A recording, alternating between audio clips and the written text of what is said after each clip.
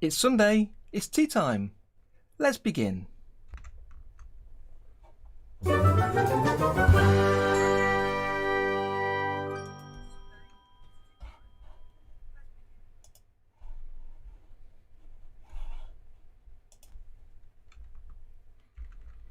Hello friends, and welcome to today's Sunday tea time live stream. Hope you're all doing well out there. I'm doing excellent myself, and I hope you're all keeping safe and warm, because over here it's like a winter wonderland. It's been snowing all day long and it's settling lovely. I'm just looking out of my window now. It looks fantastic. So I hope you're well. Do come say hello in the chat. Let me know who's out there. And especially if you're new, drop your name out in the chat and let us know if it's your first time on the stream. And the streams are here for me to do some animation and just to share what I'm doing with you, and for you to join in the chat to let me know what you think about what I'm working on, to give me some suggestions and to ask any questions you've got along the way. Maria, hi, welcome. Glad you could make it. Hi there, Tom. Cold and windy. Yes, it's that time of year, I guess, for it to be cold everywhere, more or less. Glad you couldn't make it from the stream, because I know you was on another stream earlier, Marie, so I'm glad you made it to us. So I've got a few people watching at the minute. So as Dave says, identify yourself. Let me know who's out there. Come say hello. So I'm really pleased to be getting back to streaming today, after last week starting for the first time on the Bugs Bunny collaboration. But we'll talk more about that in a little while. And I'll just give people a chance to connect. I'm here with my usual lovely cup of tea. So cheers. And that'll power me through the first part of the stream. I'm a little bit earlier today than usual, and that's because last week we started at 4 PM UK time, and it was actually a 4.5 hour stream, which was one of the longest ones I've done. And by the end I was getting quite hungry and not quite concentrating enough for what I needed to do. So I thought if I start a little bit earlier this week, and then we'll see how we get on and see how the time works for everybody, because obviously with an international crowd, 4 PM UK time isn't 4 PM everywhere, so it might not be the best time for you all to join. So I thought I'd try 3 and see if that works any better for anybody.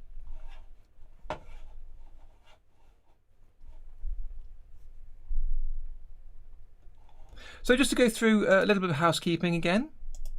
So I'm streaming here on Twitch and on YouTube, and the video will be recorded here on YouTube and uploaded later. So if you miss part of the stream, or if you need to leave early, you can jump back later onto YouTube and check out the rest of the video. And I will put in links down in the description to each section of the video, so you can jump to the piece you're interested in. You can follow me on socials. I'm on Facebook and Twitter, where I share links to animations, clips, tips and tricks, and behind the scenes videos. And also I've got a Discord that you can join to chat with other like-minded animators and artists, and you'll see a link to that down below as well. Hi there, Steve. Welcome to the stream. Glad you could join us. Amar, welcome. Oh, we're getting a full house of all the usuals today, which is good to see. Good to have you with us.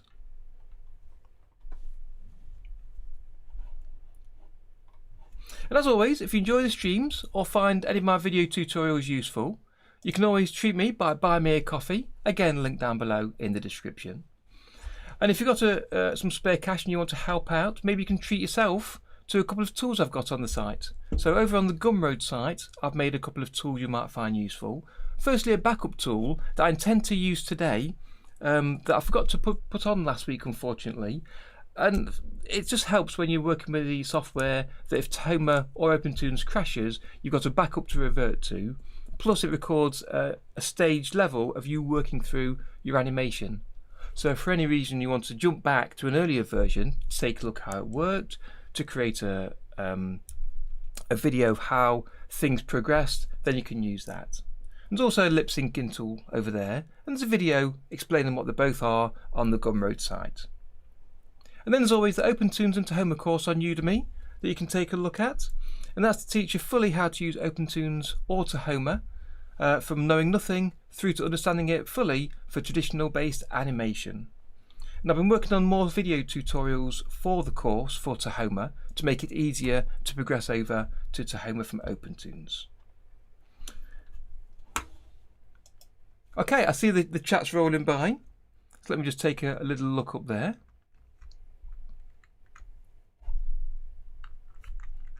And bring on my favourite little fella, the Darren T, thanks to Greg, the Stickman animator. He's still hanging around for a while. And he might have a little friend soon, but we'll see. Okay. Oh, thank you, Amar. I appreciate that. Thank you. There'll be some interesting things today, I think, we'll be taking a look at, in particular with timing, which I'll be doing first, but I'll discuss that shortly. Nexie, welcome. Glad you could join us. Need to get to the storyboard of the animation I was working on yesterday on the live section. Yeah, that's great. Yeah, please do, Amar, jump onto the live section and post a link in one of the other channels to let people know you're out there. Hi there, 1 to 200. Thank you for joining us today. So I'll be working on some animation a little bit later on, and I'll be discussing what that's about in there. Hi there, Ray. Ray, the voice actor. Welcome. Good to have you with us. Yeah, that was terrible. Never mind. Voice acting isn't really my game, as we've discussed before, Maria. But it's something I think a lot of animators secretly aspire to. And in the spare time behind the scenes, I think they'd like to play a lot with the voices as part of the animation and artistic process. But yes, good to have you all with us today. So we're up to 11 watching now, which is fantastic. That's great to have you all here. So I'll be discussing the animation that I'll be working on today in a short while. But first, as always, I want to take a look at what's been happening on the Discord in this past week. Or to put it another way, what happened last week? Okay, so let's take a look at a few pics I've got from the Discord server that I'd like to share with you. And these are people's art and animation that is shared with us. And I always encourage people to share as much as possible, even if it's as progress, as sketches, or as finished pieces, to either ask for feedback or criticism, critique, or just to share with other like-minded people. Excuse me. Hello, Sharik, welcome. So I've got a few pieces of art here I'd like to share. Let's start with our good friend Amar, who shared a turnaround animation. Here we go, which is, I know, one of your characters from your upcoming animation that you're working on, that you're storyboarding over on the Discord server. So again, if you're not a member of the Discord server, do pop over there and join in the chat. And this is a great, superb turnaround. And one of the things I liked about it, as well as being one of my favourite characters from your new show, is how solid he feels. So as he turns, he doesn't lose his size. And I know for you, that's something that you're comfortable doing. For new people to animation, it's a difficult thing to achieve. So it's really good to see examples of how you can do that. So again, thanks for sharing that, Amar. And then either late yesterday or this morning, was it, you shared this. A couple of your other characters from the same series, finished, painted, coloured and fully inked, looking super smart, that I wanted to share for people that hadn't seen. And just the looks on the faces is just really good. It's just excellent, look very professional. I really can't wait to see this series come together. So again, do keep sharing your work on the server, it's great to see. Gilligy, I don't know how you pronounce the names. I'm atrocious with names, so I'd like to just share this anyway. You've been sharing your progress for a while of this small animation, which I'm guessing is an introduction.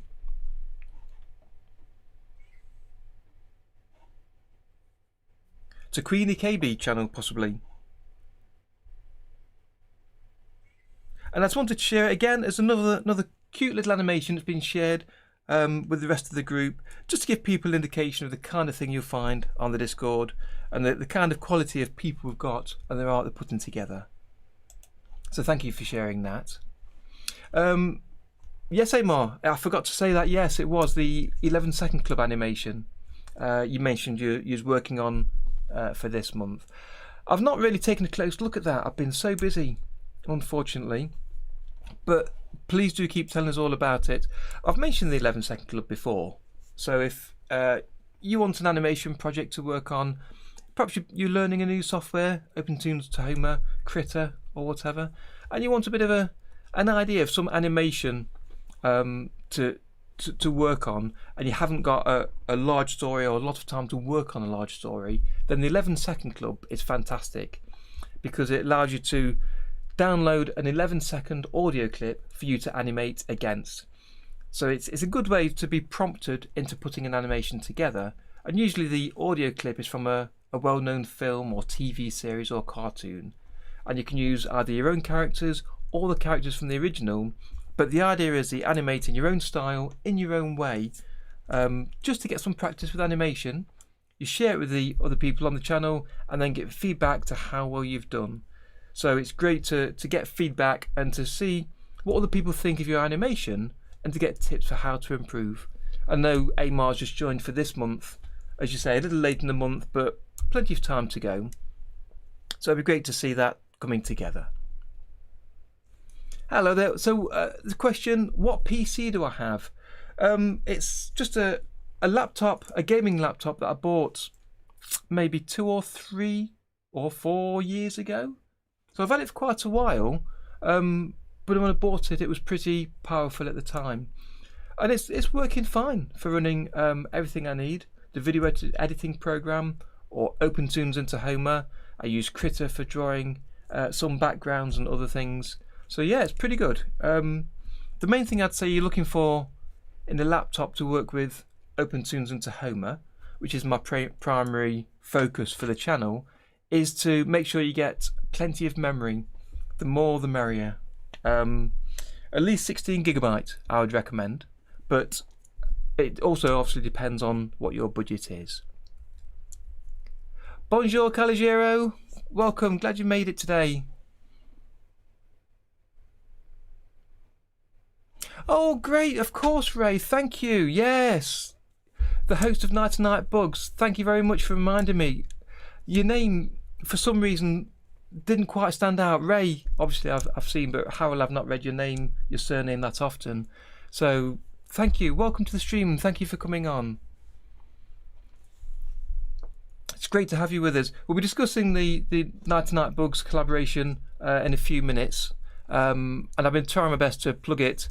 I know that one person already on the channel, the Discord channel of mine, has entered and got a scene, and they're excited to get started. So that's fantastic. But I've got loads of talented animators and up-and-coming keen animators over on my Discord and here in the YouTube in the community. So I've been pushing them your way over the past couple of weeks. So hopefully we'll get the collaboration completed. And while you're here, can I ask, how many more scenes do you have left to allocate out? If you can let us know, that'd be quite interesting. Caligero, are you working on the 11-second club this month? Because I know you've been working on some other things I'm about to show in a second.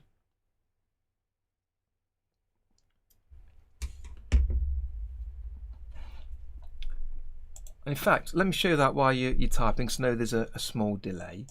So yeah, so Caligero has been working on lots of things this week, I know you have, so let me just share a couple of those with the gang.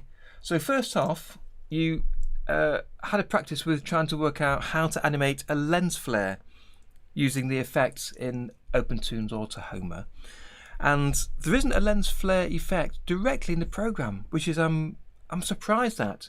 And hopefully at some point there will be, but you've replicated this perfectly just by using, I guess, a bit of a glow effect, maybe the transparency, and then using the animate tool to swing the pentagons across the screen to give that same effect.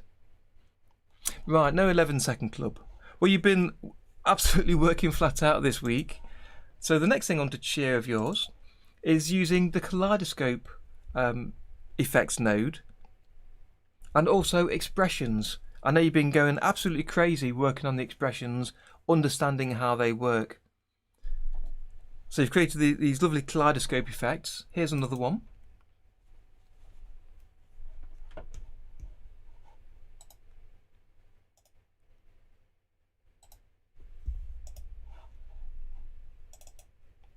And here's another one.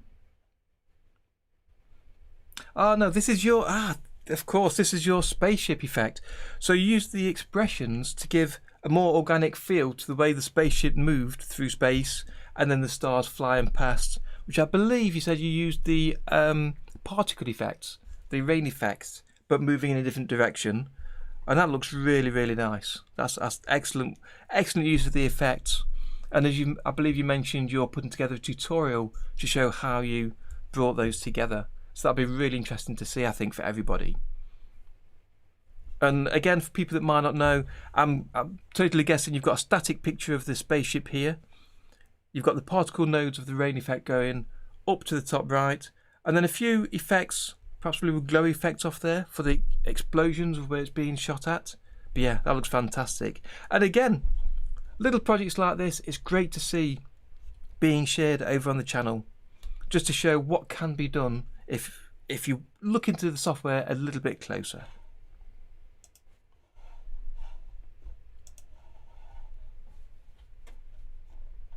Yulichek, hi, how are you?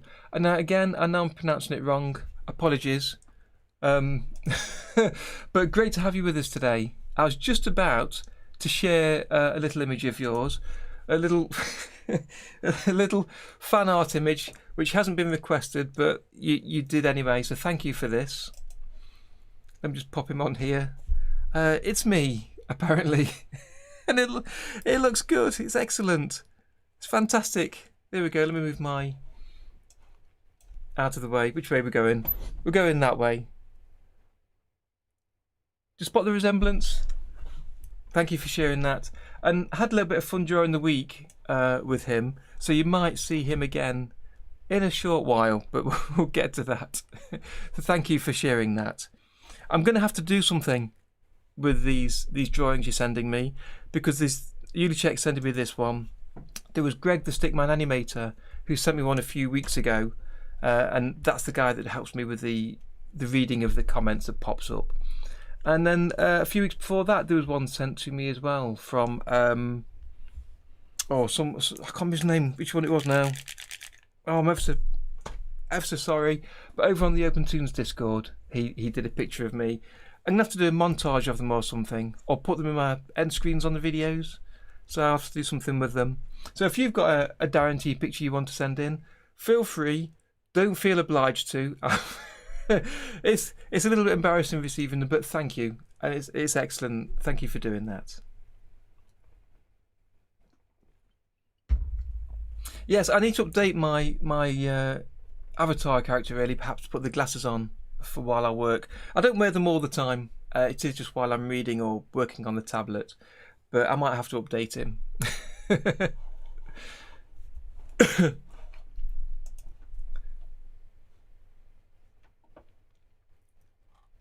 Thank you, Caligero. Yes, 3 tutorials. Excellent. They'll be great to see. Would they be in French or in English, by the way?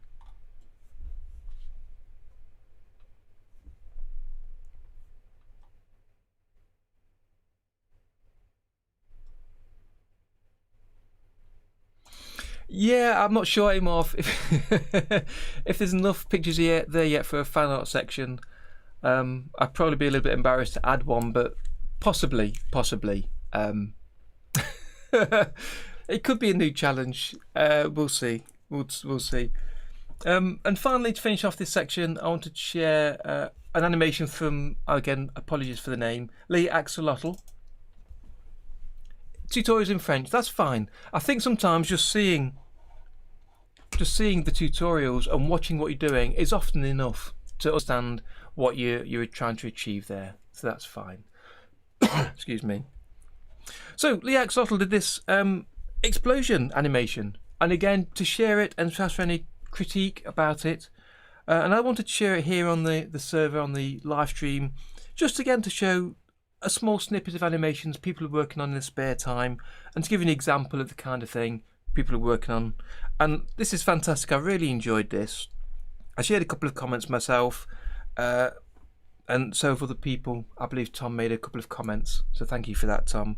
And again, we're all trying to improve and to learn the software, to learn animation, and to make the stories and tell the stories we want to tell. So thank you for sharing that again with us.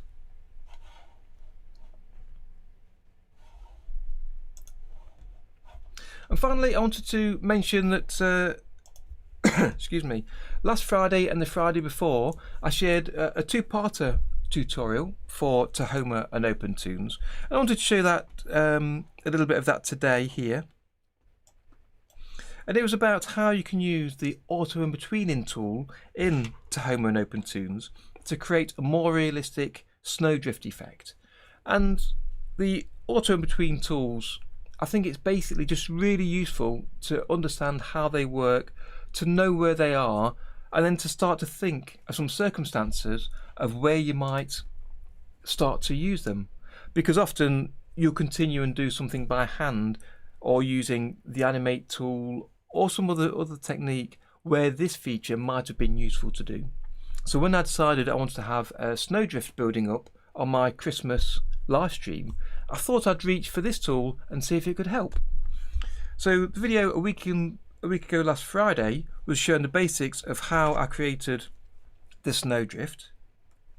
So how it built up to the top and then slowly receded. And this was a demonstration of the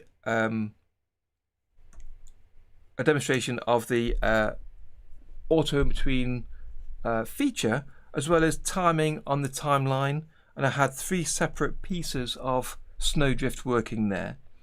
And then last Friday I shared a video showing how you could edit these, because you could spend more time editing your auto in between animations than you will just by creating them in the first place, because you want to fine tune them and try and get them working exactly how you want to. So I chose 3 techniques for how to edit it using the same number of frames, how to reduce the number of frames and still keep a smooth transition, and how to add frames. So that's the last 2 Fridays videos, so if you missed them, do check them out. And the rest of this week I've also recorded another 3 videos for the Udemy course to cover a few more features in Tahoma, so that hopefully in a couple of weeks I can add all of those into the course. And then I know that Tom and a few others here, Maria, have taken the course. It'll cover the areas of Tahoma of where it differs to OpenToons. And again, this reflects back to my New Year's resolution video, where I was looking at what I wanted to accomplish this year, and that was towards the top of my list because I was hoping to complete that last year. Didn't get time, I let it get pushed to the side, so I've tried to make it a priority this year. So those will be coming soon. So that's what I've been working on this past week, and that is what happened last week. What happened last week?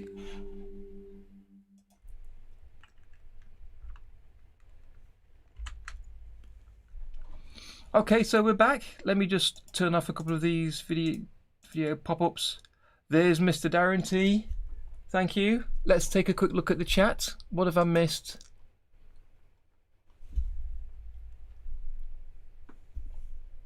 That's true, Amar. You're right. That's an excellent idea.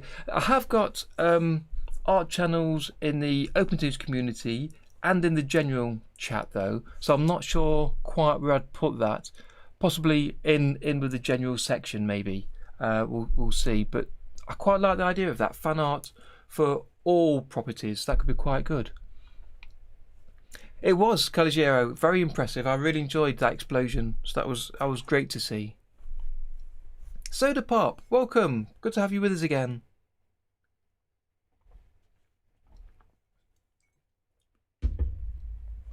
Thank you, Yulichek. Appreciate that. Thank you. I know a lot of these,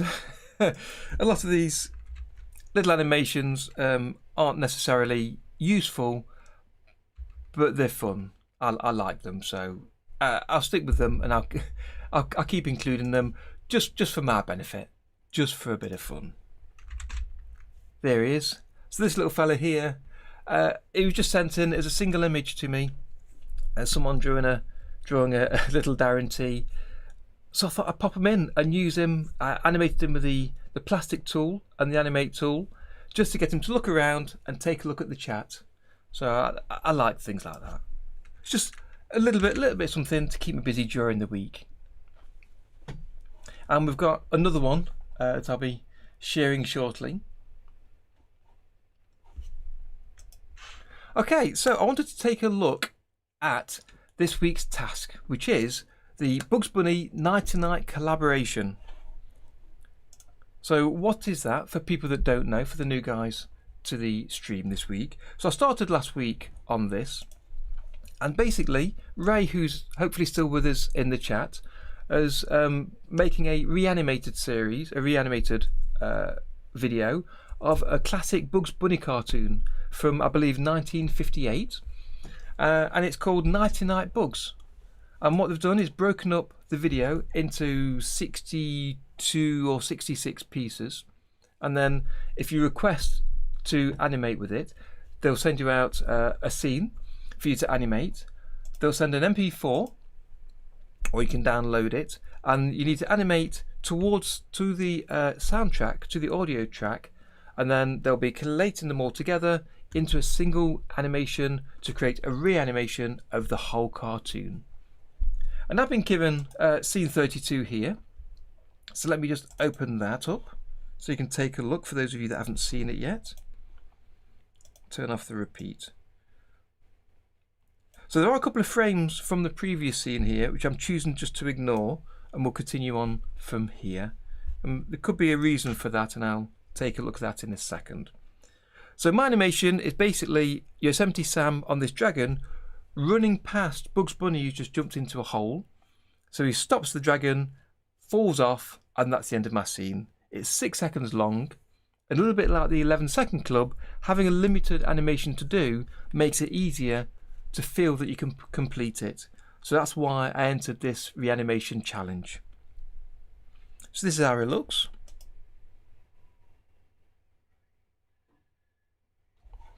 Let me turn on the desktop audio so you can just hear that audio as well.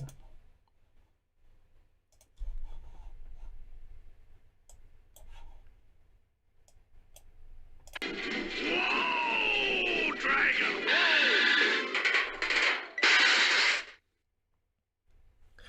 So last week I drew the background for this, and I sort of laid it out and blocked it in with the rough correct colours.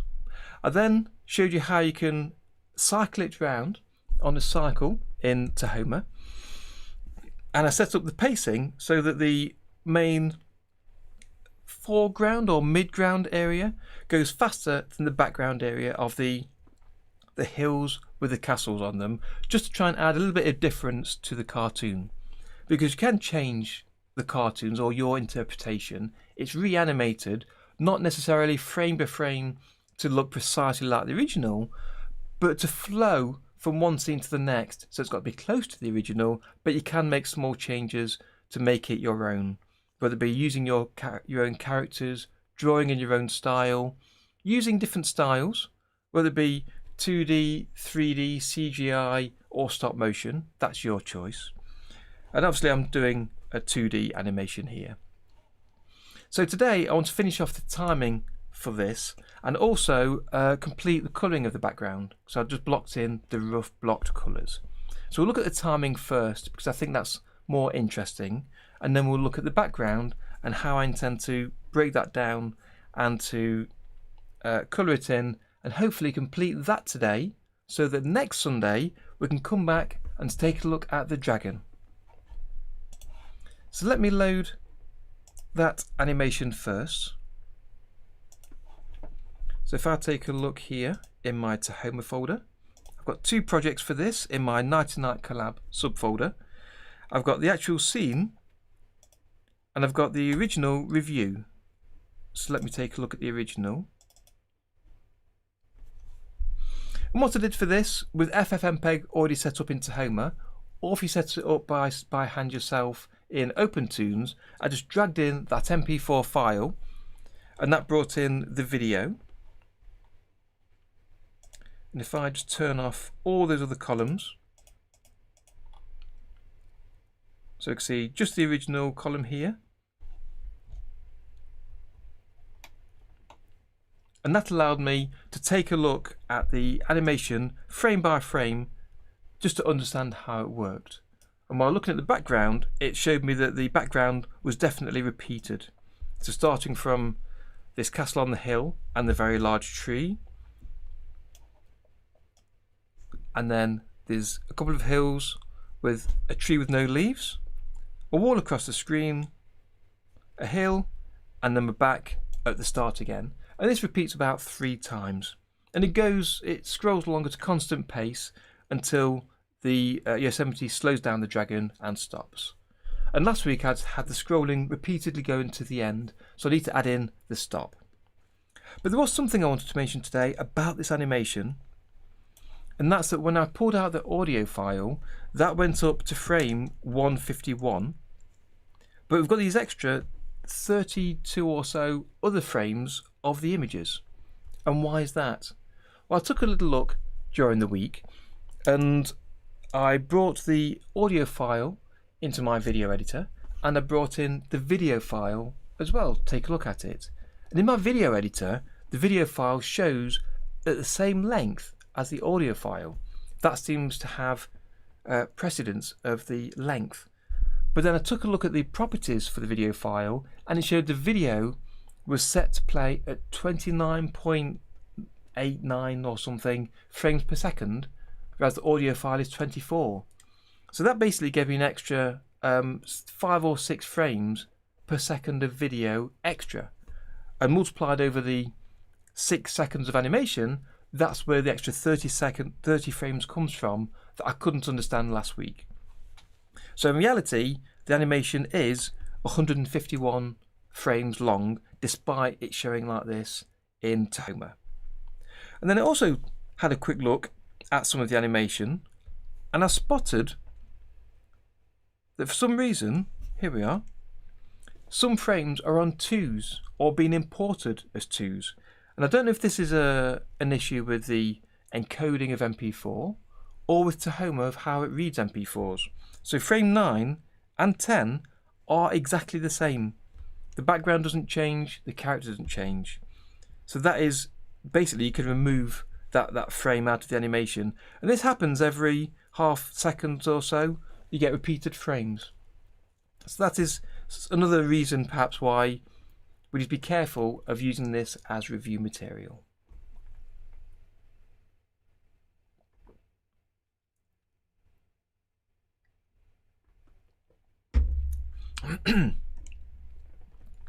So if I play this through,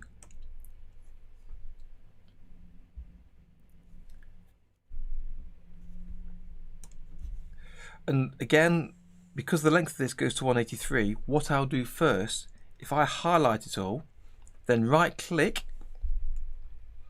I can reframe this. Let me see which one is best. One of these options allows you to set it, to set the length. There we go, it's time stretch.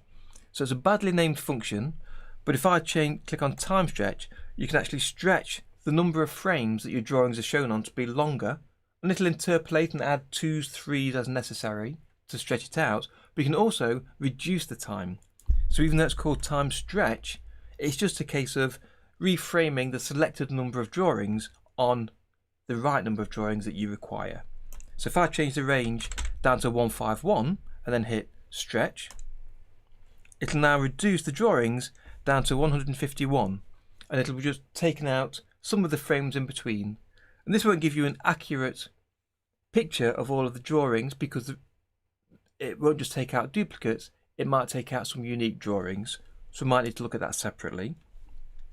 But what it does do, it allows us to see the rough timing of where the dragon slows down. And even though you can hear it in the audio, you can now see it here. So if I hit play,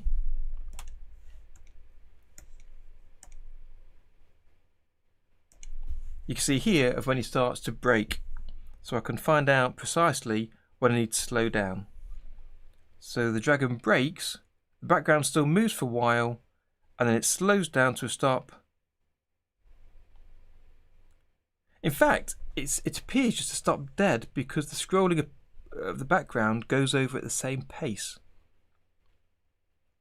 You can see the large tree moving out of screen, the hill coming in, which is still moving like, you know, I can see on my screen an inch or so at a time.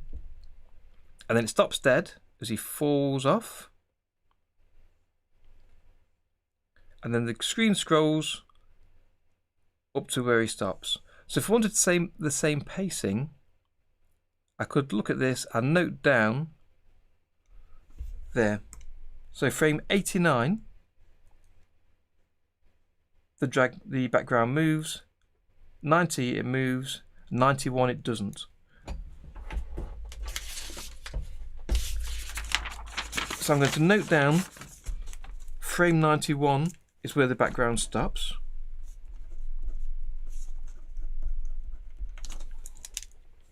And then he falls off the dragon, bounce, bounce, bounce. There we go. So 117 is where he starts to scroll to the left. We'll compare that with the audio to see that it matches, but it kind of gives us a good indication of where to start. So let's see, that keeps moving to the left.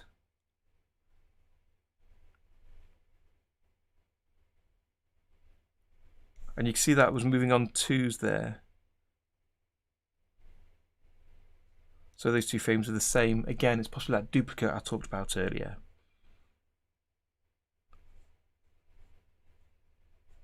So 136 is the last frame that the background scrolls. Okay, so we'll come back to that in a second. I believe so, Tom, yes. 24 frames interpolated to 29. I'm not sure why you'd still only have 24 frames but then interpolate up. Some issue with the encoding for some reason, I don't know. Maybe it's a translation issue between European and US units. I know they're different for TV, and this is an old film, obviously, so that could be an issue there. But as long as we recognise that, because I don't want to make a video that's 180 frames long to be inserted for an audio clip 151. So it's just worth checking over, I think. Okay, so I won't save those changes here. I'll ignore them so that we can come back to the full video. And what I'll do, let's reload the actual animation and take a look at that and set out the retiming. So I'll discard those changes.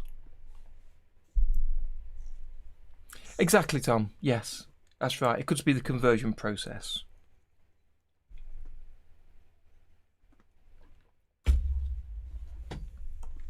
So I've got the audio here, the audio track, and that goes to frame 151. Just put a background reference there. Okay, so before I start today, the first thing I want to do is to run up my backup utility. I forgot last week to do this, because if at some point something goes wrong with Tahoma, then I've got a value to a set point to revert back to. So let me run that up. Fortunately, Tahoma doesn't crash that often and doesn't break the projects that often, but if it did, it'd just be frustrating to have to start again on some of this. I mean, all the drawings are saved to disk, so I could always reconstitute the scene back together, but then you'll lose the animation keys, you'll lose the collection of things together for the schematic of how columns are connected together, and too much potentially.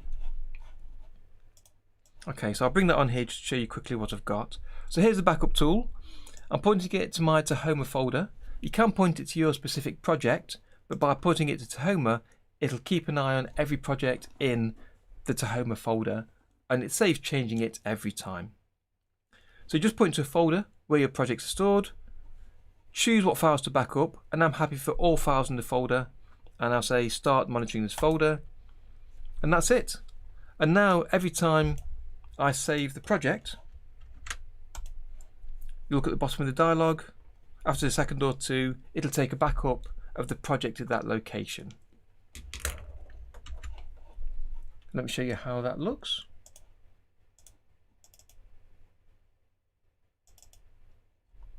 Okay, so here's inside my project folder, you should recognize, with the drawings, extras, inputs, outputs, etc. And now there's a new backups folder it creates. And I've got an OT backup file, which is basically a zip file, which contains everything from in here. So all of that will be saved inside that zip file. And at any point, I can just go to the restore tab and then choose to restore back to a different version. But first thing I'll do is I'll name this backup. So it's not just backup number 1. And this will be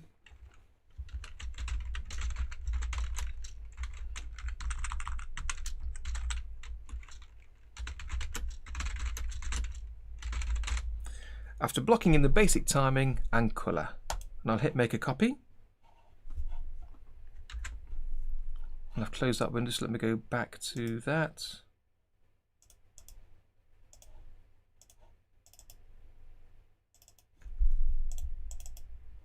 So that's got the version 1 copy, but also it's duplicated it with the name I've given it. And that allows me to see which backup is at what stage in the process. So I'll put that to one side, because now that's set up, I don't need to look at it again. I just know it's working in the background. So if anything goes wrong, we can restore. Okay. So what I want to do with the timing first? The first thing I want to do is to add that breaking point, because if I take a look at this animation and hit play, it's basically the scrolling background. Let me show the camera view to block off the sides. So yeah, it's basically the scrolling background moving from left to right. And you can see a small gap there. That's just that'll be filled in by the effects when they're backed up together, as you see in preview mode. So if I go to the preview settings, I'm still on shrink of 3, which means it'll preview quicker. Hit preview.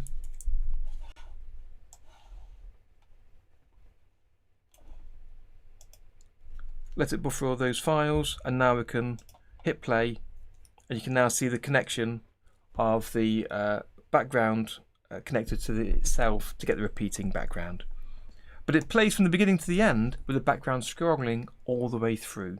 And we need to apply this break at the end of the movement. So how do we do that?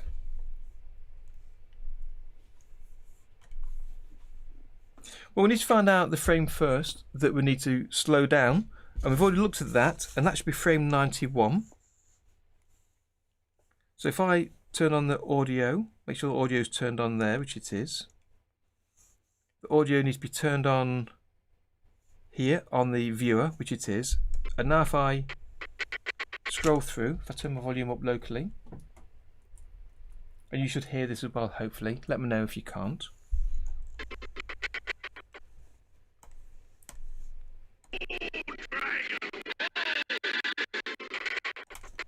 Right, so from here 71, that's where the dragon puts his paws out and starts the breaking. So that's the breaking noise.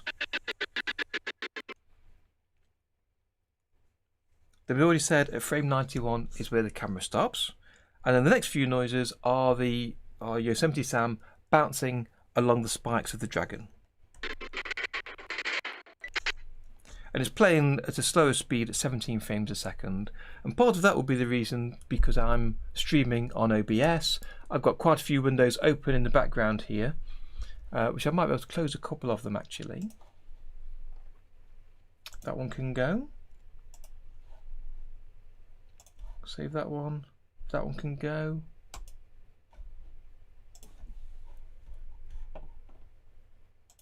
And that one. Okay, let's see if that helps a little bit.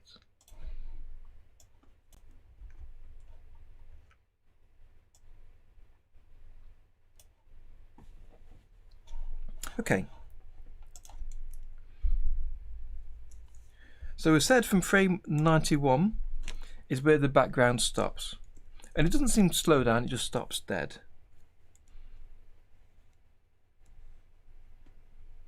Let's show all the columns here. Now we don't need the sketch columns, so I can remove those. The drawings is actually saved on disk, so we can either delete them because we don't need them, or if you wanted to keep them in your timeline, you can highlight the columns by clicking one or clicking and dragging across multiple, right click and choose fold column, and that contracts them down, but they're still available, and if you click the fold they'll unfold and you can get back to them. I don't think I need them. I think we've got enough in the inked and painted version, so I think I'll delete them just by clicking the delete key. So that's 2 columns fewer. So we've got 3 columns that's really important, because we've got the reference drawing at the back, which is the image, if I show that, at the top here. So last week I created a reference background strip of the whole rotating background. That's up here. There's the audio track. Let's just rename that. There's the sky. So if we zoom in, and this is just a gradient for the sky. It doesn't scroll, it doesn't move. It's just there sitting in the background. We'll adjust that slightly. And then we've got 3 columns that actually move. We've got the midground column here, which is the grass and the ground. And then we've got the midground items, which is the trees, bushes, and some of the foreground elements, like there was a brick wall. And then we've got the background, which is these hills in the background with castles on top. And that's to get the parallax effect of those.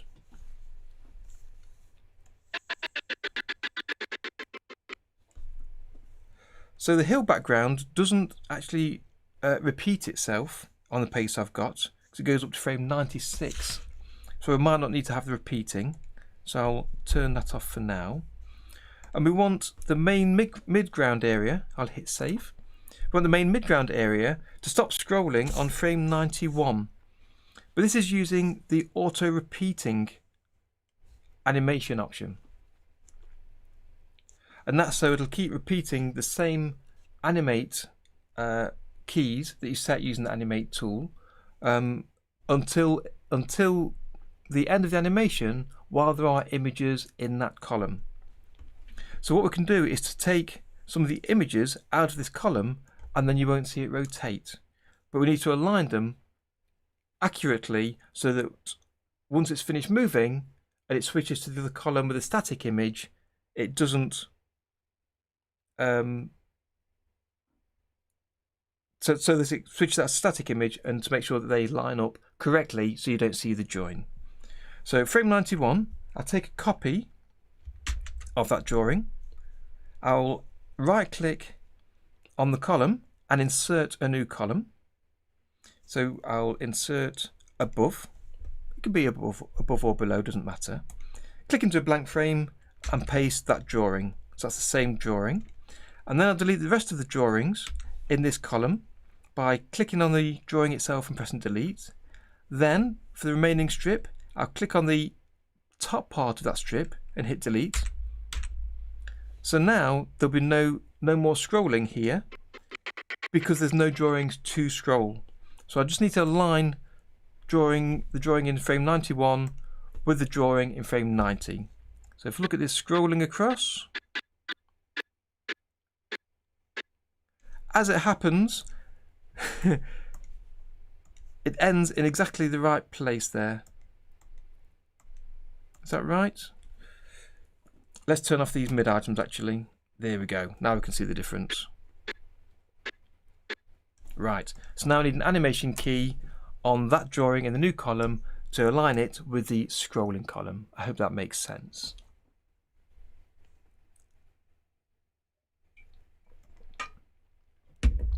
So you can see here where the previous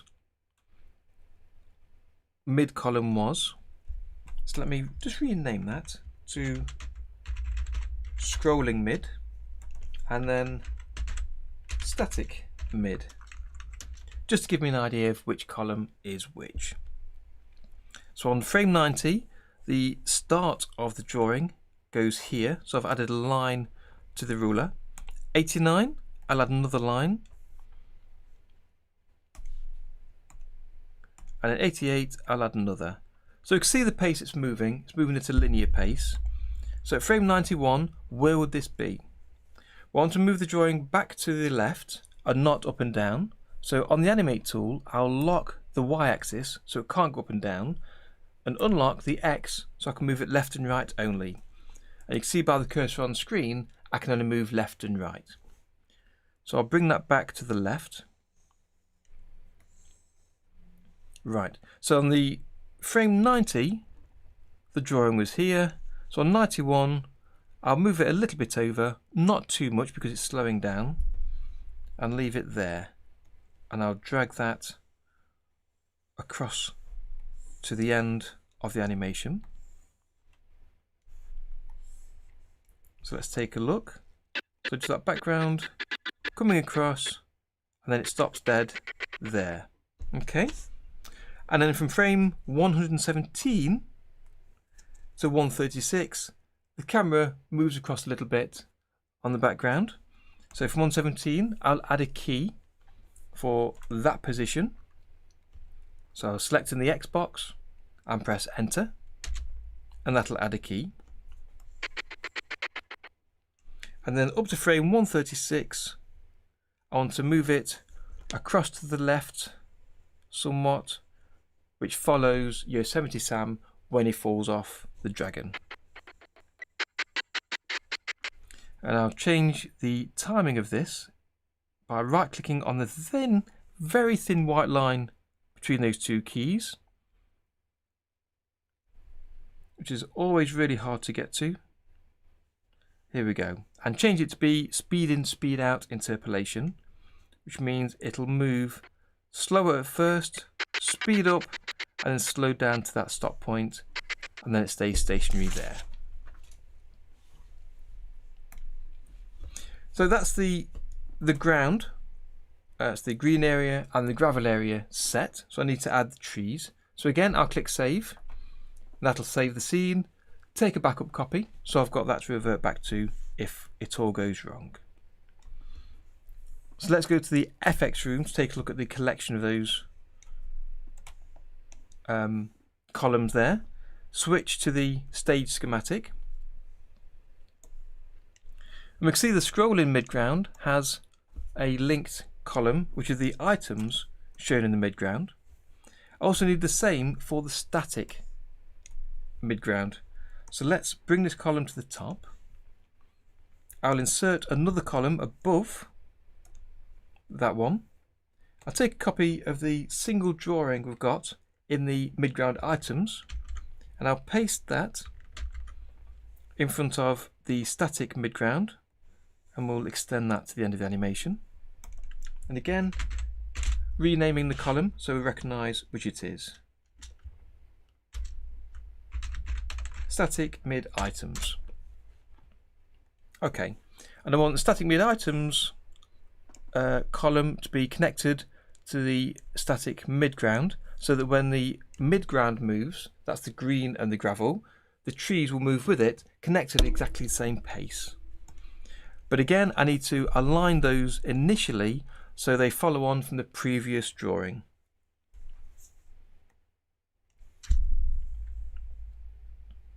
So here they are. So again, we'll delete the drawings for the midground items in the repeating column. So I'll hit the delete key on the single drawing, then I'll click on the top bar and delete the remaining drawings.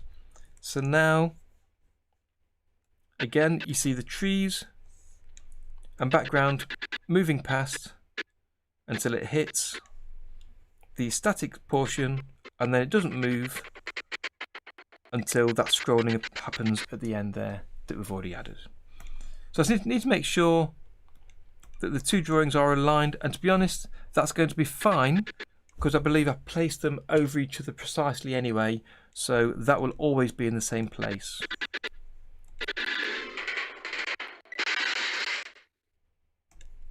Good. So again, hit save. Save early, save often, as Dave says. So that's the midground. Then we've got the same to do for the background. So the background itself doesn't do any repeating, so we don't need to quite be as complex as we did for the midground.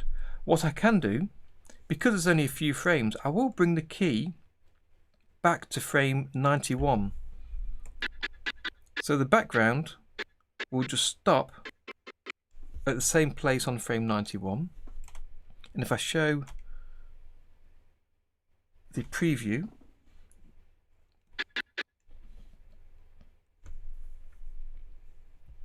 and let it preview these.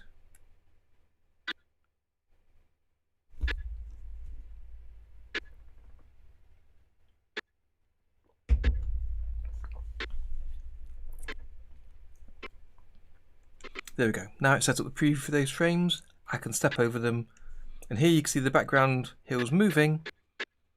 Then it stops dead on 91, and then I want to add a key again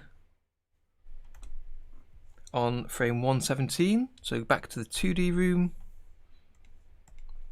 and we'll click in the X box, press enter, which adds a key, and from 117 to 136. That's where we'd add any scrolling that we need. And to be honest, you probably won't see the background castles and hills much, but let's bring it in anyway.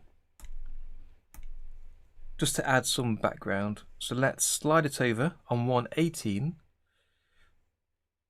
In fact, that's going to be repeating, so we can go back to the beginning. So I can type 0 in the X to bring it to the middle and put it here. So it won't quite be the same background as we saw earlier. That won't matter, but you will see some background scrolling in just a little bit. Let's see how that goes. So that's going in too quickly because we can see it going with the foreground. So to have some parallax, the background needs to go slower. In fact, that's not too many frames to see much. So let's make it even slower, but you'll see a little something coming in. And that's quite good that it ends with very little in the background, because then you can concentrate more on the foreground, which is where you should be concentrating anyway. Okay, let's hit save. And then let's preview that.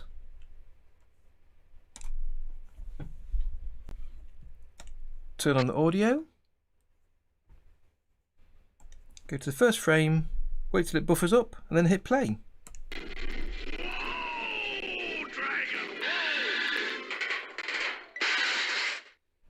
Okay, and we might review, in fact we almost definitely will review that timing when we add the foreground elements onto there. But that's quite close to what we need, I believe.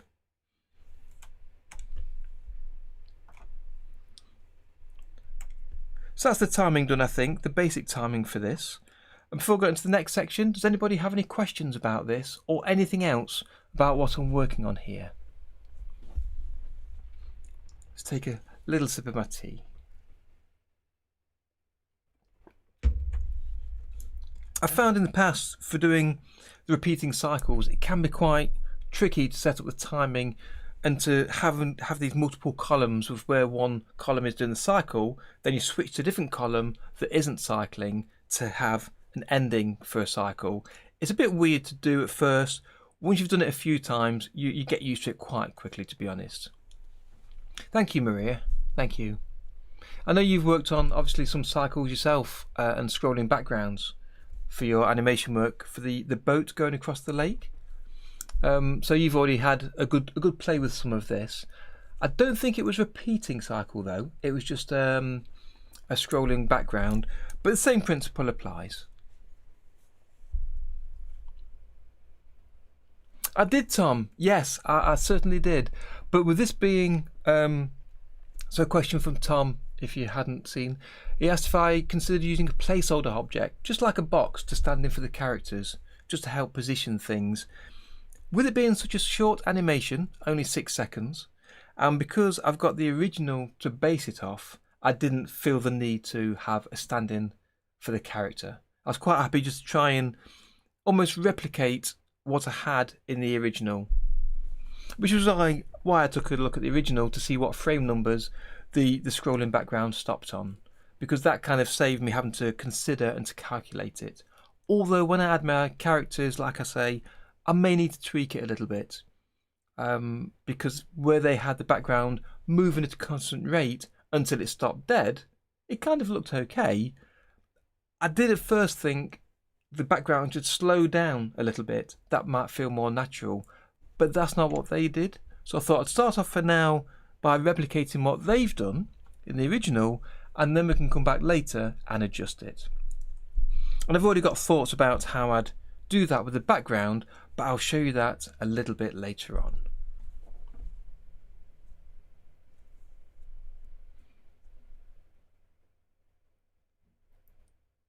Yes, absolutely. The preview is really quick, Caligero. Absolutely. And I've said this to everybody. The first time you preview in a project, go to the preview settings.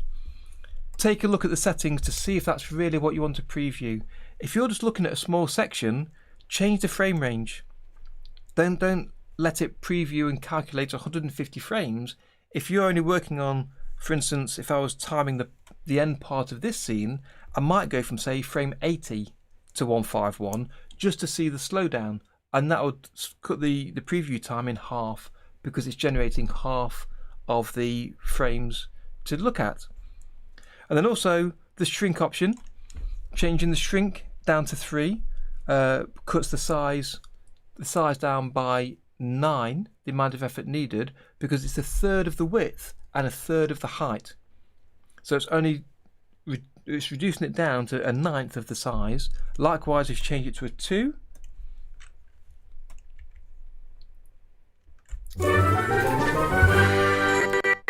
there we go. That happens.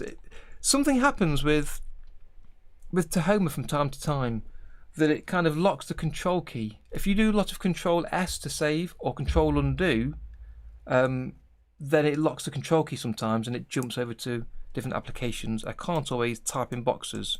So I'm going to restart Tahoma to get this working. So let me just close that, save everything and close. Because anytime things go wrong in Tahoma, the best way to fix it is just restart it. Don't try and bumble on and hit problems and find issues. Turn it off and back on again. Yeah, it is absolutely crazy quick. It's exactly the right way to put it, Caligero. And if you set it up properly, say use the shrink especially. Now why is it doing that? I can't enter into here. Let me yeah, it's playing up, so let me just try something a second. Yeah, I've lost my keyboard entry. I had this before.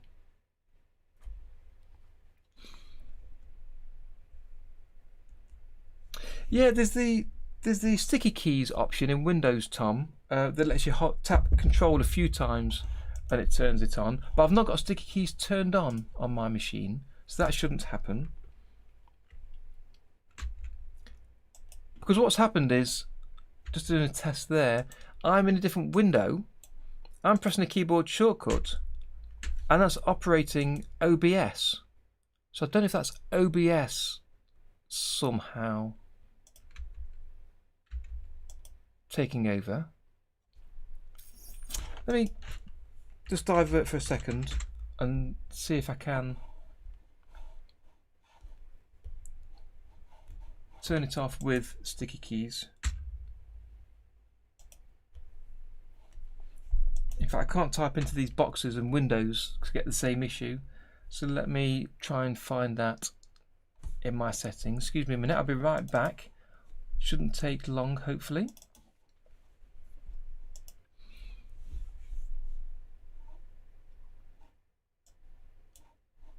That's really peculiar that it's pointing all the keyboard keys to OBS though.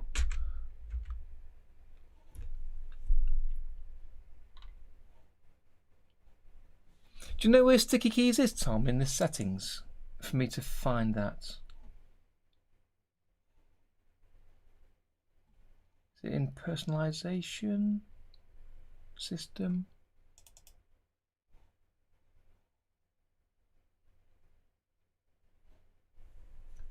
Because I can't type in here. That's really strange. I'm in a Windows window, so I'm here in my settings. I'm trying to type to find a setting, and when I press my shortcut key on its own, which is a bracket key, that starts the the character animation in OBS. So it's piping all the keys to OBS for some reason.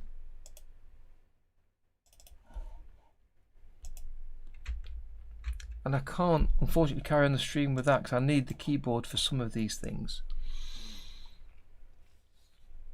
But yes, Caligero, as we were talking about the preview settings, just while Tom, thank you, very kindly looks it up for me.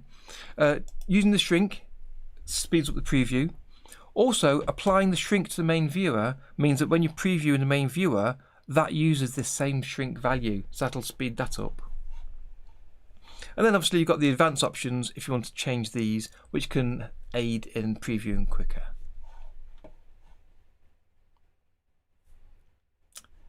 I can't type in ease of access, I'm afraid, Tom. I've got no keyboard. Is there oh, that section, there we go, ease of access section. Thank you very much.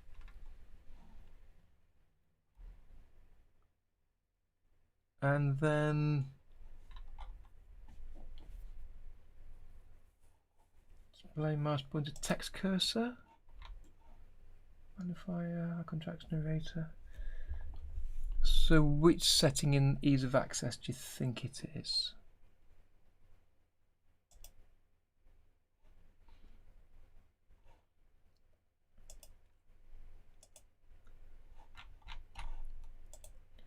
This is really quite annoying. I don't know, I can't imagine what could do this. Still doing it. I've got no keyboard access to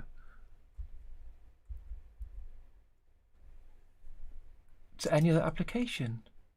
Let me turn off Tahoma a second. Make sure I've saved first.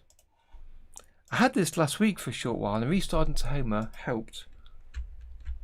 So no, I've still not got that here. Hopefully we'll have this sorted soon, folks. Otherwise I might have to take a break.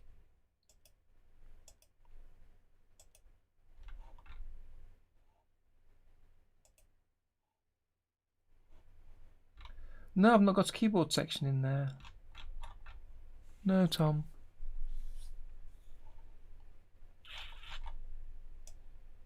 Ah, there we go. There was a hidden scroll bar. Thank you. Superb.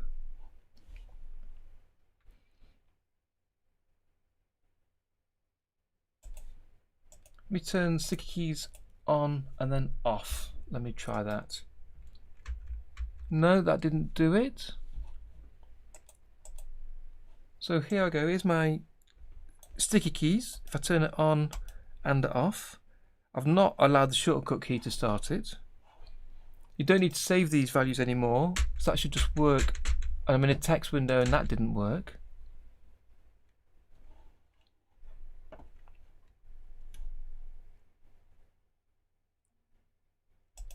We turn off toggle keys. No. On screen keyboard. Just turning things on and off there to see if that makes a difference. No.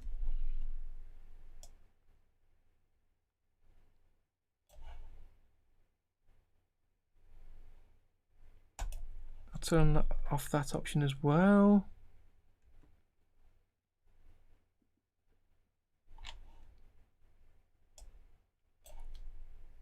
Show a warning message, make a sound, change other options. I don't know if this is a Windows thing or something else.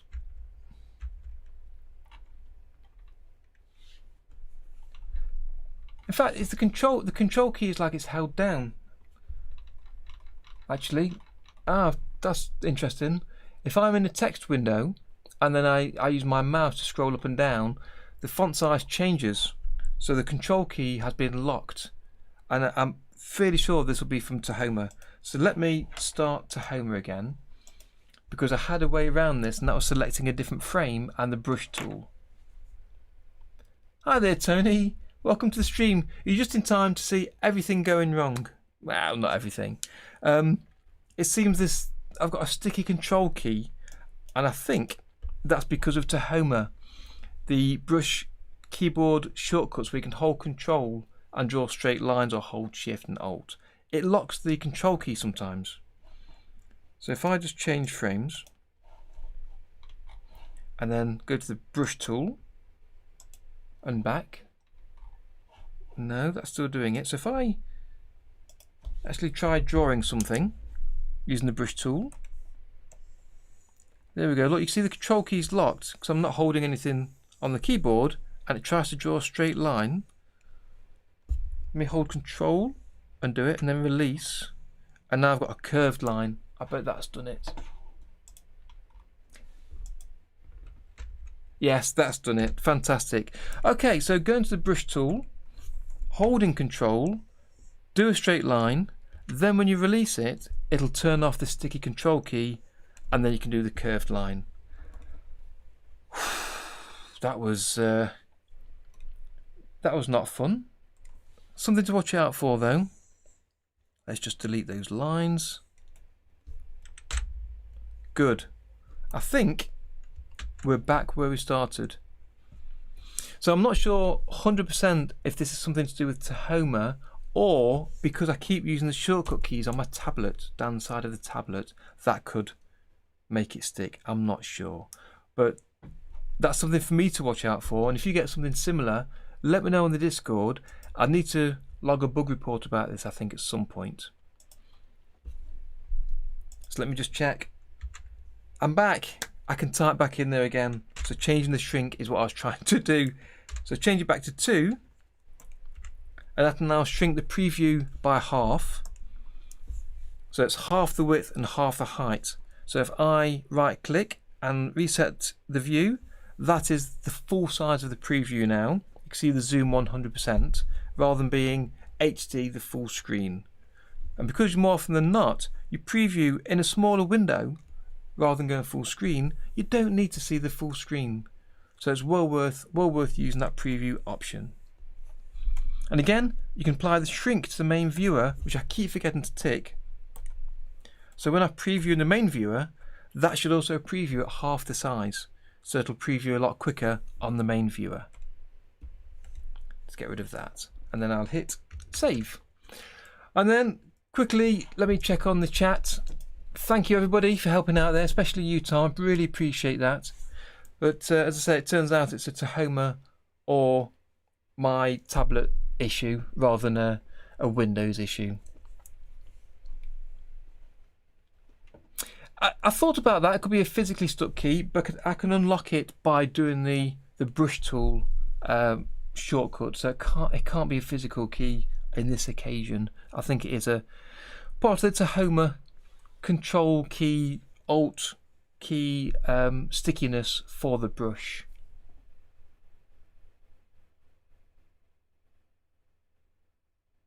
It is, Tony. That's life. That's what these streams are all about. And it's showing part of the streams I'm sure you've had yourself on your own streams. It shows what can go wrong, whether it be in the application, in the animation process, or just using a computer. And it's something to accept, I think, as part of live streaming. That at the beginning, when I started live streaming, I didn't. It was a tricky thing to get used to think that things were going to go wrong, and it's easy to panic, but that's life, it really is. Thank you, Maria. Holding both control keys down at the same time for about 5 seconds. I'll try that next time, because I'm sure there will be a next time. So that's the timing setup, basically. I don't know how much of that you saw, Tony, but I was just adjusting the timing for this animation. If I go to the preview window again,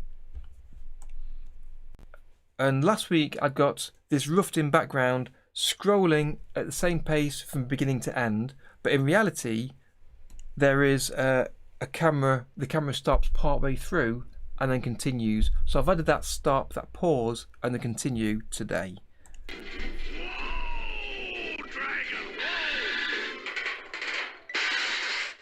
Just to add the rest of the timing. So that's the timing set up now, ready for adding the characters next week.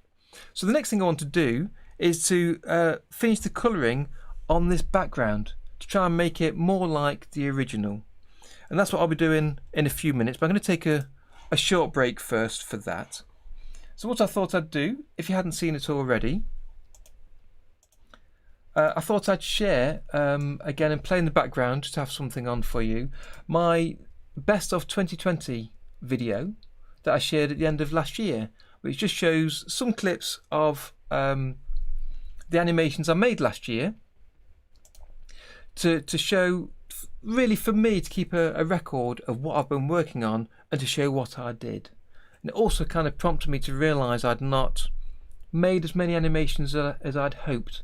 So this year I'm intending to make more animations, and that is kind of one of the reasons of working on this Bugs Bunny animation. Thank you, Tony. I appreciate that. I don't know if you're aware how much you've seen of last week's stream or my tweets during the week. I'm basically working with a collaboration with Ray, who's created this Bugs Bunny reanimated collaboration, and I've got a small, very small 6-second scene, which is this one. Whoa, dragon. And I'm reanimating that small part. Last week I started on the basic blocking in for the background and some of the timing. Today I've got the rest of the timing done for the scrolling background, and I've got the painting of the background to complete today. Then next week, hopefully, we'll start on the dragon and actually do a bit of drawing of a character and animation, either with the plastic tool or by hand. I'm not entirely sure yet. So let me just leave this with you, and then I'll be back in a few minutes.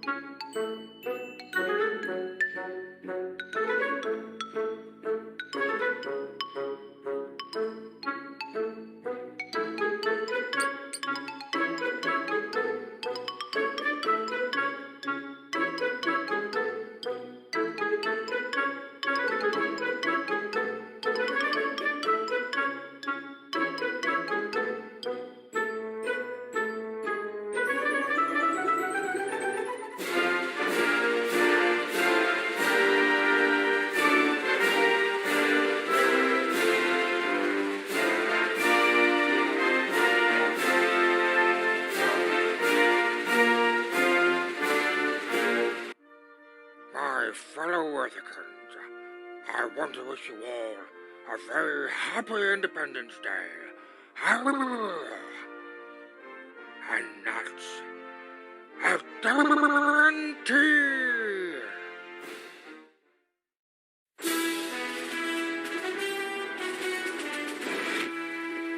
Good news, everyone. I've invented an instrument that gives the user the ability to control remote electronic devices. Hey, that's cool. Useful. Most interestingly, it's biotech in origin. Yeah, right. It was not manufactured. Oh, no. It was grown in a petri dish. Oh, you gotta like that. Hey, wait a minute. I'm an electronic device. Indeed. I fashioned it from the DNA of a long-extinct dolphin-like creature's front appendage. I call it a flipper.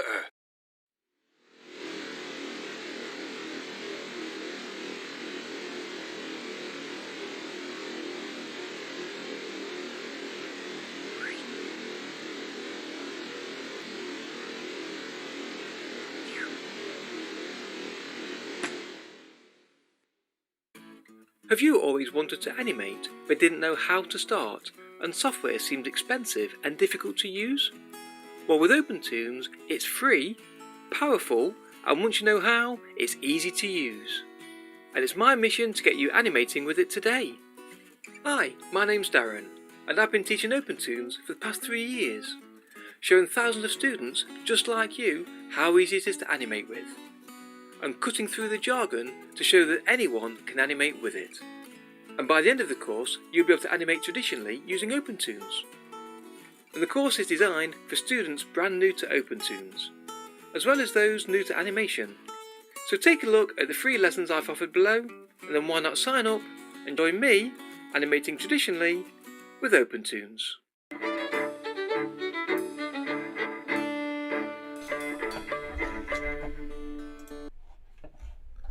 Welcome back.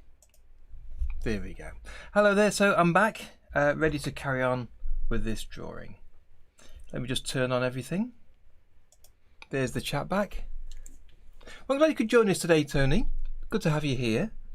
Are you still streaming regularly? I've not had notifications about your streams for quite a while. I'm quite interested in that because, as people that don't know, Tony works with OpenToons and Tahoma, making vector animations, using the vector level primarily. I believe that other levels as well, but mainly vectors. And you're doing a great job showing exactly how you can use them in lots of different ways. And it's something I've been interested in for a while.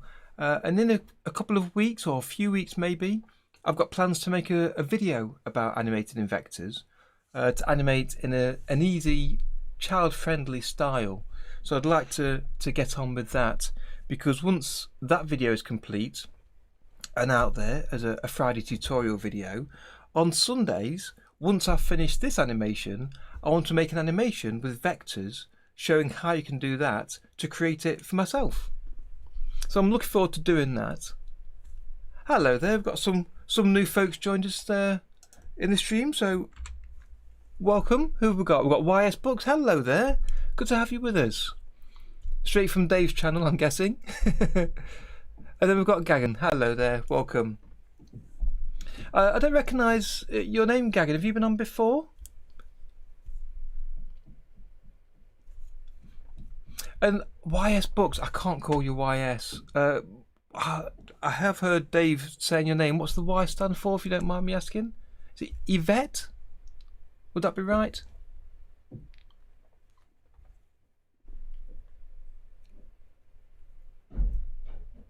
Right, okay, that's good, Tony. Great.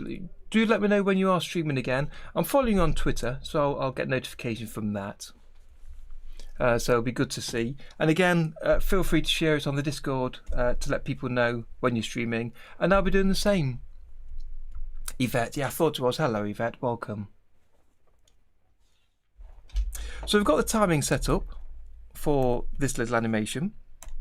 So the next thing I wanted to do today is to do some colouring of this. And I mentioned this earlier on the stream of Days, for those of you that were over there, and saying that I'm not 100% confident in colouring backgrounds, especially for this style because it's a cartoon style background, but I have got the original to base it on. So if I show the reference here,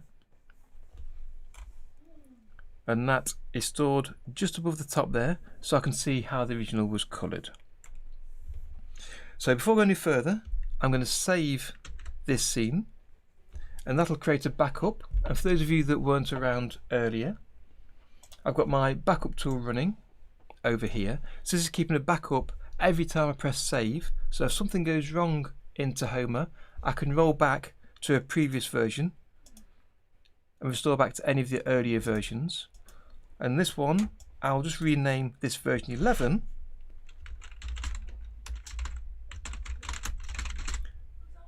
If I can spell, after finalising the timing before painting background. That'll do. As long as we've got a rough name, and I hit make a copy, and then that'll create a copy in my backups folder here. So I can always roll back to this point or to the earlier points when I started today. So I'll keep those and I'll pop that to one side. And as I've told people earlier, this backup tool is available on Gumroad. You can take a look at this and download it for yourself if you'd like to use that yourself for your projects.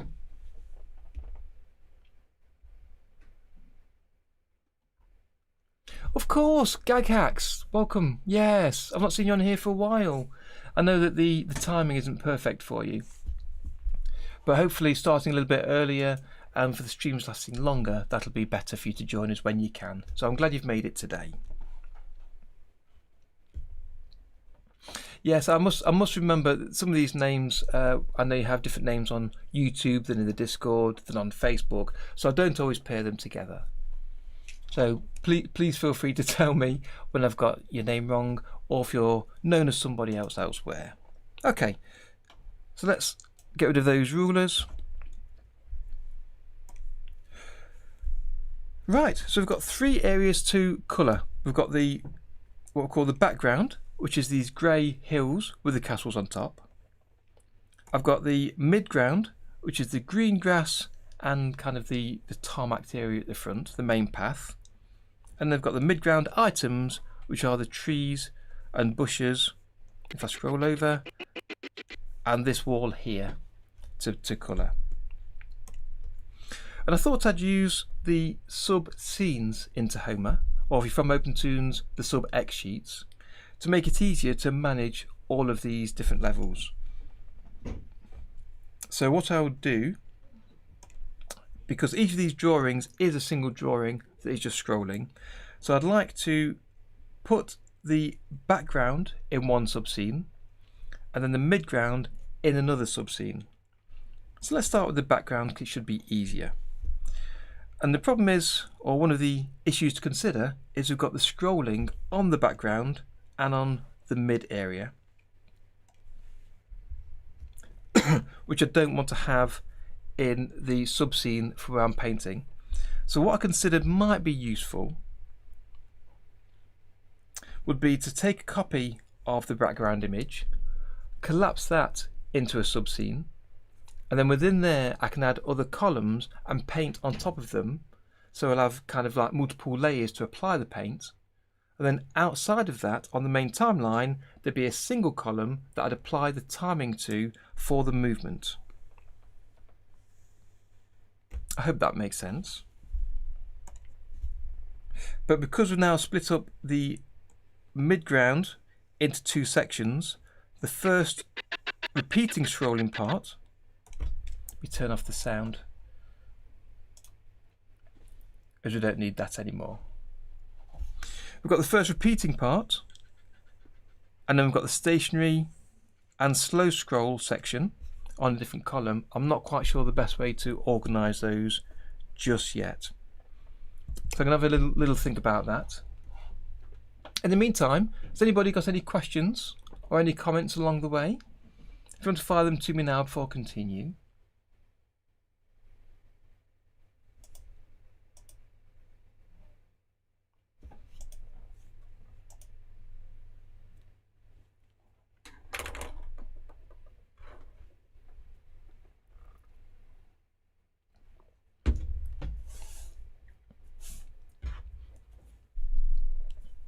Okay, Gagan, feel free, you pop your message in and I'll hang around a second before we start on this. So yeah, creating subscenes is useful for collating different columns together, and especially to allow you to add levels just for certain colours. So you might have a level for a house, another one for the windows in the front of the house, and a third one for maybe sort of marks on top of the window, like reflections on the glass. So then you've got 3 columns there, collapse them into a subscene, and you show one column called house. And it makes it easier, much easier to work with, and makes it easier to see in this view. So Tom's asking, would I add clouds? I did consider that. Maybe. The original is just kind of like a plain blue background, but I was thinking of having clouds slowly scrolling across the background, but you possibly won't notice them. So my current thinking was to leave them for now, to just work on the animation kind of replicating what was there before as much as I can, and then at the end I'd have a review and then add in any extra little pieces, like whether it be clouds or shadows, that kind of thing, maybe effects for the shadows under the dragon, that sort of thing, and do those afterwards possibly.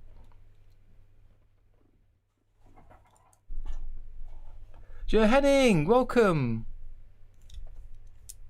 Good to have you with us.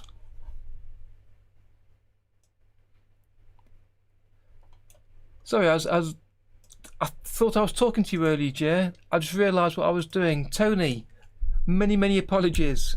Sorry, yes. Tony's Little Monsters. I was getting them mixed up with Jay's vector drawings. It's been a crazy day today with one thing and another. My computer went peculiar and crazy earlier. I think it's part of Tahoma, but I need to review that a little bit, where the control key kind of got stuck and I couldn't type in any boxes. My keyboard was operating the wrong application. It was absolutely mad. Welcome, glad you could join me today. So Jer is the guy I was talking about earlier, making vector animations, primarily using the vector levels in Tahoma. I was saying, Jer, that in a couple of weeks I was going to make a video of how to create or replicate a style of a kids cartoon we've got over here in the UK that's kind of drawn in a vector sort of style, and I was going to try and replicate that into Tahoma and show how you could do that in a tutorial. And then shortly afterwards, on the Sundays, once this animation's finished, the Bugs Bunny animation, I was then going to create an animation in that style on the Sundays. So you might be interested to see that, and also to be able to offer some advice if you're around. So feel free to come and join me for those. It'd be good to have you with us. But yeah, if you're not, if you don't know of Jer, he creates animations into Tahoma and OpenToons and streams regularly. I don't know if you've been streaming recently. I've not seen you for a while online, or if you've got plans to start streaming again. And if you do, I've said it often, let people know in the Discord. Make sure you're tweeting out, as I believe you do mostly anyway, and then I can always let people know over on my stream and on my channel to try and point me your way, because you're doing some great stuff. So it's good to have you with us. Hello there, Cat's from Russia. Welcome. Good to have you with us. Have you joined us before, or is this your first time on the stream?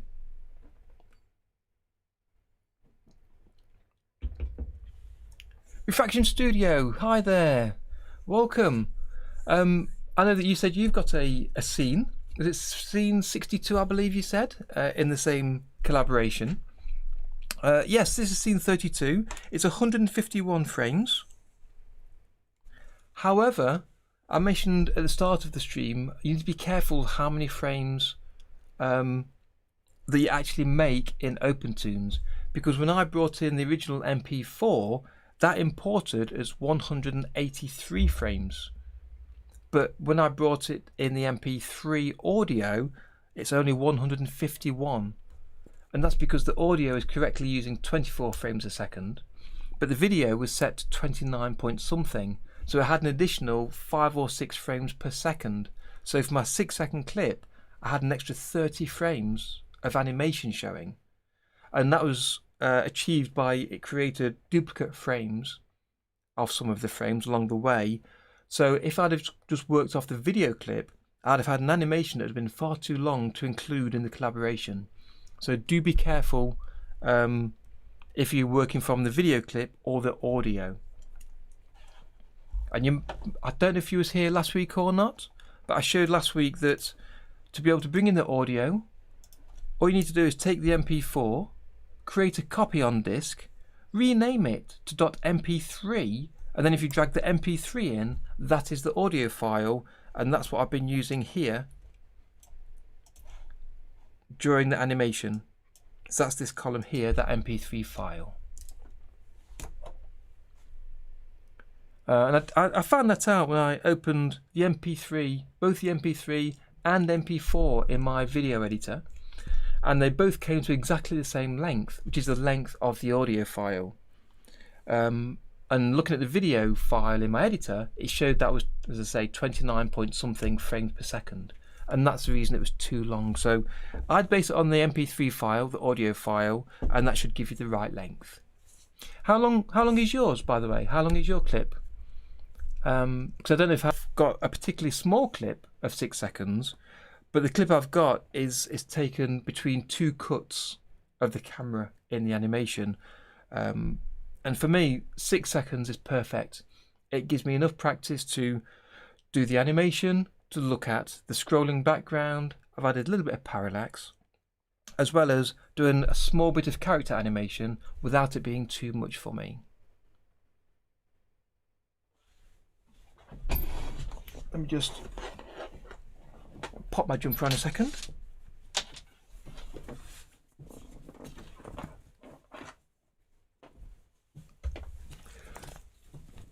Renaming to MP3 doesn't quite convert it, but when you drag it into Tahoma or OpenTunes, it recognises the audio portion of that clip. Whereas if you bring in an MP4, it only recognises the video portion. So you need to do both to get the audio and video in here. Oh, thank you. That's Mrs. T with a fresh cup of tea for me, just to keep me going. Thank you. So yes, so if you convert it just by renaming it to MP3, you'll then be able to bring in the audio portion. Originally, I was bringing in the MP4 to a video editor and then rendering out just the audio portion of the file, but Tom, who's here in the chat, suggested that as a tip, just to rename it, and it works perfectly. So that's really, really good. 79 frames. Okay, well, you may find that when you bring in the audio, the actual clip comes down to 60 something, 62, 65. So see how that goes. Because you want the audio clip anyway, ideally, to be able to time your animation to. Yeah. Okay, well, I'm glad you brought that up. Hopefully that'll help you get started on there. Okay, Jer, you've taken a break. I remember before Christmas you was discussing taking a break and reorganising your workload, because I believe, like me, you work full-time during the week.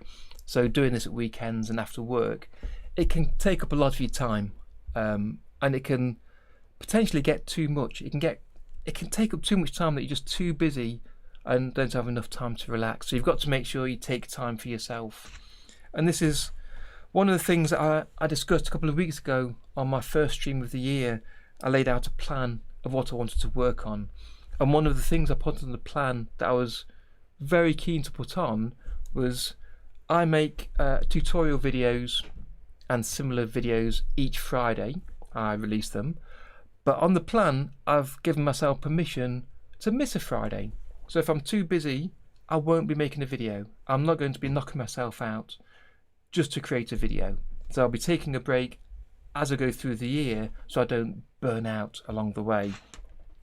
But this is part of the idea as well of having these Sunday streams where they can be a little bit more relaxed, perhaps, to just chat with you all, which is great to have you with me, and to work on an animation or a drawing, or possibly even demonstrate a feature like a mini live tutorial, but also to answer questions you've got along the way, just to get some interaction rather than you just passively sitting and watching videos, but we can discuss what we're looking at.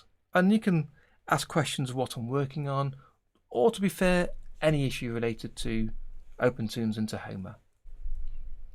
Okay, Refraction, 64 frames, excellent. Thank you, good. Thank you for bringing that up. Yeah, 64 frames, I believe. Who was that?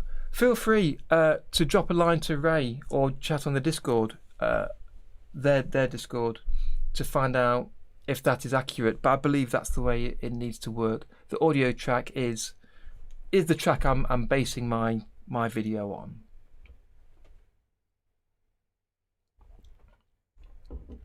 Absolutely, yeah, you have, Jay. You really got to take time for yourself. And I know you've discussed this on your channel, which is really, really good. I'm pleased you have.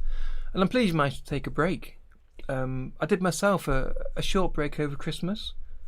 I finished my last video. I think I recorded 2 in 1 week. and then I had a break of 2 or 3 weeks without videos, without even considering what I want to make or trying to make one. I purposely chose to stop making videos across Christmas and New Year, and then the first Sunday back or the second Sunday back after New Year, that's when I came on and had a chat about plans for this year, and then didn't do anything again for the following week. So it kind of was a reasonable break. But as I say, one of my plans was to do more drawing and animating, and that's why the first task this year was to work on this collaboration and to actually get some time myself into Tahoma to do some drawing and animating and just using the software. So yeah, okay, so right, so we was talking about painting over these backgrounds. So I'll start off with the background drawing. And if we take a look at the original, you can see the background of the grey hills, I think, is literally a single flat colour with the little castles on top. But if I scroll over to one of the other castles, here we go. I know they've got windows in them to add a little bit of detail. But aside from that, that's it really in the background. Just windows on there. It's got some highlight on the edges, but because this is such a low resolution, it's hard to see what other detail might be on there. On my background, I've also put this wall going over the hill, so I need to add a little bit of detail to that, but it is quite a long way away, so we don't want too much detail.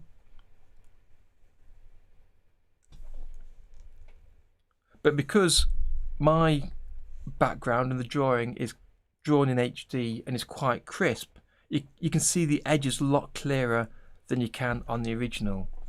So I was thinking about adding a small bit of blur using the blur effect to the background, because it is in the distance anyway, and I've got it in a separate column, so I can blur the background without affecting the mid and foreground elements. I know what you mean, Steve. I was exactly the same. I mean, this project myself, I signed up for it, would it be last summer maybe, June, July, and then didn't find time to actually get on with drawing and animating with it at all until early this year. And this is why it was top of my priority list to get it animated and to complete it this year.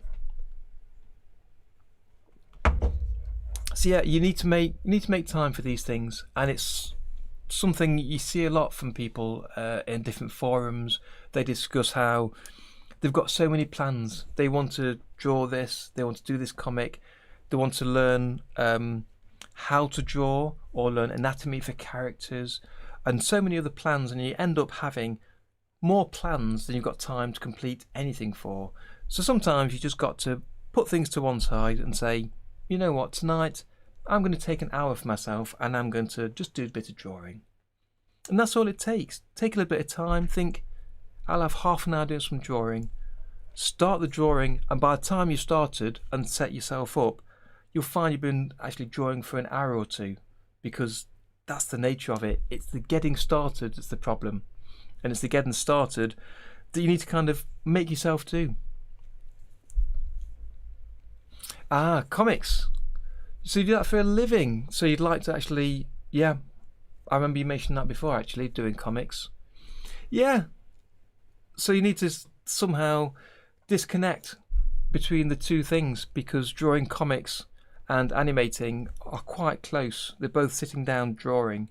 So you need to finish work, I think, take a break, and then make some time and say, after tea tonight, I'm going to do a little bit of drawing, and just find a corner somewhere, go to a spare room, go to your shed, whatever, wherever it needs to be, and get started. It's so easy to not do. And last year I got myself stuck in a bit of a loop, creating tutorials, working on help and other things for OpenToons and Tahoma, and not actually doing drawing myself. So again, that's what I've purposely aimed for this year.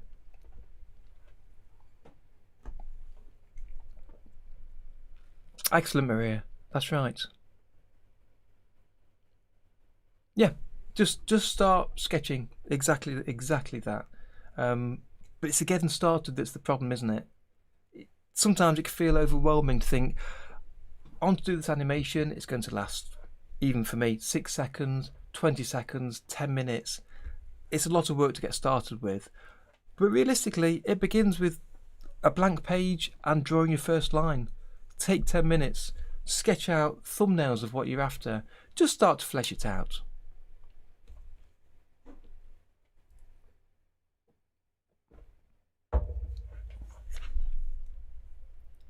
Exactly, Caligero, it really does.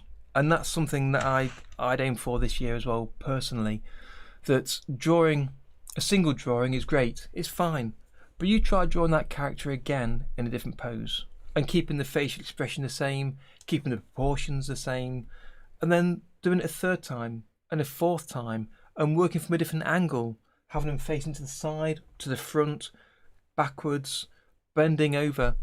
Having him just in lots of positions. So drawing again and again, and animation will really, really help that. And that's why, again, this year, it's top of my list to work on.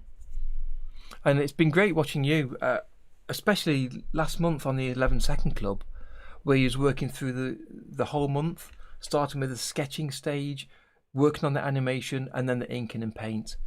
It's really useful. 11-second club, I'd so recommend that. If people that want to work on something but don't know what to work on, that's a great thing to work on. Yes, I see, Steve. Yeah, I understand, absolutely. But as I was saying to Joe, you don't want to do too much with your time. So if you really haven't got time, then don't. Take a break and come back to it when you do have time.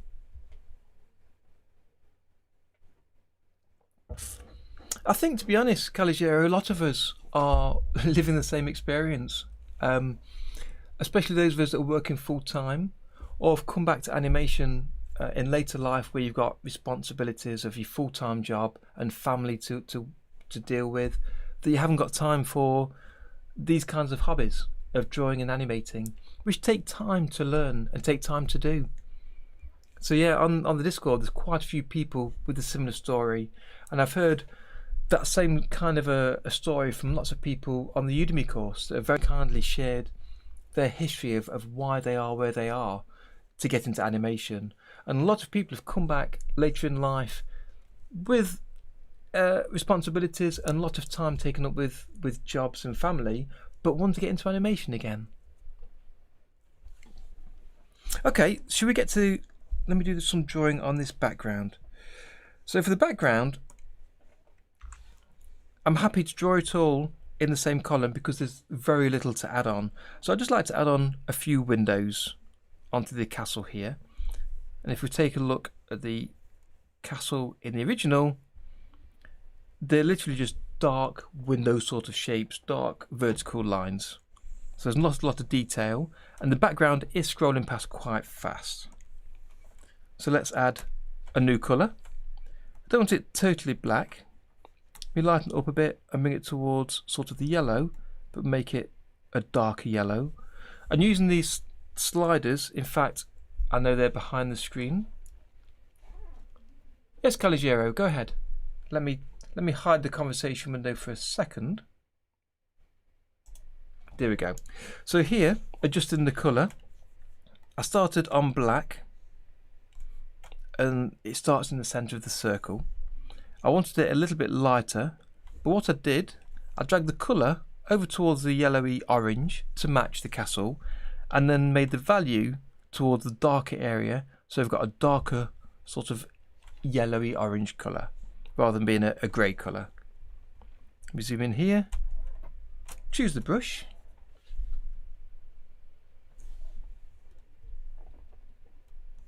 and then add a couple of windows. Let's see what size we are. Bring the minimum down. Maximum doesn't want to be too much either. So let me see how that looks.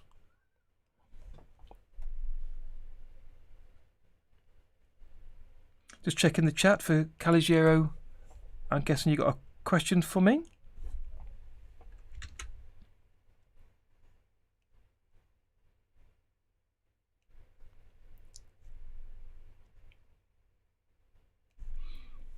And I'm going to tune raster level so I can change the colour as I need to afterwards. Let me add a ruler mark to show the bottom of the window and the top. So it's roughly the same size here.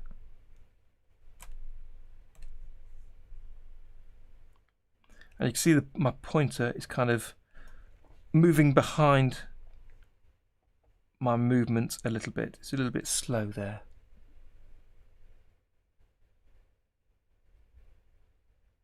Yes, exactly. That's exactly the sort of thing. It's the simple things in life, Calogero. Preparing dinner, getting the kids ready for going to school, sorting out their homeworks with them, that kind of thing. Tony with the $5, thank you very much. Really appreciate that, Tony. Thank you. Hope we'll see you streaming soon and share more videos. I know you've taken a break. I've mentioned Tony a few times on the channel here. He draws these little monsters, animated little monsters, and he shares the drawing of them on video, on the separate videos or on his stream, and then again on Twitter. And every time I see the little fellas, they just make me smile. I love seeing them. So it's great to see them. Keep sharing them, Tony. And thank you for that contribution. Really appreciate it. The idea, Gagax, is to work on these streams only for the animation. That was intentionally what I intended the stream to be when I first set them up. To be me drawing live and animating live, to give you a chance to ask questions. At least initially that's the plan. I may decide later that I need to animate and draw more off screen to finish things off. I will be doing some research off screen. So for instance, this past week I took a look at why the audio and video was showing the different number of frames. So I took a look at that off screen, because it's potentially kind of a boring thing to look into until I got an answer. But I'd like to try and complete at least this animation all on the Sunday. So hopefully, if you can join me for Sundays, you'll see each step of the process.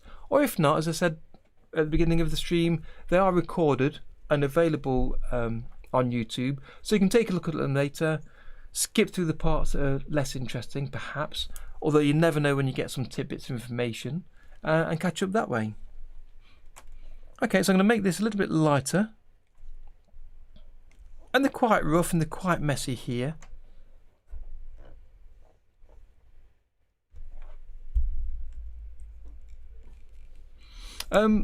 Question from Calogero, do I have kids? Yes, I've got one boy, but he doesn't live with me anymore. He moved out, 26, so a fully grown man. So he's got his own place now.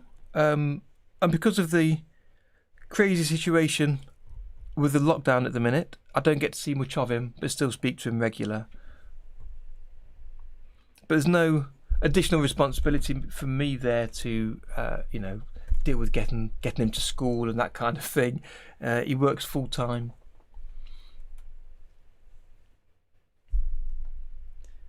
So you're a fan as well, Maria? You know the Tony's Little Monsters?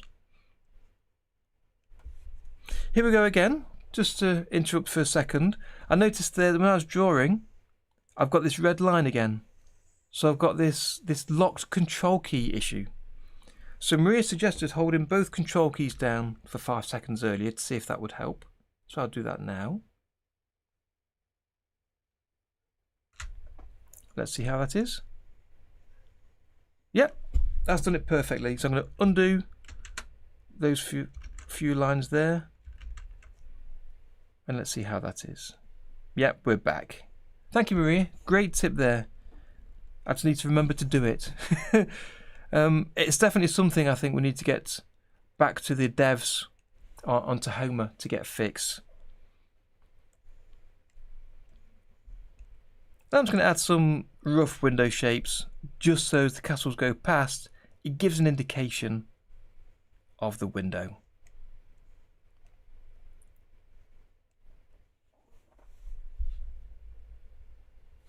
Yeah, the little monsters, the Tony's monsters are fantastic, and they look good in static form. but the animation of them is just hilarious. So if you haven't come across him yet, search Tony Gaddis on Twitter and on YouTube, and you're sure to come across him. So someone asked me the question earlier about what computer I'd got, and it's an okay computer. It's just a laptop, but you can see, hopefully you can see here, how painting with a brush, it's struggling to keep up. So I'm going to hide all but the current level to see if that helps. Show this only. And then there's less drawing on screen. Let's add another little window here. And again, the background's scrolling quite fast, so it doesn't need to be too neat. Just to give an indication of the windows. So let's go to the next one.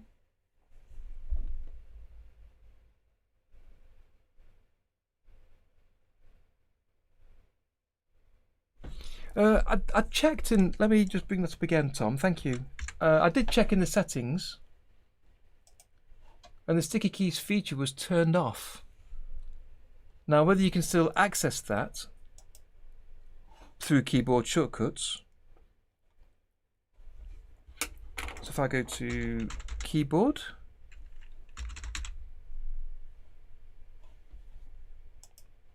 go back from the beginning, okay, and keyboard, there we are.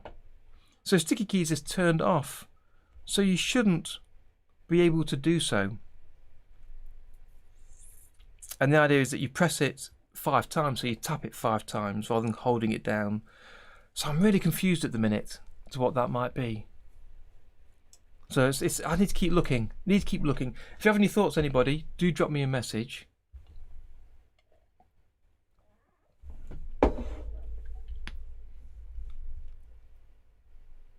It's not too bad of a laptop, Gagan. Yeah, I've kind of got 3 monitors. I've got the screen on the laptop itself. I've got a screen on my tablet, and I've got a spare monitor which I'm using during the streams. It's really useful to have. I've got the chat up there and a preview of YouTube, the video, so I can see what's happening. In fact, I'd want to change down the settings for that screen so it's in low resolution. That might help a little bit. It could be something on tablet driver. I don't recall seeing anything for sticky key type things, but I'll take a look at that, Tom. You're right, I'll take a look at that. Yeah, could well be. So let's see where we are now. So that's the first castle, the second one, and here we go, a third one. I thought there was 3. So let me again just add some little rough sort of windows on here. Let's make the brush size smaller. Tony, are you a member of the Discord server? I honestly can't remember. Because if you are, all I was going to say was feel free to share your little monster animations over there. And if you've not made any new ones for a while, then feel free to share any of the older ones that you've made. There's a channel for OpenToon's animations and one for Tahoma separately, and even a third for other animations. And the reason I've got different channels is I could have just had one share your animations channel, but I wanted people to see what's possible in different software. So if people have used Critter, then it could be useful to see that in a separate channel from Tahoma and OpenToons. But I know most of yours have been in OpenToons or Tahoma. So if you want to share those animations in there, please do. And feel free to share a link to your channel as well in there. I'm happy for people to see what you're doing.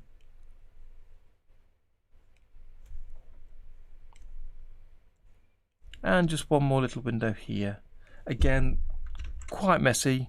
Let me just undo that, there we are. Just to give an indication. And I think what I will do is I'll create that blur effect now and take a look and see how it looks with all of this. That's fine. So it's rough and ready. That suits me. So I just want to take a look at this wall here. See if I can make that look a bit better, because it looks a bit ropey, as we say. So I'll take a look at that.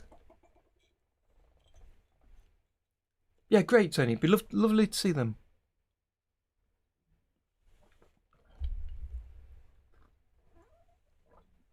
Okay, so in the original, this was kind of like a, I don't know what they're called, to be honest, but it reminds me of the Great Wall of China, going over the hills and round, and it's got kind of a turret every certain distance where the guards can hang out and that kind of thing.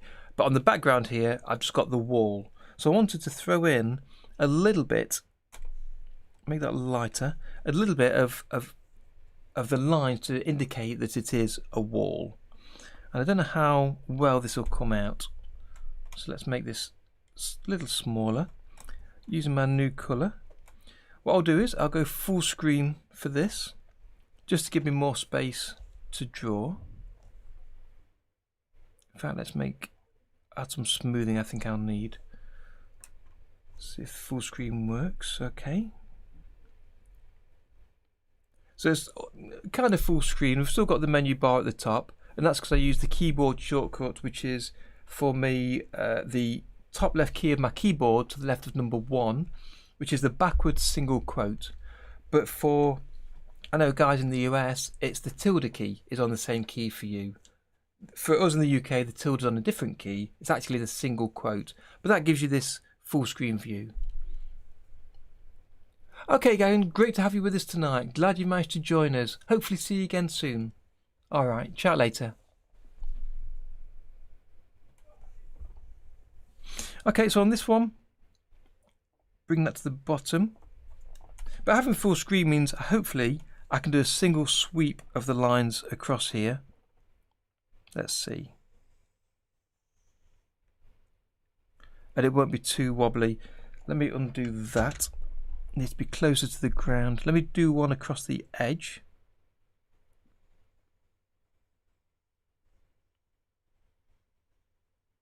First. A little bit faint. Let's try pressing on a little bit. With the smoothing on, hopefully that'll be close. No, I fell off. So let me zoom in a little bit more and do a small piece at a time.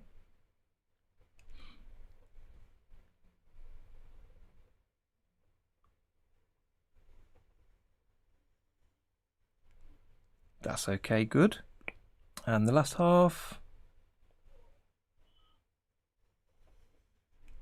Perfect, lovely. So is anybody else drawing and animating at the minute?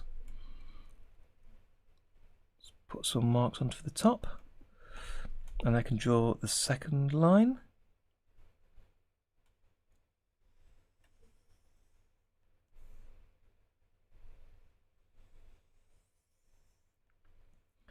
And then maybe across the top as well. I need to turn off smoothing for that, so I'll leave the top of there for now.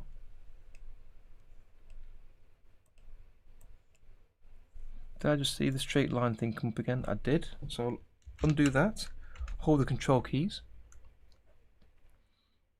We've done some audio today. Oh, excellent. Nice. Is that to record your own songs or background music, or when you say working on audio, is that the audio for this collaboration?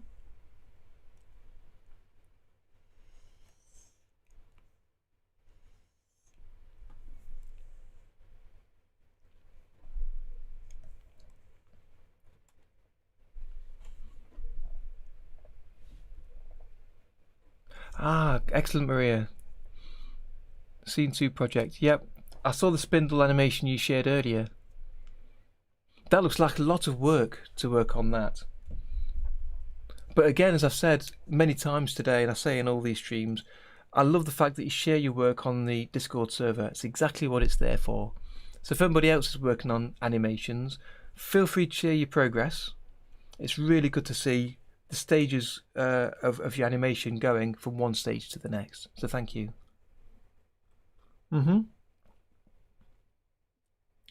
Excellent, good. Yeah, it's really good to see, Maria. Thank you for sharing those. Okay, let's just add a few lines. This could be too much, adding the brickwork here. In fact, let me come out of full screen and bring down smoothing, and then go back into full screen. And now let me see if this helps. Just to add some rough brickwork along here. And the pen is quite a long way behind of where I'm drawing. So we'll see if this gets in the way or not. A lot of this will be behind the trees as they go past, but also behind the dragon and Yosemite. So it doesn't need to be super neat. So I'm happy to be very rough with this. I'm not too bothered about perspective. You might be looking at this and crying, thinking, what is he doing?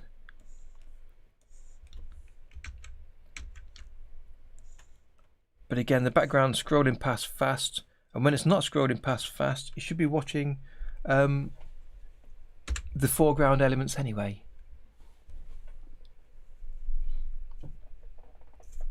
I agree, Maria. It is. It's been superb, the feedback you've gotten for your animations and for other people's, and that's the whole point of having the Discord, for people to share and get that feedback. Okay, refraction, great. Kids animation for your channel. Nice. So I'm going to use the eraser. I'm going to use it in selective mode, and that means it'll only erase the colour that's selected in the panel. So I can erase this part of the line that I drew too far over the edge. Back to the brush tool. Let's shuffle along and just keep adding these bricks and see how they look in a second. The same for the top. Undo that. Nowhere near the middle. So I need to go a little bit slower because of the delay in the brush tool following my lines.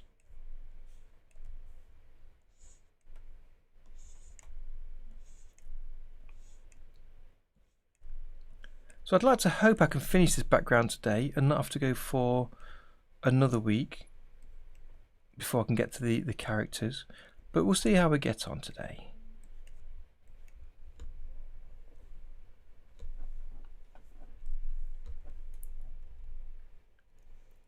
Okay, just to give an indication of the bricks there, and also like to give an indication of the top of here, which I've made quite messy.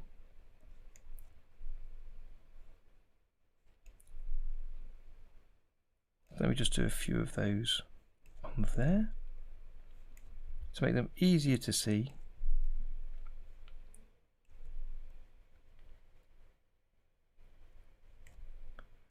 Again, I really don't care too much about perspective and how all this is drawing over it. It's an indication of the background and of what is there, not a definitive drawing.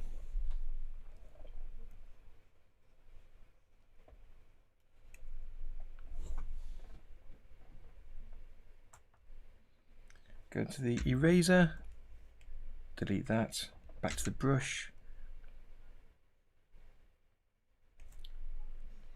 And I keep taking my pen off the background reasonably often. Zoom out a little bit so that I can, let me just save that. So I can hit undo if I make a mistake and go back a small step rather than a larger one. Let's add some more of these, although I suspect these will be behind. That's no good. Behind the background, behind the foreground anyway. Eraser.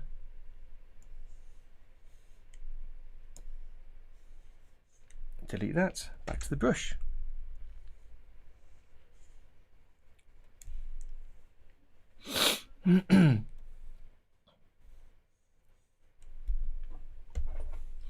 So is anybody out there that's not said hello yet? Please do say hello. Let us know who's there. And if it's your first time on the channel, welcome. I'm so pleased you found me. I can use the paintbrush tool now just to paint a little bit in here. In fact, if I undo that and change the mode to areas only, I can now paint up to and behind that line without colouring over it. I'm not concerned about going over the edge of the line or not going far enough.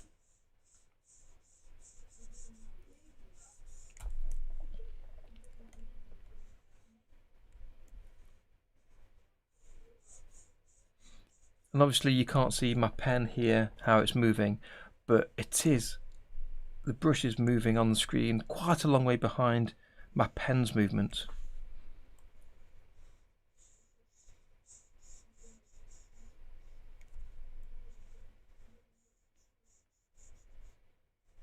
So I'm going to have to go slower, which is kind of frustrating as I'm trying to paint this. And again, I think it's purely because of streaming at the same time. We hit save. Zoom out, let's see that. Okay, so let's add a little bit of highlight to that. If I take the original colour, create a new colour and make it slightly lighter, and then I'll use the brush tool rather than the paintbrush.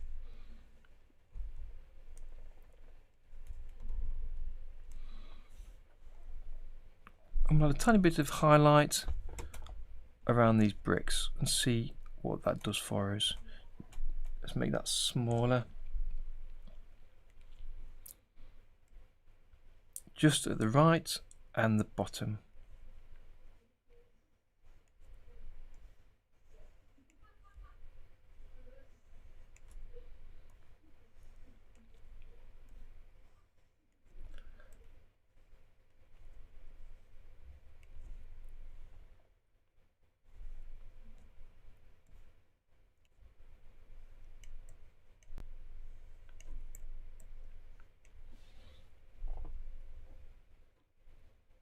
Jim P, welcome.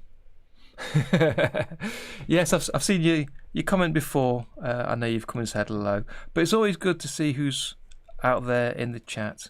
So thank you for saying hello. Are you up to much today, Jim? Done any animation or any drawing?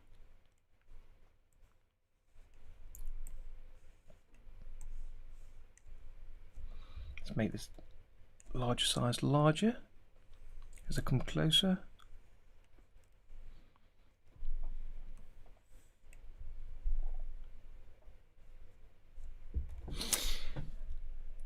Oh no! Tom there with a sensible comment again. Yeah, absolutely right. Can't deny it. So I'm going to hit undo a bunch of times. The highlight should be on top, not on the bottom of the bricks. And this is exactly why I'm doing this live, so you can tell me when I'm doing it wrong and we can get it right together. Thank you, Tom.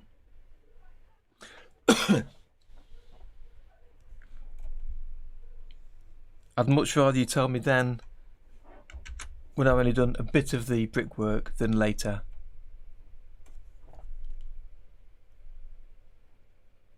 Too late. Superb idea, Tom. I could have changed that bottom to the shadow colour and that would have just worked rather than undoing it. You're absolutely right. And I think, you know, that's a little bit of one of these things I was talking about earlier on to do with being on the live stream, that you don't always think straight, because as much as you try, I'm going to do those, that's too thick. As much as you try, your mind is in 2 or 3 places at once while you're drawing and talking, it's hard to concentrate on just the one compared to just in your own space drawing. So it's easier to make mistakes, which is why I'm happy for you all to tell me if I've made a mistake. I'm going to change the line to be on the back of the bricks, so it's going to be at the back part of the brick and across the top.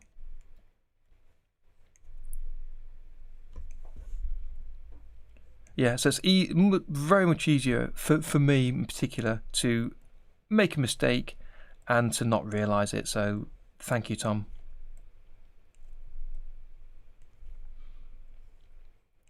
So let me just add a bit onto these. It again doesn't need to be perfect, it'll be an indication. I'm zoomed in, as you can see, 5 times as close as you'll see the animation.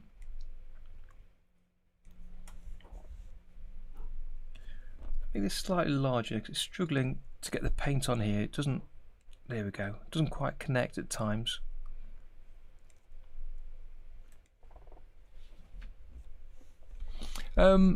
Jim's posted a Lego stop motion yesterday. Didn't use Tahoma though. It is great for stop motion. It's fantastic.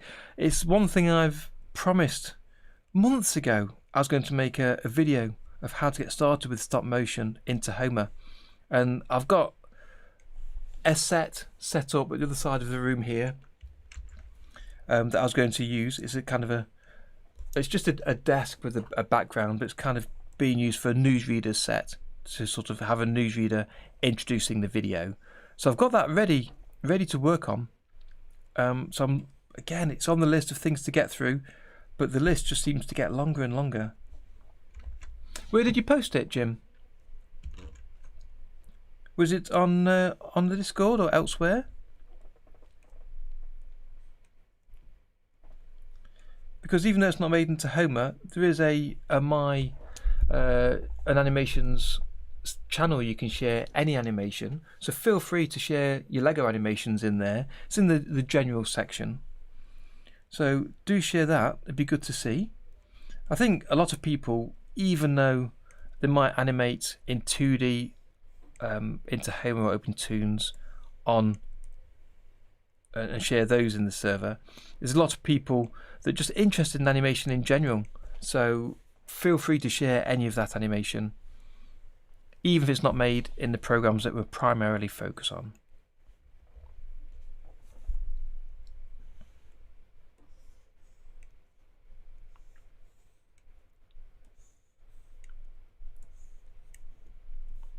So again, even though this is a cartoony based background, I'm trying to stick with a few of the rules that I know that.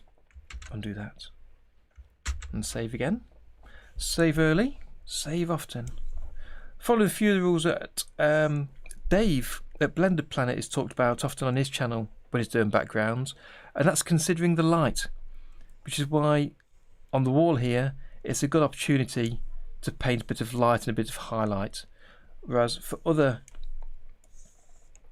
parts of the background it won't be so appropriate.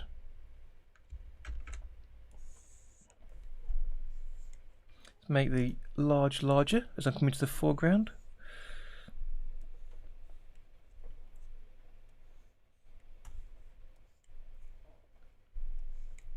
There we go. On to the last part now. It's a little bit big, I think. Okay, Jim. Well, if you wanted to either share that as a video itself or a link to your channel, please do share that in the animation section, because I know lots of people would really enjoy seeing it.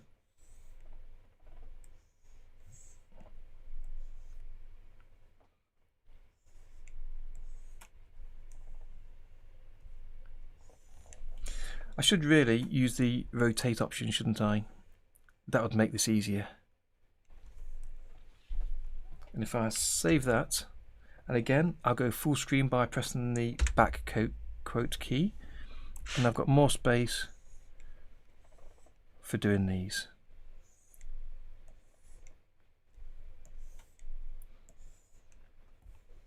And again, not super neat, just to give an indication.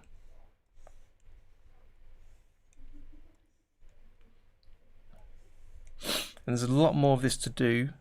So kind of going back to Gagan's question earlier about, am I doing everything on screen, on the stream, or am I to do some of it off the stream? Well, it might be worthwhile for me to complete this, adding the highlights and the brickwork on sort of the foreground elements, and doing that off stream, so you're not just sitting watching me draw highlight lines on brickwork. It's not fascinating to watch, I realise. So possibly may do that. We'll see. Let's see how we get on today. Okay, almost there. And I'm trying to add a little bit of variation in the thickness, but it's difficult to do with the brush lagging so much as it is.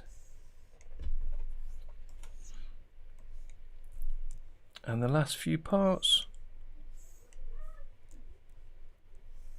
and these parts very likely won't be seen at all, but let's complete it anyway. Okay, so I'll hit save. I'll come out to full screen, and then I'll reset the rotation, reset view, reset rotation. Good. And zoom back out.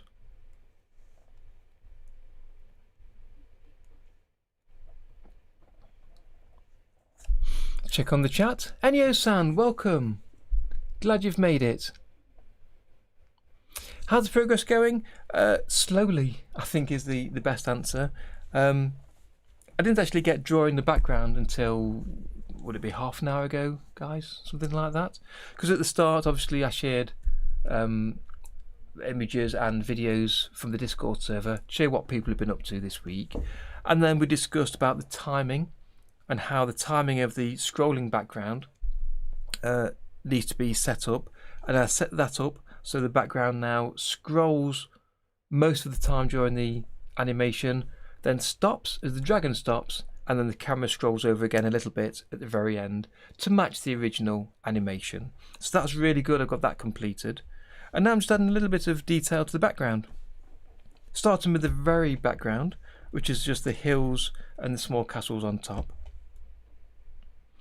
And then we'll go through to the midground and foreground. So it's going pretty well. So one thing I'd like to set, I think, and add onto these, is highlight on the castle as well. Again, it's moving fast, but just to add a little bit of texture to it.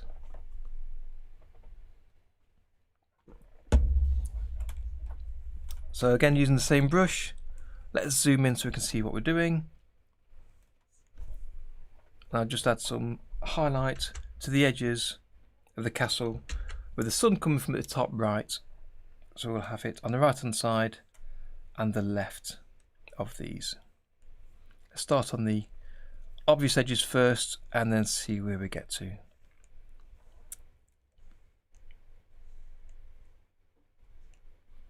What are you up to today, Enyo? Are you doing any drawing or animating? A little bit down here as well. It's a thin mount. And on the windows, we'll add a little bit of highlight on the left hand side and down there,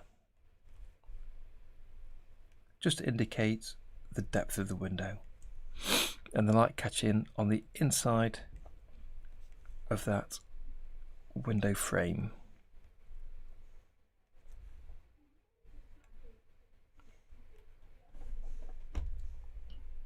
And that's it. I think that's all I want. I could go ahead and add other brickwork in here or other pieces of highlights, but I think for now that'll be okay. So let me zoom out so I can move around. Start on the left and let's add the same highlight here.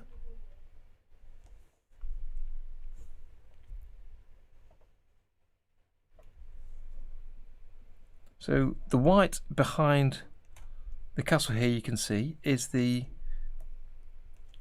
camera area. Let me bring it open the sky, show that, and that'll kind of die down the brightness a little bit for me. Oops. Let's change the colour. So let me go back to the right column, back onto the background column. There we are.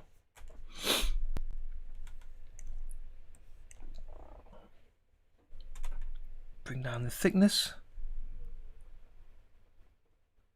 And again, add that inside light.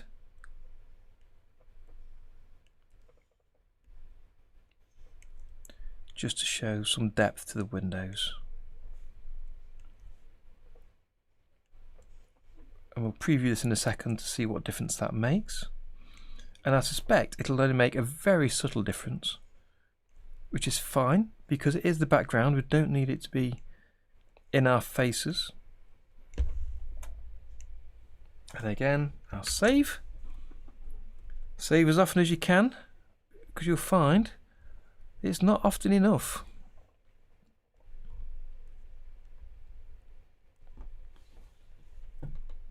So just finish this last castle off.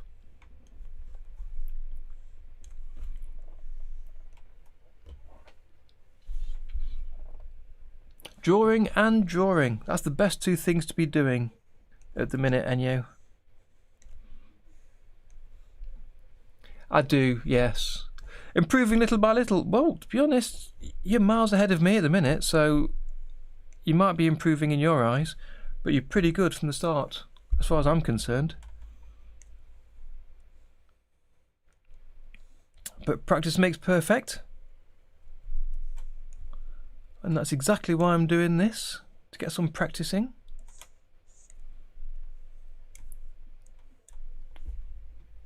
Okay, and a little bit down the right hand side here. That's it. And then the windows again as earlier.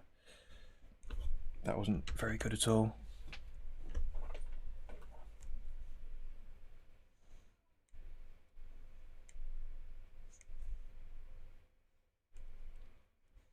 Just add these windows on, a little bit of highlight there, and this should be it for the background. Or at least this background column. It's amazing how a little bit of light and highlight can make all the difference.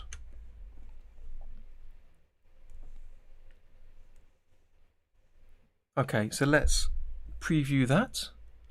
So preview. Okay, Steve, thank you for joining us today. Dinner time. Well, you never know if I'm still on later.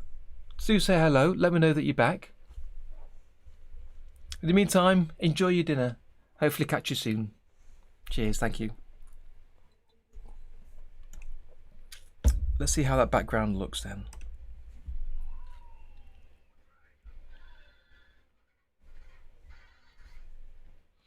And that final jump wasn't right.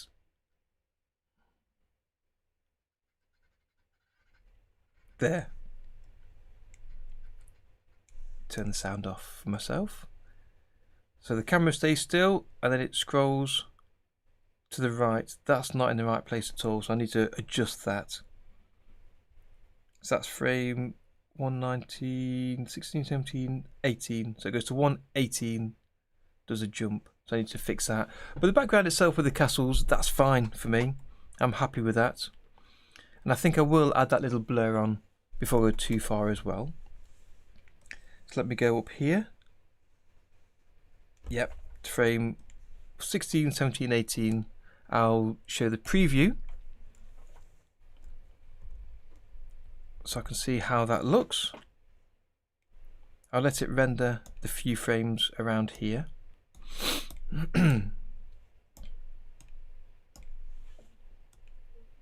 Let's see. So it's stationary there. Here's the background. 17, 18. Right, so that's where I need to make the change. So 18 is the animate tools position. So 17 starts with the double hill in the center here. So let me put a mark on there. And then 18, let me turn that off. Yep, I need to find the double hill. Is that the one? 17, we preview again.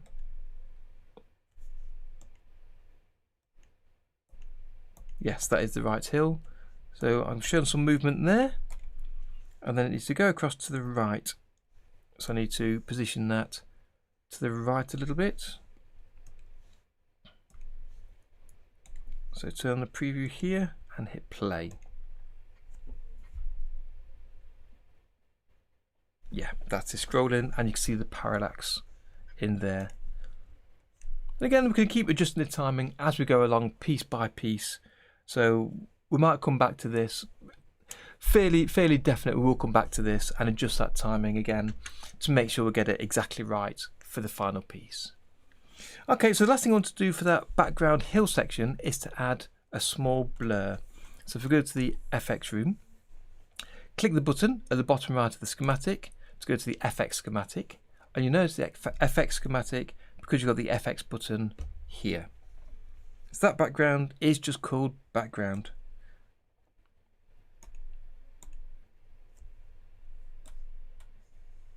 Let me just see where we are. So that's this one here. So if I right click on it, insert effects, blur, and the standard blur, I'll double click that. In fact, a single click works because I've got the options docked at the bottom.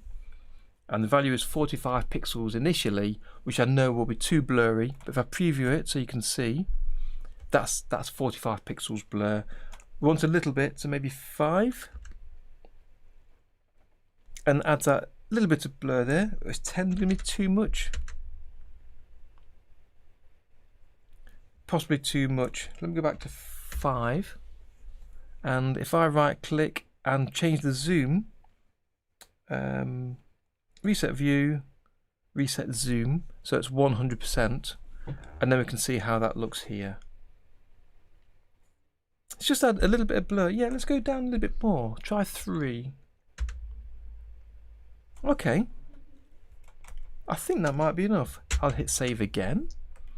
Back to the 2D room. I'll hit preview. And let's see how that looks with the blur in the preview here.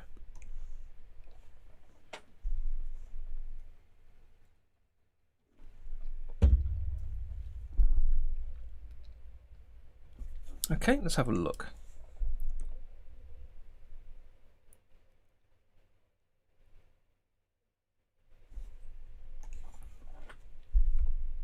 I think it adds just enough blur so it's not super crisp. That's good. I'm happy with that. I'm very happy with that. So next we need to paint the more foreground elements. But before I do that, I'm going to take a short break. And I'm back in 2 minutes. And then we'll continue painting the foreground. See you soon.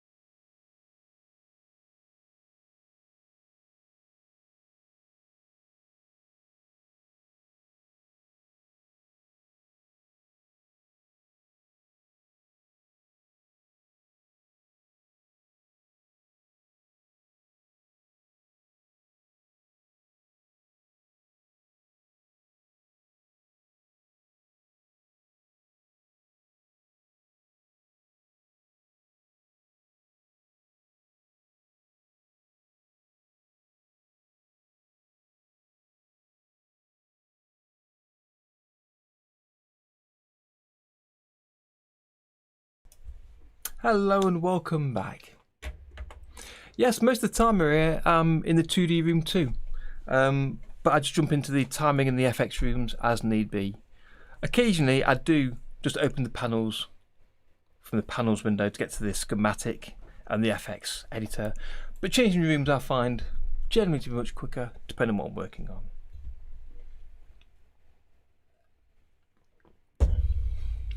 Okay then. Let's get started on the next section. So next is the midground. If we take a look at the original, if I got the reference open there we go. So the midground is just the grass. It's kind of blurry, so it's difficult to see. Caligero, are you off then? Okay, bye for now. Thanks for joining us today. Hopefully catch you again. Unless you're saying bye to Steve. So it's quite blurry, but there's a kind of a mixture of grass colour in there. So I might add some more grass colour to that. And then on the front here, we've got the ground kind of gravel coloured, and that's got a mixture of colour in on the ground, as well as these pebbles now and again. So we'll quickly add the grass in first. So what I'll do here to make it easier for myself to do so, I was discussing earlier about collapsing to sub-scenes, and I think I will do that. So we can always explode them if I change my mind later. So if I right click on the background, the mid-ground, and insert a column above it. Just seeing a spelling mistake there, that's fine. And then I'll copy this drawing, which is only one drawing for the midground, into that column and do paste. I'll do the same for midground items, that's copied onto there. To be honest, I can just put the mid in with it. So I'm going to delete all but the first frame here. Have a little think. I'll delete that in a second, don't worry. So we've got the midground grass and then the midground items. If I control select both columns, right click and choose collapse, that'll put those two columns in a sub-scene. And then instead of having the drawing in this scrolling mid column, I can then select on the animation key on the scrolling mid, right click on that and choose to select all the following keys in this column. So that selects all the keys that's in this column. I can press Ctrl C to copy. And on this sub-scene on the main timeline, I can paste them there. So now this sub-scene will scroll at that same pace. So what I'll do, in fact, before I do that, I'll hit save. I'll go back to my backup tool. And this is a good time for me to give a name to this backup, which is after painting background before painting mid. So I'll make a copy of that. So I can always roll back if I change my mind later. So then the column 6 is actually the scrolling midground. So I'll rename that. I can delete the scrolling midground column because everything is here in the scrolling midground. It's showing different frame numbers though. We only want to see frame number 1. So I'll highlight all but the first frame and hit delete. Then on the first frame, I'll drag that out to go up to frame 90 where it was before. And we'll see that's still scrolling fine. But now if I step into the scrolling midground subscene by pressing this button, which is open the subscene, I've now got my two columns I had before. If I show that second one. So we've got the first one, which is the grass and the foreground path, and then the midground items behind it. So I'm going to delete all frames apart from frame 1, because there's only one frame and one drawing. And if we close this subscene to step out, if I change the zoom a little bit, you'll see there's only one drawing from the subscene being displayed for the length of the animation. Hopefully that makes sense. There's only one drawing being shown, but now that's only shown as one column on the main timeline. If I step into it, it's shown as multiple columns in that subscene. So it's a collection of columns, and I can now add more in this subscene, and there will be still shown as one column on the main timeline.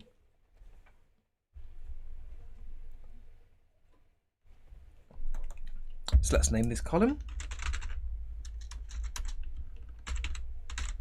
So it's the grass and path, the midground items that's blocked in, and then this allows me to add another level to paint over the top and not affect the levels already drawn. So I think what I'll do first, because we've already had practice at this, is I'll draw the wall and paint over that. And we'll do that on the mid items column. So I will lock the grass and path. And then using the brush, we'll zoom in a little bit and start painting on this wall. And if you remember last time, I created tabs of colours for each of the items that's shown on this level to help separate the colours, because this is a smart raster level where each colour is fixed in the palette to what's drawn on the screen. So if I adjust what's in the palette, it will adjust the colour on the screen, which allows you to fine tune the colours after you've drawn the lines. Put that back to 33.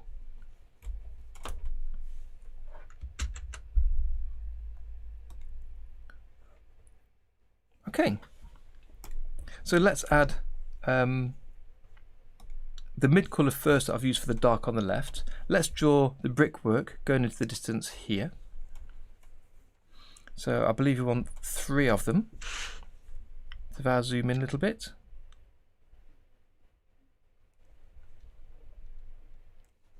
So there's the top line.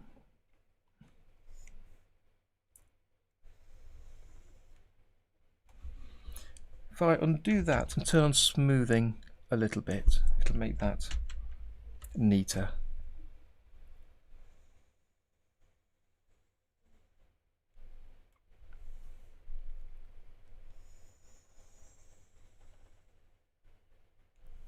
And the third one. Oh, it's a little bit high actually. Let's come down a little bit. It's a third from the top, and then the bottom one to the middle of those.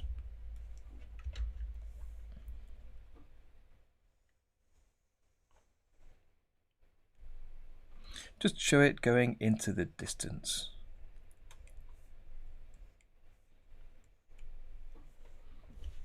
Good. Hit save, and then we'll add the brickwork lines. But before I do, let me just step out, have a quick look at the original. This is how it looks on the original. Again, it's quite blurry, quite difficult to see, but you kind of get the idea of how it looks. So it's just a mucky bit of yellow background with those lines on to show the separate bricks. So step back inside, and then we'll zoom in here. So let's add some lines on to mark where the bricks are.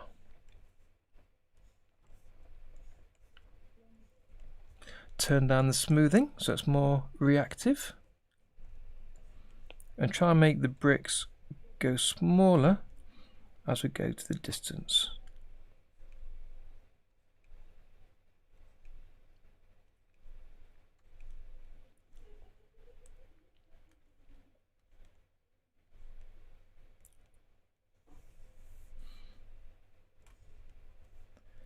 So just stagger those lines. Oops, undo that.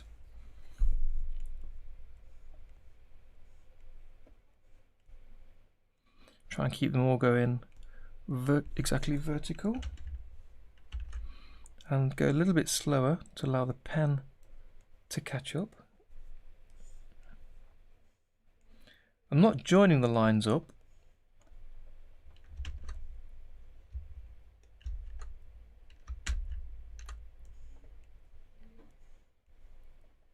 Again, just trying to give an indication of where the brickwork goes to. So make that smaller as we go to the distance. And the idea is that it's supposed to be showing the bricks going over the hill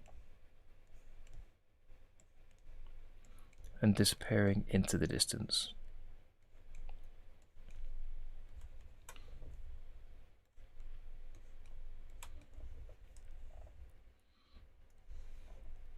So we'll add a darker version of that for this left hand side. So again, add some smoothing so I can draw these a bit neater. That's fine. Okay, so trying to look at where the bricks are. There's only a small part of the brick on this side, so we're looking at the end of it. So there's got to be a longer one on the left. Let's make this back to being larger again, and then a shorter one above it.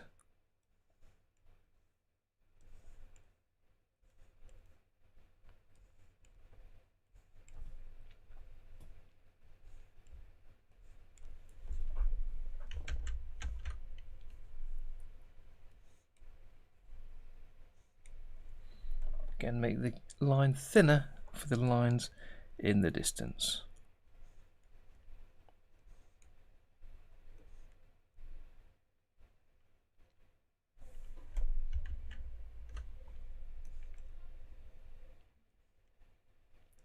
But no one's really going to be examining this, that's fine as it is there.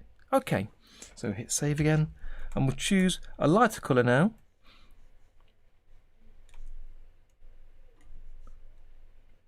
And add some highlight using the brush tool, painting only areas so I won't paint over the lines.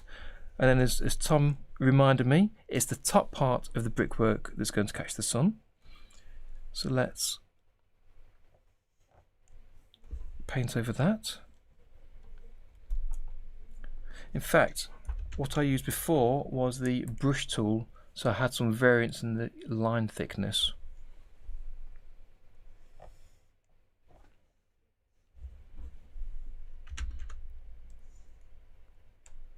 Check I've got the curve, which I have. Make this a lot lighter. Make the brush a lot thicker. And try again.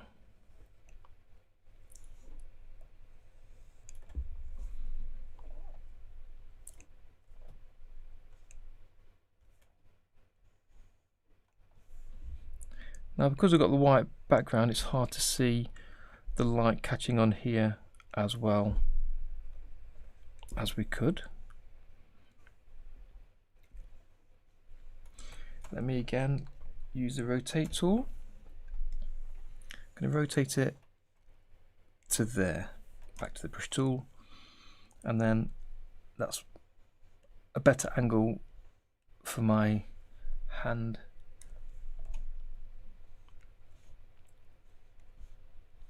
to draw down.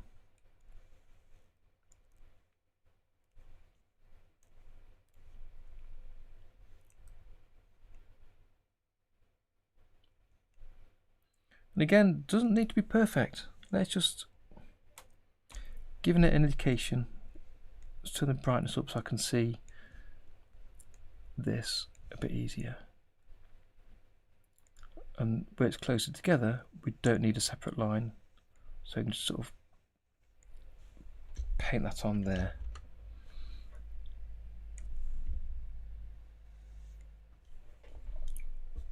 That's a bit too thick. Bring the maximum down and then we'll try it.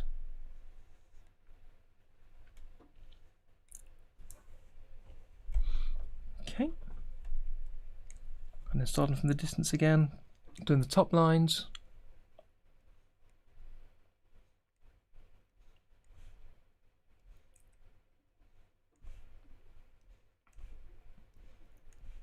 Trying to kind of mark the individual bricks.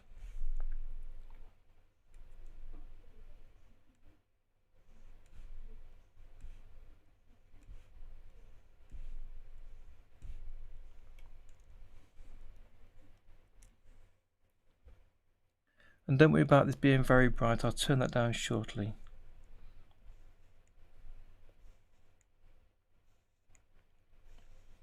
So it's a little bit too bright, I can make that thicker. Now I'm getting closer to the front.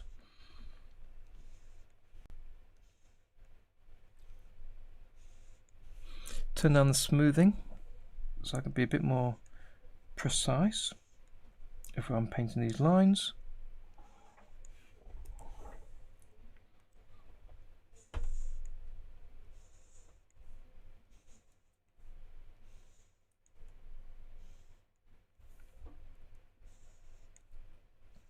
And then when we finish the horizontal, we'll do the vertical lines afterwards. Okay, last few here.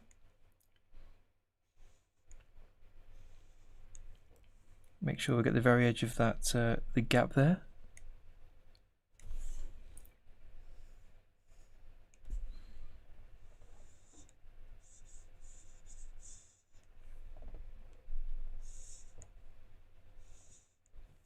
And then we'll do some verticals. And starting at exactly where the top corner is, and fading off as we go down.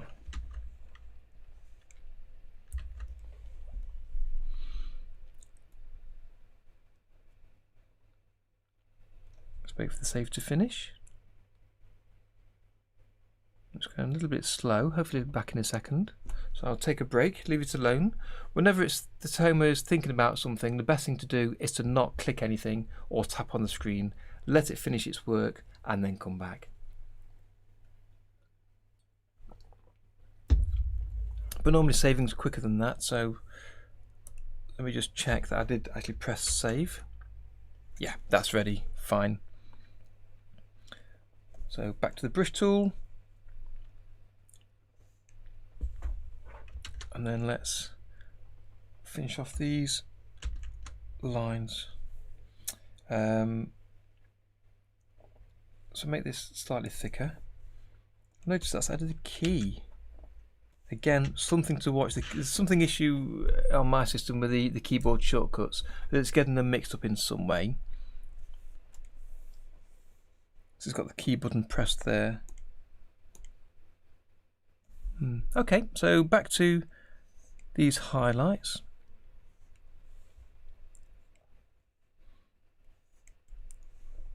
So these are a bit thicker this time.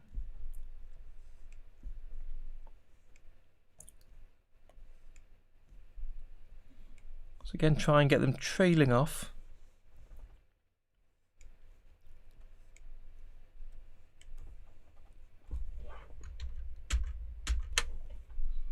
Try not to go over the darker line. In fact, if no, I can't do it in palette order. That'll paint behind the fill, so I can't do that.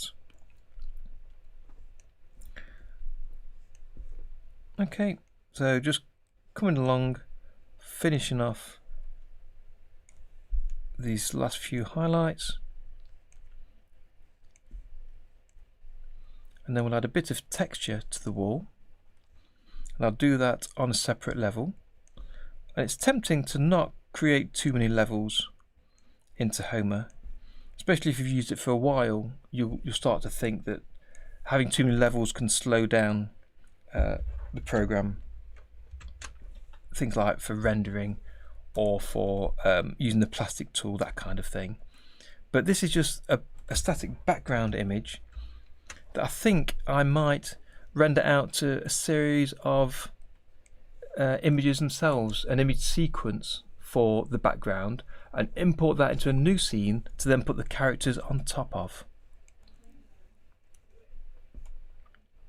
So the amount of time it might take to generate each image for me is going to be irrelevant.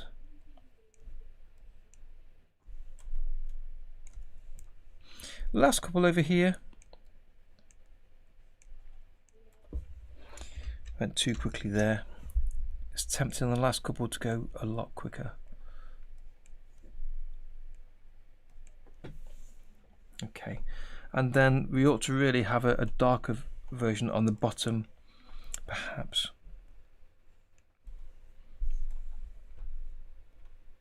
Just do a couple and see how that looks.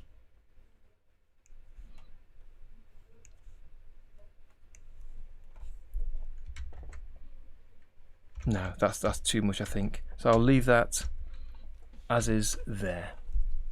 We've still got the back building to complete there. I've missed some here. So let me add these in.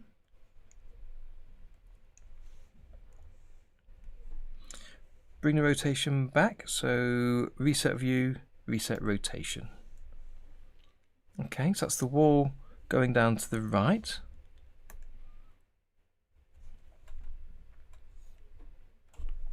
No, that's not going to work there. So do the wall to the left. It's not going to need any highlights on there, but it will need a kind of some kind of highlight to show you the shape. So there will be kind of a reflection, but not too much.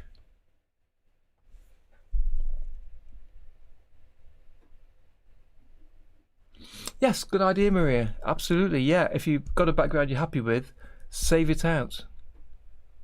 Yeah, definitely. So far, I'm happy with this, the way it's going. I don't know if I'll be able to use it again, but as I say, I'll be saving them out as image sequences, so they'll be available. Plus, I'll have the project itself anyway to be able to reuse. But yeah, in your own animations, if you can reuse backgrounds or any part of the work you've done, you're going to save yourself some time on another day. So definitely worth doing so. Okay, so let's add a highlight to the back wall. So if I choose the style picker and pick that colour, we can choose exactly the palette entry that the wall is coloured in. I then press the plus and I can make it just slightly lighter. In fact, what I will do, I'll make it much lighter first so I can better see where I'm drawing my lines.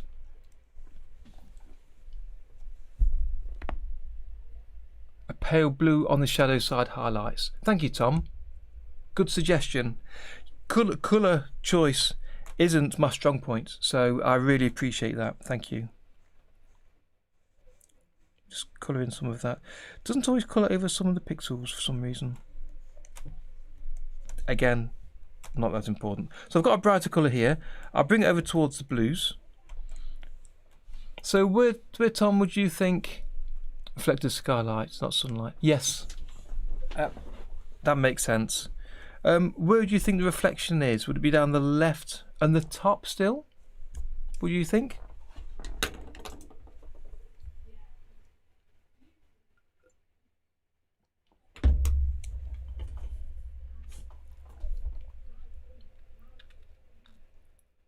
Just before I start drawing it. Yeah. Okay, let's see how we can do. We're close up, so I'll start off with a larger brush at the beginning. Let's see how that looks. Again, ignoring the colour. Ooh, that's terrible. Just to get a feel for the position of where this is.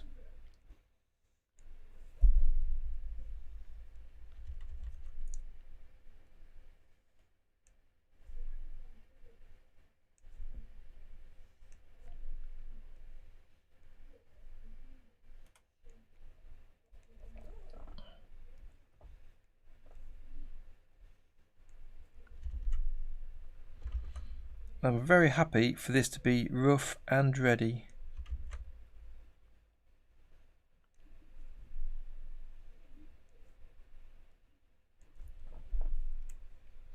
And one thing we can do, because obviously I'm going over the lines a little bit,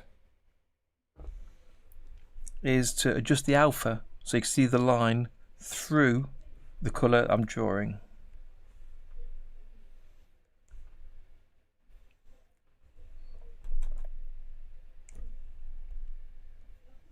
But we'll adjust the colour in a second. once I've got a few of the lines in place.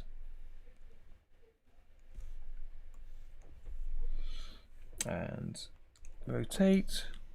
Oh, that's zoom. I'm trying to not use the buttons on my tablet at the minute because of the issues I had with the undo. So I'm trying to stick with using just the on-screen controls, which is why I'm clicking on that.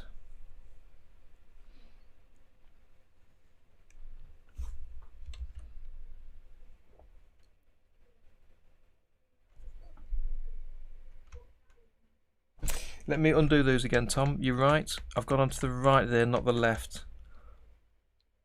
Yeah. I'd rather undo it now and try and get it right than mess about later and trying to fix it.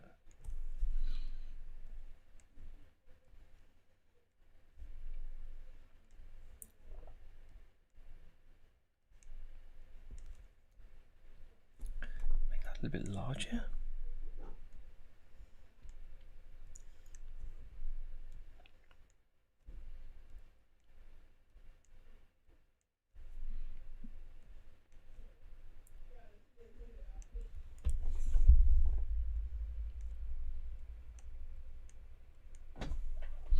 And again, let's rotate it back a little bit that way and back to the pen. So we said on the left, not the right.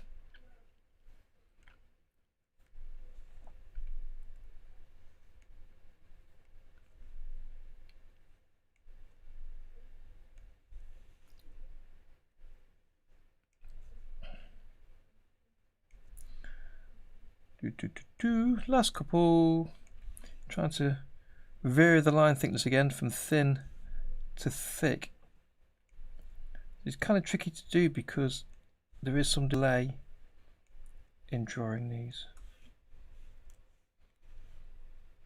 My system is kind of busy with the stream software and everything else I've got running here.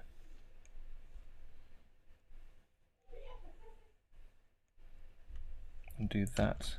It's too thick and not near the edge. There we go.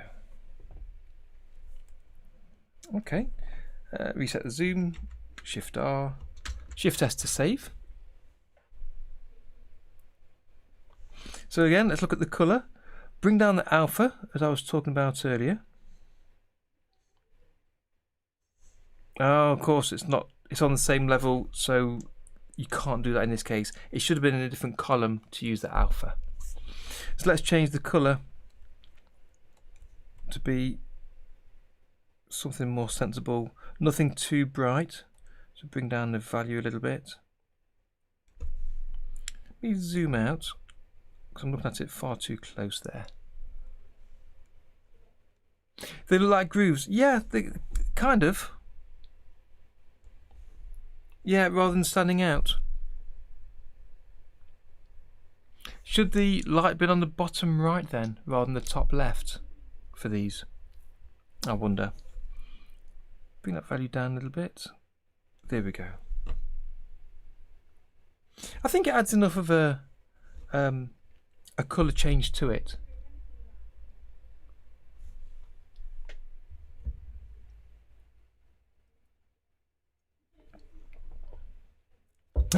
Okay, fair enough. Yeah, when I had the colours in the wrong place. Let's stick with that. I'm quite happy with that. We'll add some markings onto the back here. Nothing too detailed. So let's again choose the style picker. Pick that style to get the correct colour. Create a new colour, and I'll make this one darker in the same range.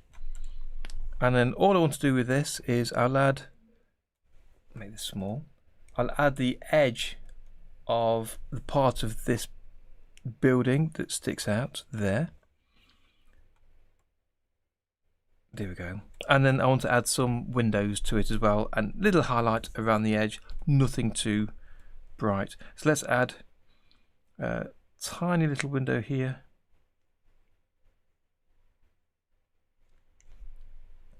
One to the side.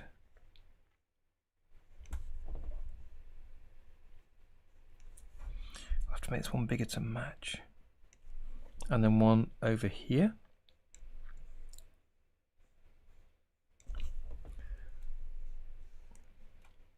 I'll add the dark line down the edge on the left. And then we'll add a lighter line on the right.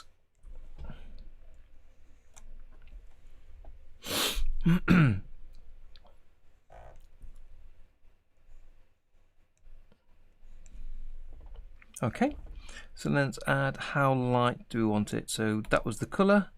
Duplicate it and go a little bit lighter, but we don't want it to stand out too much.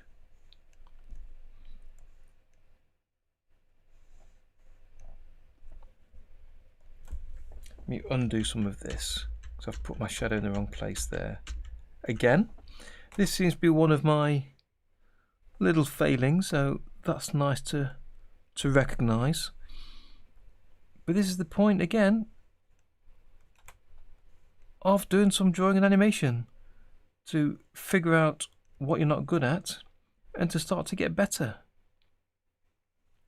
And one of the reasons I'm doing it live is so that where possible you can help as well. Yeah, the sky is actually outside of this this sub scene, so I can't bring it in here. If I show in place, toggle edit in place, yeah, it's off to one side, but I can bring it in as an example to use that colour. So I'll come back to that in a second, and we'll try and bring the sky in and see how that looks. So at the top and right of here, top and right is that, and then darker at the bottom and left, like that.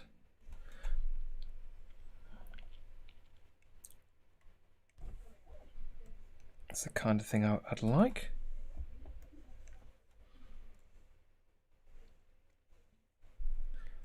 Let's add a little, oh, that's too thick. I want to add a little bit of lineage on here, just a hint at what's happening with the brickwork. And a few verticals. Again, they'd be flying past quite quickly.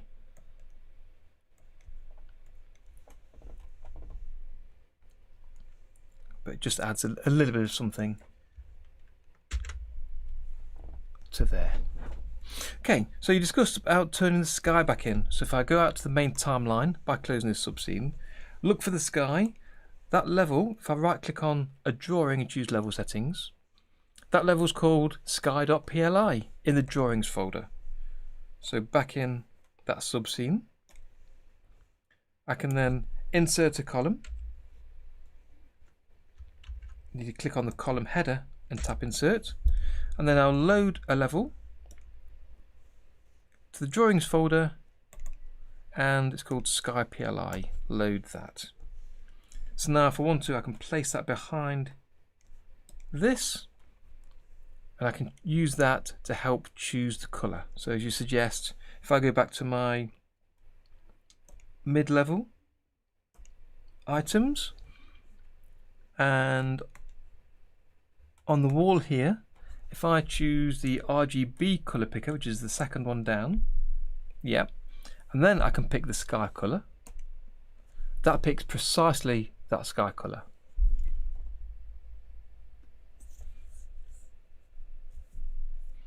Yes, using levels, it's, for some things I'm quite comfortable. I'm really happy with the best way to work for me, but for others I need to just take some time to do little projects like this to help learn the best way to use the levels.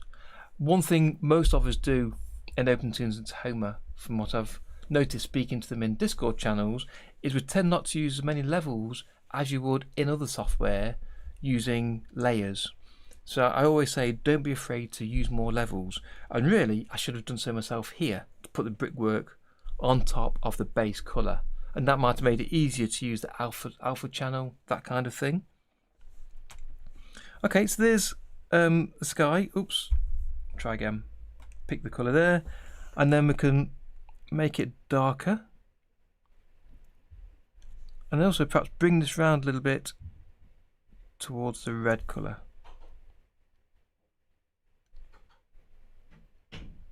Yeah.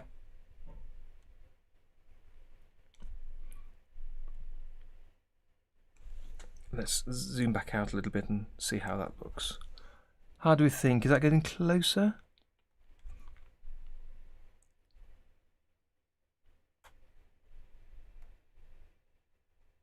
Bring it around here more to the purple. See what difference that makes.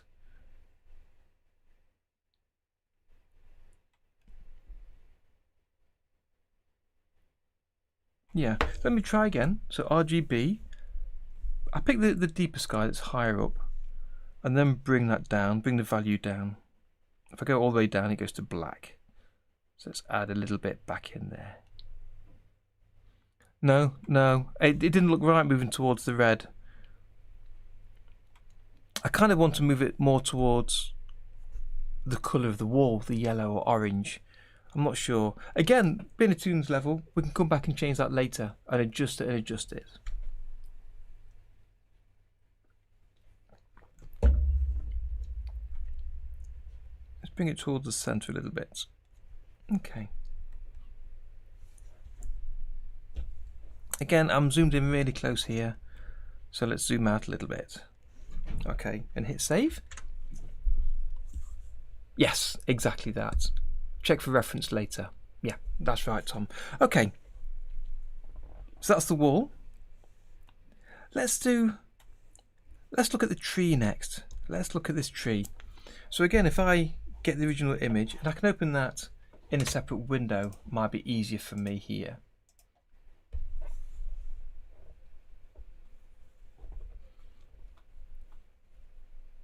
Yeah, you're not wrong, it is too dark. I'm happy to come back to that and adjust it later once I've got more of the colours complete, Tom. So I think I will come back later. Okay, so I've got a image here. Okay, it's loading up on the main screen of the background. So let's zoom in. So I'll start off with this tree in the centre, and I'll put this on my second screen. And it's quite interesting that it's using kind of a purple and blue colours as well as brown. It's not what I would have expected. But I started off by painting blue for that exact reason. So if I go back to the tree with no leaves, I've only got a couple of blues in here. I've got an outline colour and the main colour. Now looking at their picture, they haven't got an outline. They've got just the main colour of the tree. So what I'll probably do, if I use the fill tool and fill it with that same colour.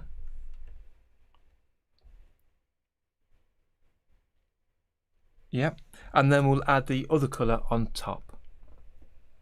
It's just surprising to look at, and I think this comes back down to something we've discussed on the channel a lot of times, and that is painting what you see, what the reality is, versus the symbol, the model in your head to what you think it is. So everyone, when they're a child, draws a tree with a brown tree trunk and a green sort of oval bushy lump on top. And real trees aren't quite like that.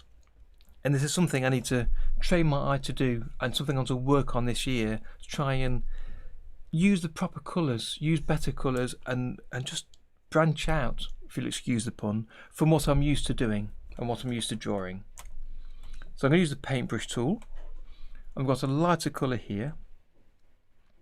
So I'm going to take a copy of the first blue colour, and I'm looking at the reference image, and it's kind of more towards the greeny colour, like that.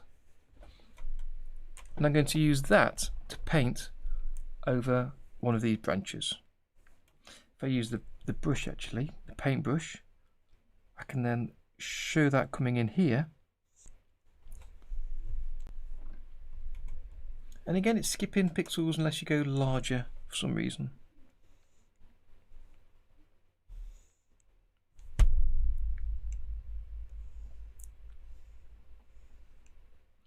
And now I've got that line up to here, I might be able to use the fill tool to fill that.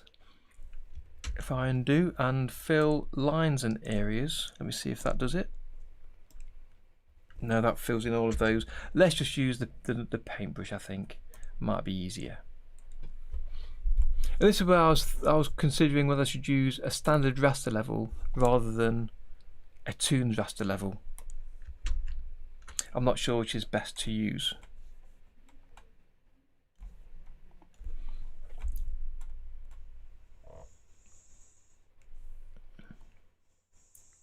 So let's just do some painting if I can on lines and areas. There we go. Let's see what we can do with this tree.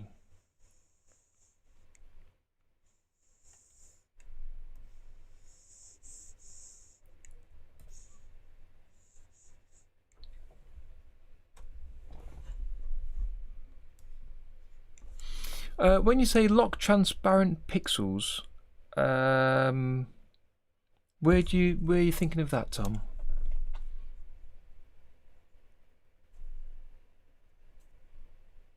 Which setting is that? Am I missing something? Am I thinking of the wrong place? I'm happy to wait until you can reply back, so you take your time and try and explain where to look for that.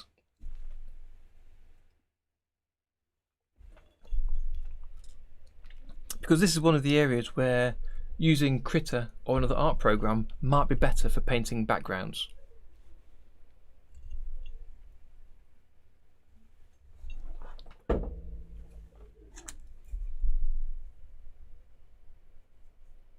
No, I'm afraid not. I don't know if you knew of one I'd not heard of. There is a setting if you use a raster brush that could be helpful for that. But I don't like using the raster brushes for painting generally. They can sometimes slow down open toons. Let me hit save. Let me try it, you know. I don't say no too quickly. Let me try it. And I'll show you exactly where that setting is. I wish there was a setting on the toolbar for the paint tools to lock alpha. So if I choose from the raster any brush from in here, you look at the paint brushes, possibly that one. I believe Dave uses this one quite a bit. And then go to settings. The bottom, I think it is, there is a lock alpha. And with it on 0, I can paint anywhere, undo.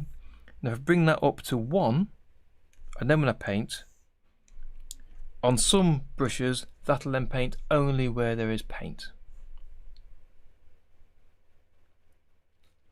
No, there's no setting to paint over a certain colour, but there is a setting to erase only a certain colour. But that doesn't work for all brushes, so let's try a different brush.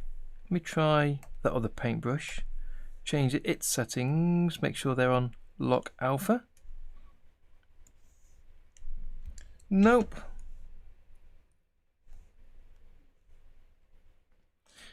Maybe using the standard brush tool. That's on 1. That didn't do it either. So let's go back to that other brush. Settings, bring up the lock alpha. It's quite a big brush, isn't it? No, that's not doing it either.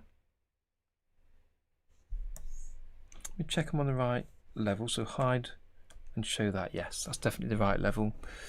Bring that down a little bit, and that's only going over the areas and not the lines around the edge. This is one of the problems with using the toons raster level. It's really useful for simple drawing and colouring, but a toons raster level, a standard raster level might be better for this kind of painting. So maybe that's a lesson learned for another day to draw this. Yeah, I think so, Tom. Something for follow up. I think for now, let me just use the standard brush and see see how we can get on. I'm not expecting this to be a work of art, but to get it close to looking reasonable and better than it was as the plain flat colours, maybe. I'll use the standard brush, even though I'm using it for filling, because that avoids the problems with the lines and areas, and I can also get a thinner line, go into a thicker line if I want to. So let me just crack on, and I'll just try and see what we can do to add some different colours to this tree and see if it can look better.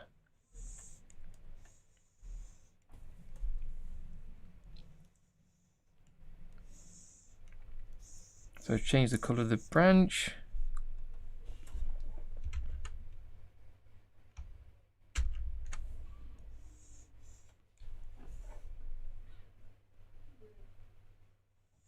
Yeah, I have used that lock alpha before, where it's definitely locked the colour only into where there's other colours.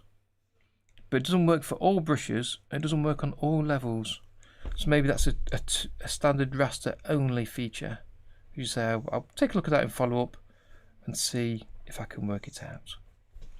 Okay, so there's some basic colours. And also one of the issues with painting in Smart Raster is that you need a new palette entry for every colour. You can't just darken the colour a bit, keep painting, darken it, keep painting. You have to create a brand new colour for each one. So again, it's better for traditional style cartoons where you've got blocks of flat colour than cartoons like this. Okay, so let's make this one a bit darker to this, and then do a bit of lightness on this side. Just again to add some variation.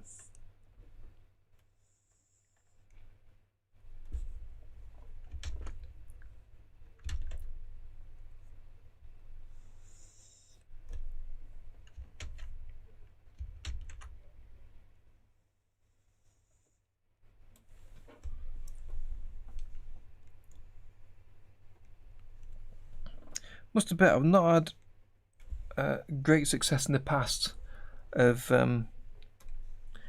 doing background paintings, but it's something I just need to work on, I think.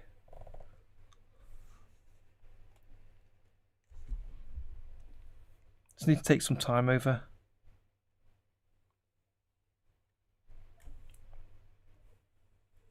Probably not doing it the best way here, but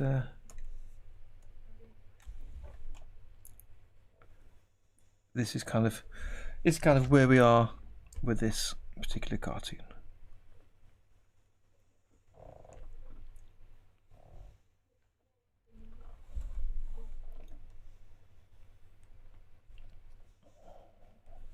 I mean, I could always add a raster level on top, of course, and then use the raster level only to paint some of this.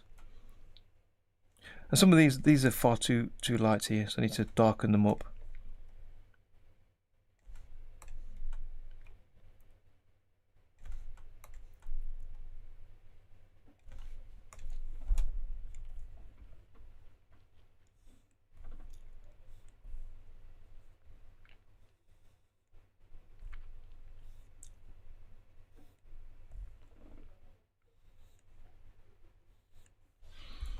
Okay, so the main blue colour, that's really quite deep.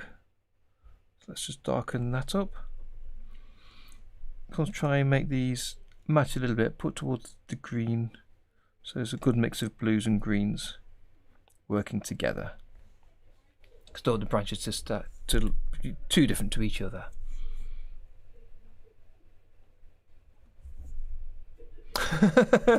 Well, that's good, Maria. Info needed. Correct. You've got to say the documentation is right in that sense. Information is needed. Yeah, I've used it myself. I suspect it is just on standard raster levels. Okay, so there's this blue. So let's take another one for this blue and make it darker. And for here, I'm going to just add some darkness down the side.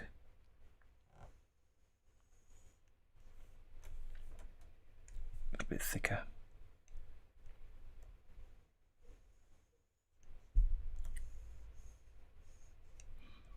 So I'm not sure that Toon's raster levels are the best for painting with. But we'll see what we can do. Let's just paint some lines and some areas of colour, see what happens. The worst thing can happen is I change my mind and just delete it. Simple as that.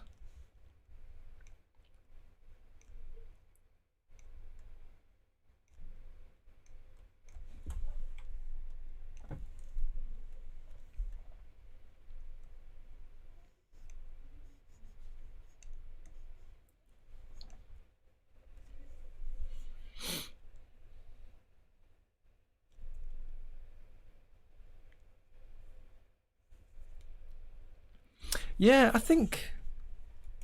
don't think that's been taken out of Tahoma. That should still be there. The ability to use alpha. But maybe it's not. Maybe it's not.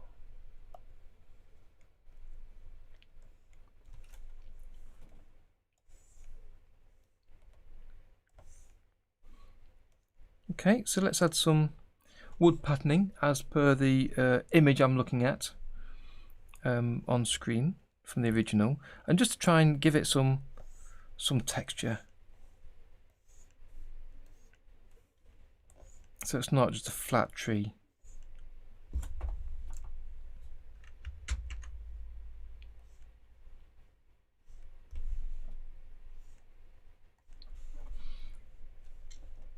And there are some patches of colour all over this, some really light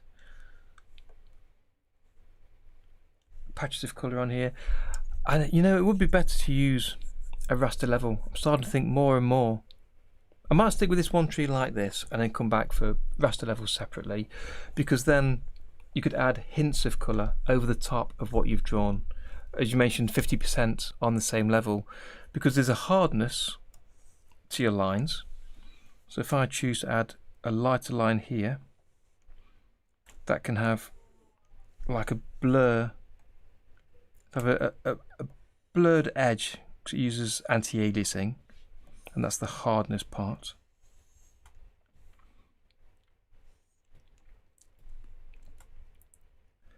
But there isn't the ability to add an alpha to it, but there is on the raster level. You can have 20%, 30% or whatever of alpha, which makes combining colours a lot better.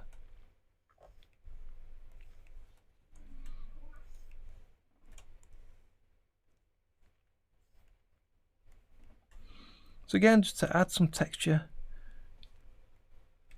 so it's not just plain colour on this.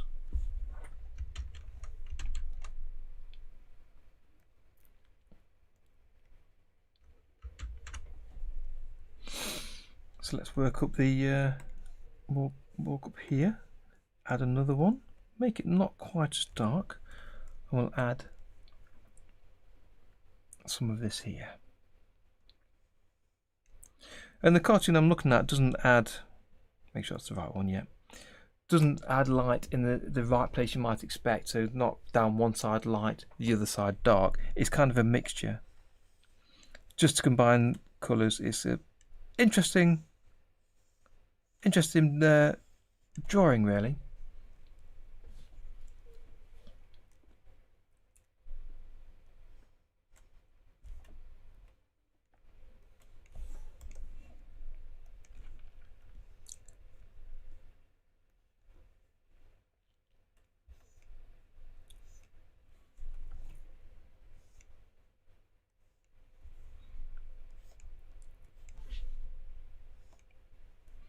Yeah, just to add extra lines here, just to show the bark texture kind of thing.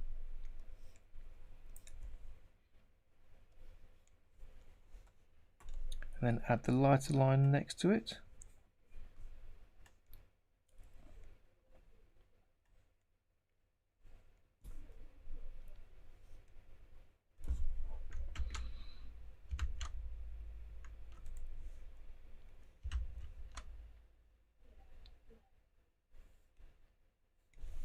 like that. And making it quite thin.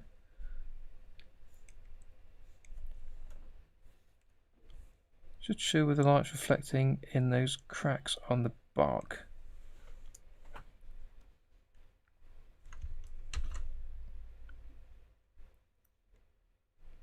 There. Okay, then I want to sort of get these colours looking a bit closer. So this greeny blue needs to come more towards the blue, really. Still be different enough, but more towards the blue, so it's not so different. Like that. Okay. Then I want to take a copy of this, and I want to use a different brush for that one. I want to try and use one of the raster brushes. We haven't got smudges in here. Try that one. It's quite large. Let's just sort of see what we get. No, that's not the one I was thinking of.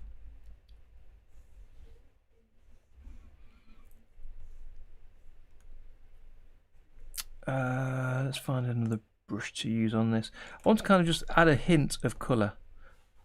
And I should be able to do that with the right brush.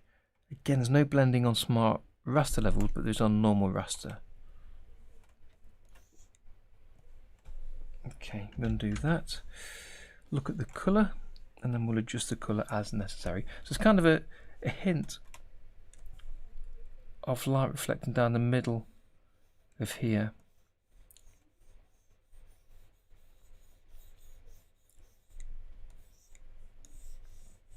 Okay, that's not too bad. It's not going over the colours I've already laid down, but it's adding a hint of colour kind of behind it. And this is because I'm using the... oh no, I'm using the paintbrush. I thought I was using the... sorry, I was using the other brush. So that's quite good. Yeah.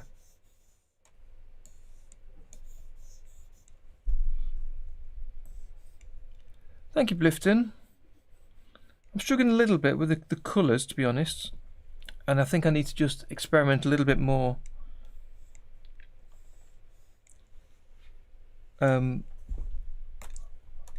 With using the raster levels and the different brushes to combine the colours.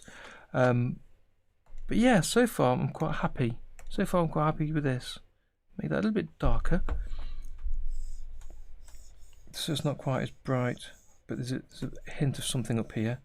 If I go over the edge and do that, there.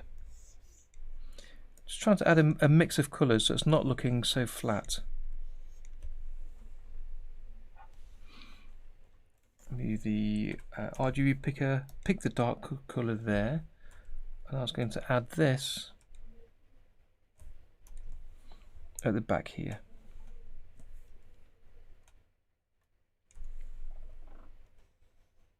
See if I can add some darkness up there.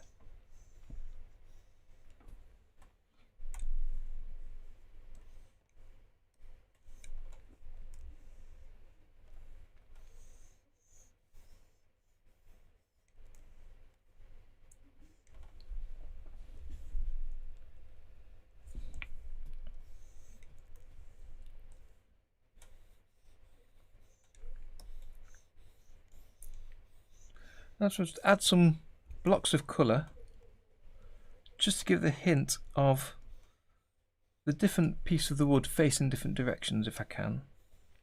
So it's not, again, not all one flat colour. Let me make that not quite as bright. And again, most of this won't even be seen. It'll be behind the dragon on Yosemite Sam.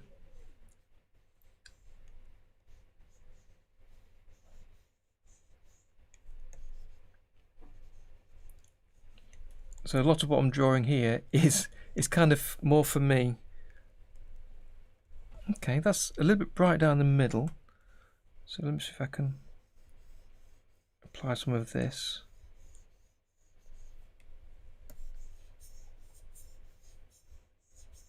Yes, this isn't blending. It's either putting the colour on or not. So I'm going to undo that. And then let's add another one. If I drop down the alpha of this and then try painting with it, so I'm use the paint brush. Just paint areas so I don't go over the lines. Make this larger.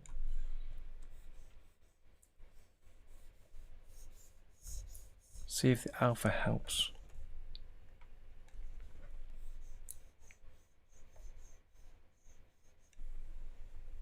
Just to add another hint of colour. And that's kind of adding an orange colour. There we go. That's better. Just to add some extra patterning and a bit of extra texture to the tree here.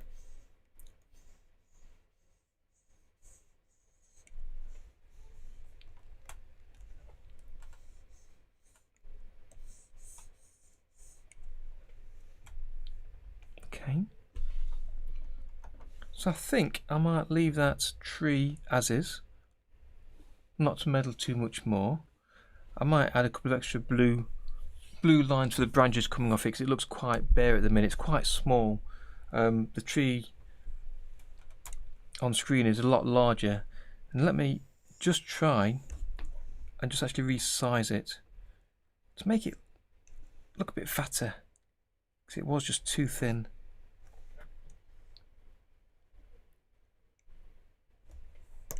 Yeah, that's a lot better. So I'll hit save. I think Blifton, copying and pasting to another level would be better, because the tree is on a level with these bushes and another tree further along the composition. So if you want to save the tree out on its own, you're better off either creating it in a level on its own originally, or copying and pasting. So create a new level, use the select tool, copy it and paste it in. That'd probably be better. Okay, so I've saved that. So let me take a quick look at the tree. Before I do, let me go back to my backup and rename that current backup. So this one can be called after painting tree, just to give me an indication that it's a good save point to come back to. Okay, so I want to look at the bushes. There's two of those, so they'll be quite similar. I'm looking at my example picture here first from the original video. Let's see what we've got. Okay, there's a good section.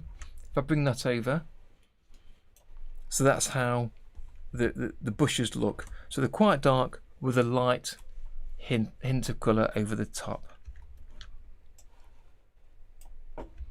So that should be fairly straightforward. Again, this would probably be easier using a standard raster level. So I think what I might do is actually create one and see if it is. So let me create a standard raster level, and this can be, I'll name it bush highlights, just so it's got a unique name for me to select later if I want to find it on disk.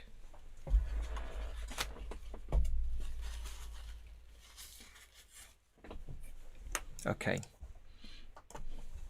Oh, in fact, what I didn't do is I didn't make it the same size as the current one. So if I go to the mid items, right click, level settings, I made it larger originally, so 11,200. So if I resize that level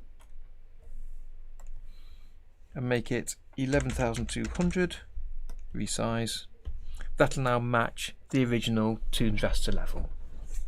Okay. So let's do these bushes. So I want to paint over this bush. Let me first create a green colour. I create a new tab, and holding the control key, I'll drag that green into my new tab. There. So then I can label this bush. So if I need to get back to the same colour, it's available for later. I use the RGB colour picker to set it to the same colour as the bush I painted before. I want it to actually be a bit darker, so I'll do that. I'm using the standard brush tool. I want to draw around this. In fact, let me take a copy of the brush from the mid items level.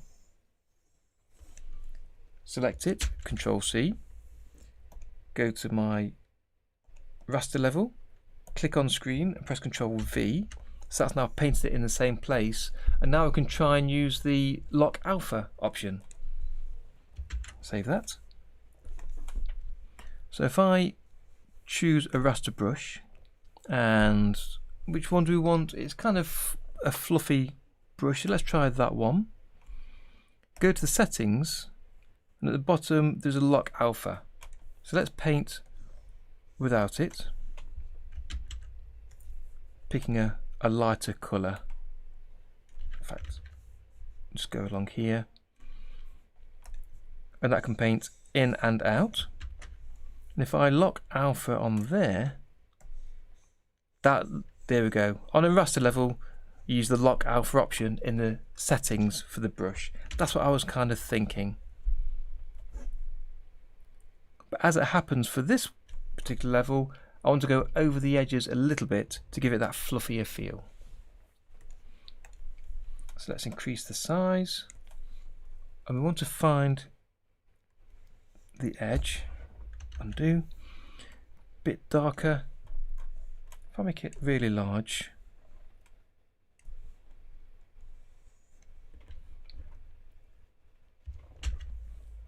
and now bring down the opacity a bit more.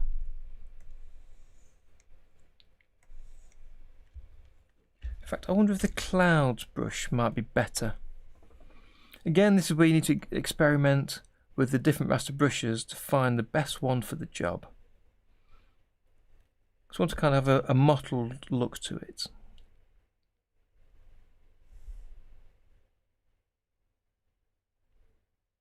So where's that?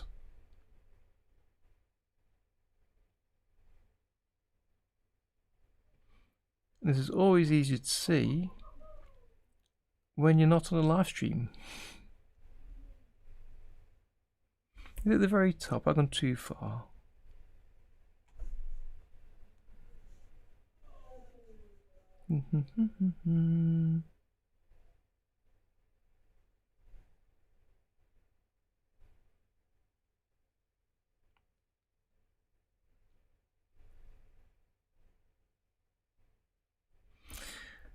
I've seen this brush before and used it quite a few times. Where are you? FX Clouds is what I was looking at and looking for. Let's make it smaller.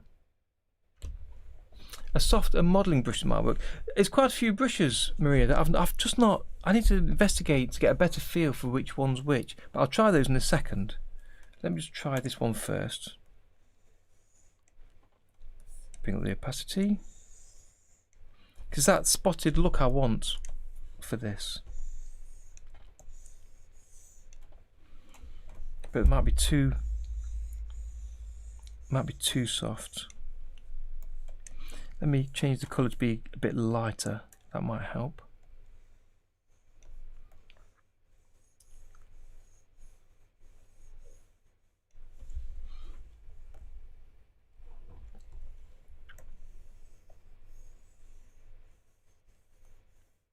I'm not sure it's quite working on the edges there. Inside potentially. A soft and a modelling brush that might work. Let me undo these and I'll try that. Okay, let's see. Again, I'll start from the top, so give me a second to find it.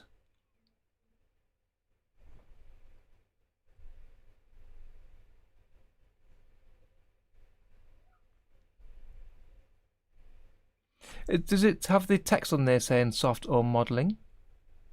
To be honest, Blifton, there's quite a few settings that I've not got into for all these brushes. I'm guessing there kind of is, because some brushes have that jittering effect.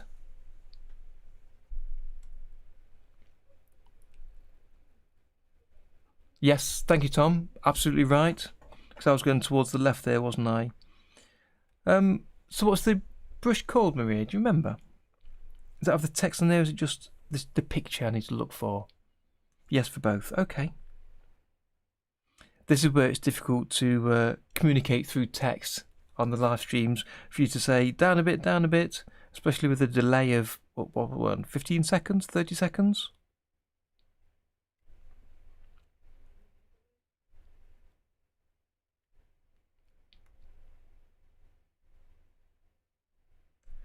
So the eraser soft. Have I gone too far? Modelling is little at the top. I'll just pass it on the right hand side. Thank you.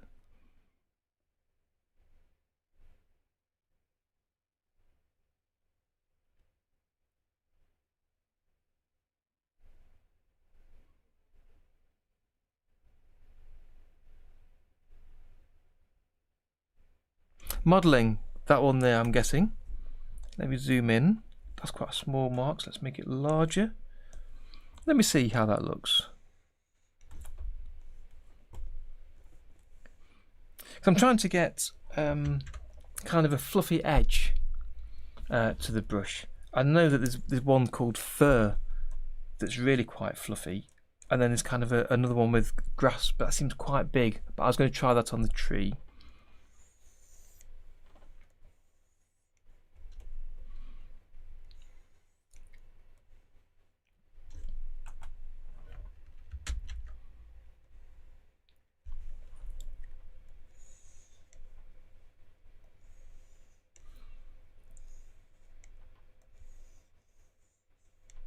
Just try some of this. Using the eraser, we'll erase that because I want this to come around here.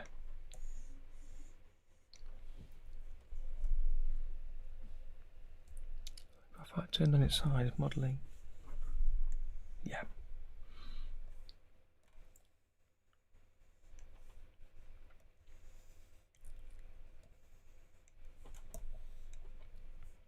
We'll just have a play, see what we can come up with for this.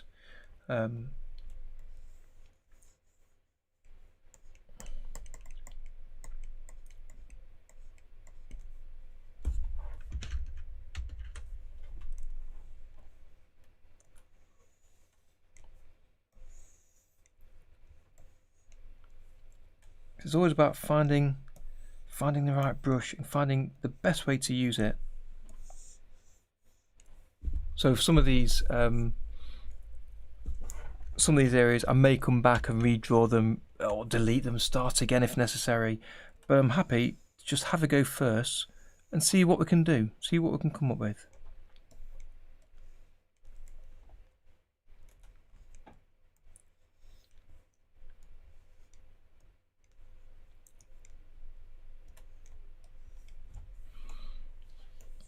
And we're still talking about backgrounds here. That's going to be behind the dragon for quite a lot. So it doesn't need to be super duper neat.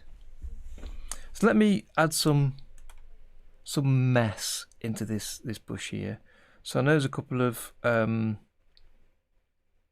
brushes for adding just background texture. It's just finding them again. Okay, so here we are, the coarse bulk brush. Let me just try some of this. No, that's too big. Bring it back down to 0 or thereabouts. No, too big. So actually, I wonder if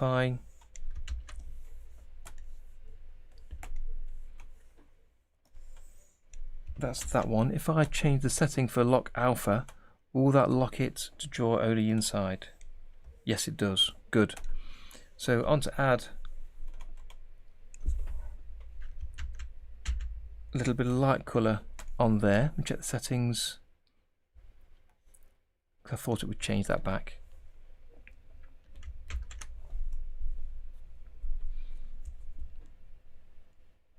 Yes, you're right, the short grass. I was thinking about using that for the tree because there's a fluffy tree and that's kind of got that sort of effect.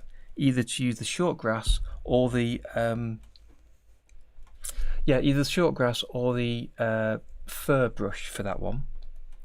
So I've now got lock alpha, so I can't draw outside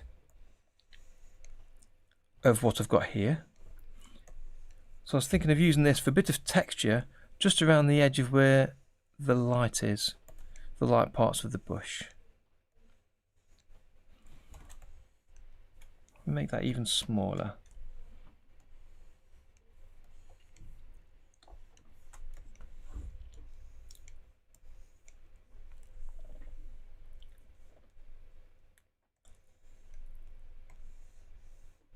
It's a bit like a spray can kind of a brush, this is.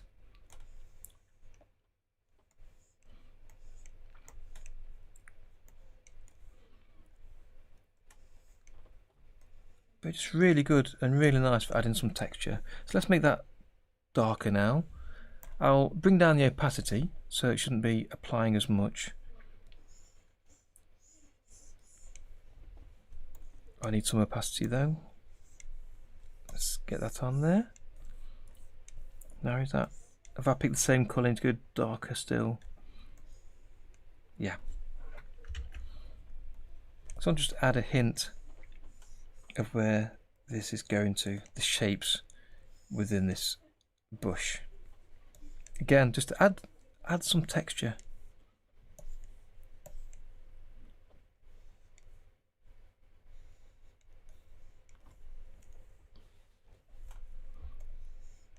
And once I've got the basic shapes of things in here,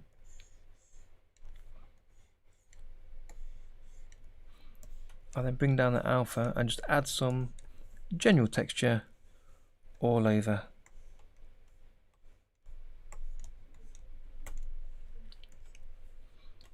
Bring that down and let's see how that looks.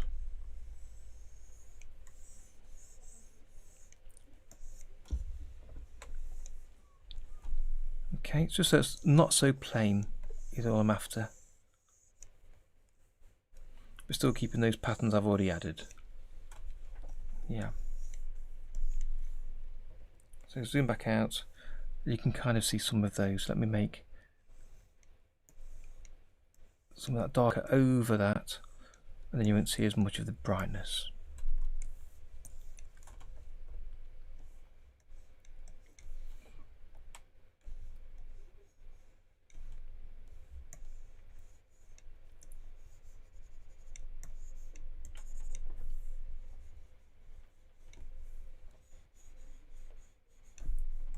Okay. The brush lag, I've had that all the way through Blifton since I started. I think that's just my computer struggling to keep up, to be honest. Let me make this quite dark because the main colour of this is fairly dark.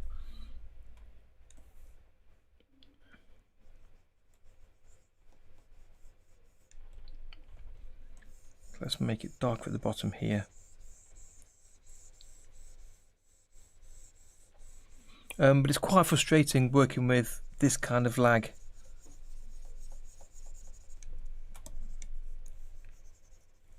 Let's add some darkness inside these shapes. Yeah, this is where using Critter I think would be better for backgrounds. But I kind of told myself I wanted to start off with open tombs, or Tahomas I'm using, and see how I got on. Just see what I could do and where it does fall short. And it's been quite an interesting experiment in this project, just to see where it is coping okay and where it isn't, and where it's excelling and where it's making do. And I think you'll have seen that on Dave's channel quite a bit for him and his workflow of where Tahoma's good and where Critter is better.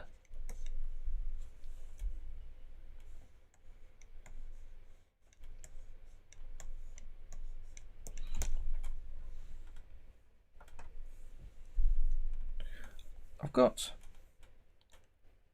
an extra blob here for some reason. I don't know why that's not painting over. We could try the erase tool.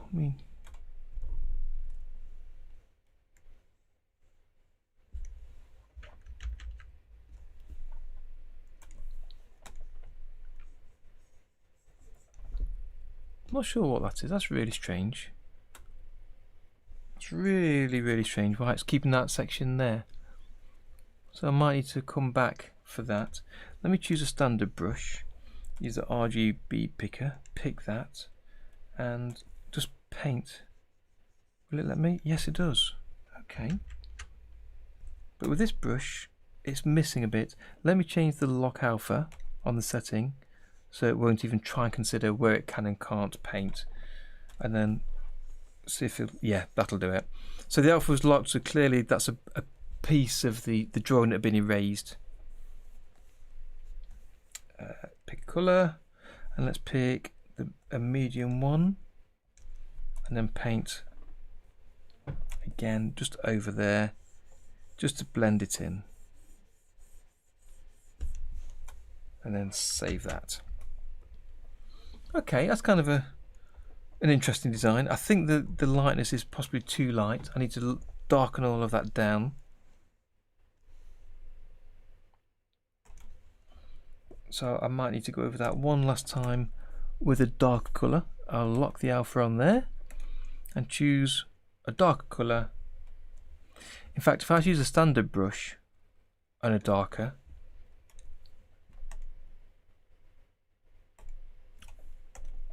let's pick that brush, and does the lock alpha work on that? We'll see. Yes. Right, so if I bring the opacity right down, and here I'll use a large brush.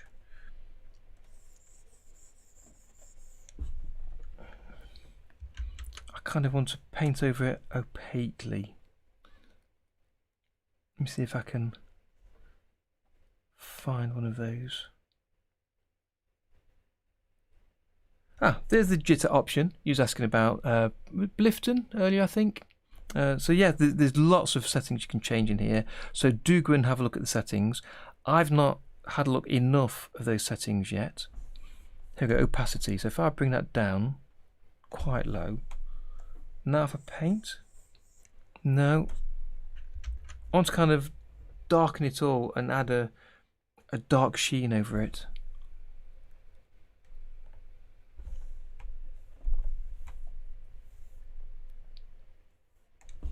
I'll come back to that. I'll come back to that. Just checking on the chat.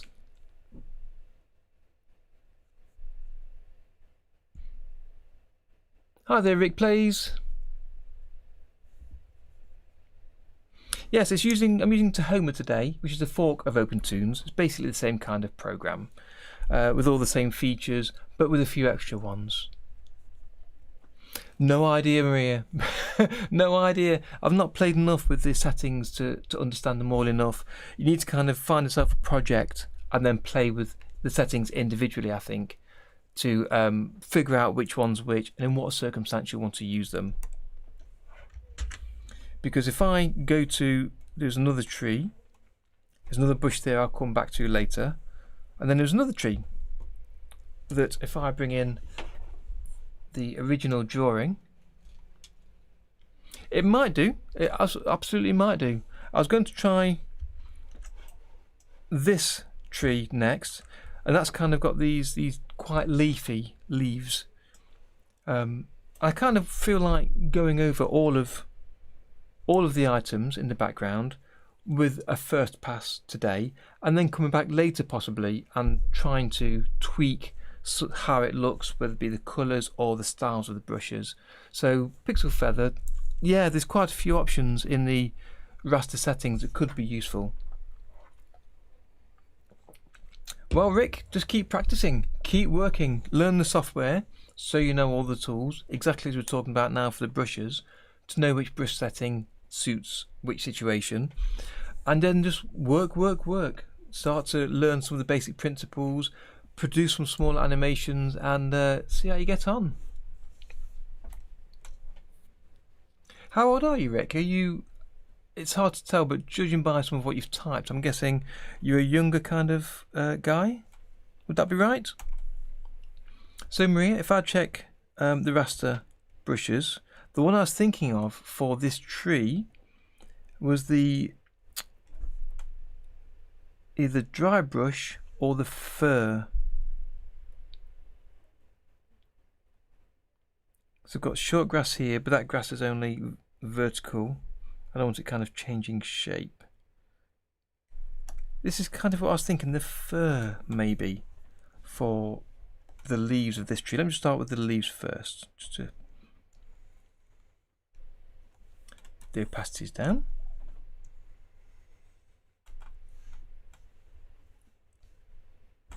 I'm going to do that. It's quite dark, but that's possibly using that. That's quite a large brush. Bring it back to the standard 0. Is that too furry for that kind of tree? Possibly.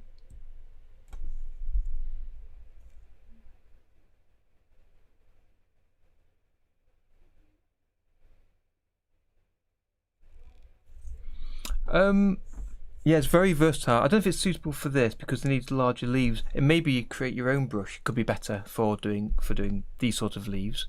I'm not sure. I'm going to start with this, but that's far too dark.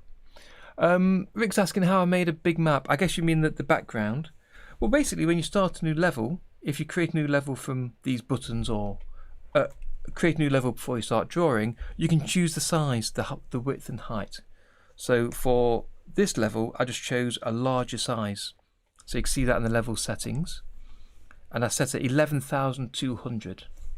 So yeah, just create a wider drawing if you want a wider drawing. Yes, I know what you mean, Tom. It does look a bit fungusy. Let me choose that colour. And then we'll go a little bit darker first. And we'll paint some fungus on here.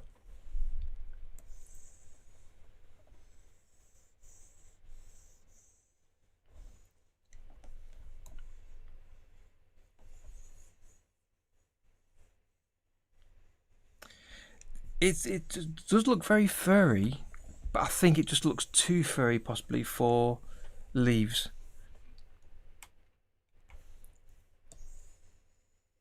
Again, it's coming out in black.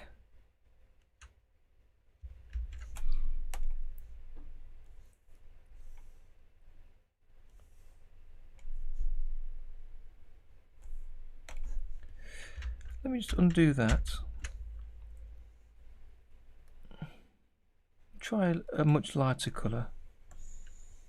Yeah, okay, so that is coming out okay.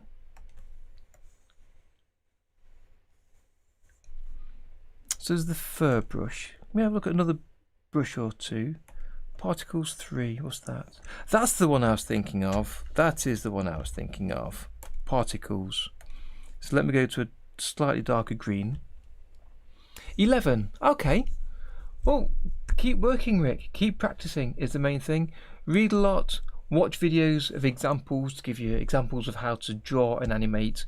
Work on your fundamentals of character design and of anatomy for drawing characters, as well as background painting. Don't look at me for an example for background painting. I'm not great. Today is kind of a first step at trying to do some of it. And just start to pick up your skills piece by piece.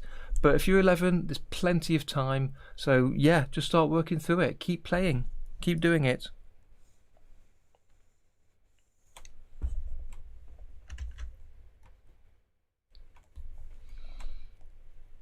So again, the main background here is quite light. So I'm going to try and paint a darker version first. Let me get a standard brush. How dark is that? Yes. Let's go to the mid items, use the select tool.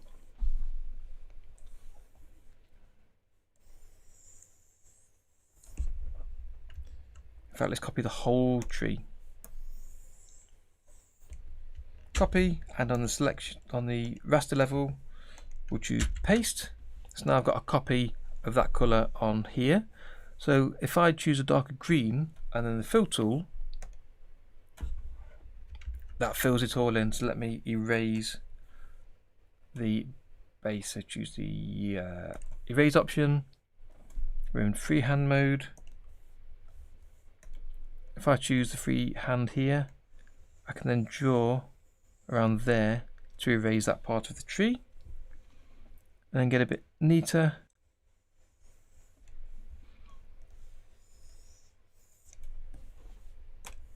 Show the tree underneath. And then on here now,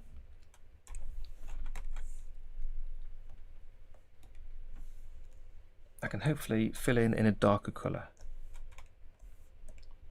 Like that. Okay, that's a better colour for it.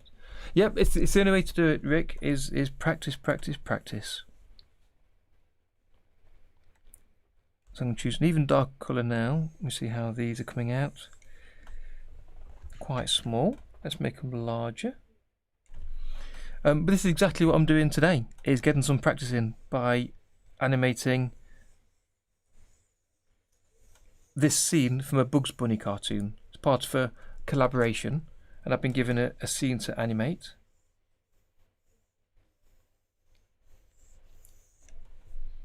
Bring it down a bit to get them closer together.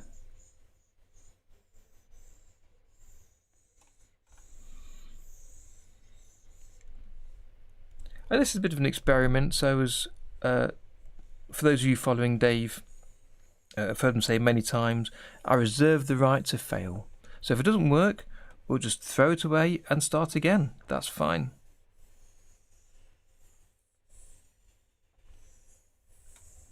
So it's kind of adding a lot of what you might term as mess on here. So let's see how it comes out and if it's useful by the end. Or not. And that's fine if not.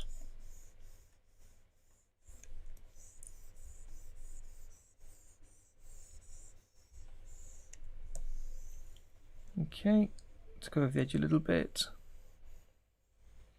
to get rid of that sharp edge.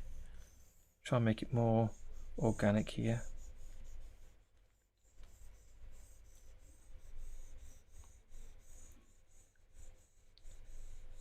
That's coming together a little bit better. I notice when I first start painting it does a lighter blob first, and I think it's using the pressure of the pen to decide how dark to paint the colour.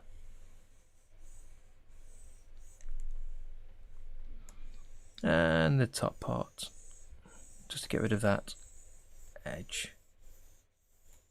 Good, good, okay. So then if we go a little bit lighter, we can then add in a few of those light patches.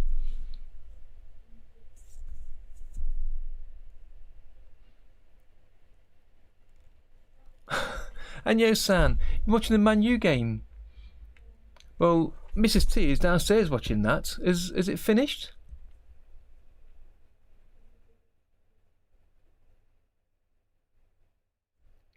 Absolutely, Blifton. That's a motto to live by. Creativity is the ability to allow yourself to make mistakes. Art is knowing which ones to keep. Yeah, absolutely. Okay, so now I'm going a little bit lighter. Let's see how it looks. That's slightly too light, I think. But again, looking at the original, it's not too far off. Let's see what we get here.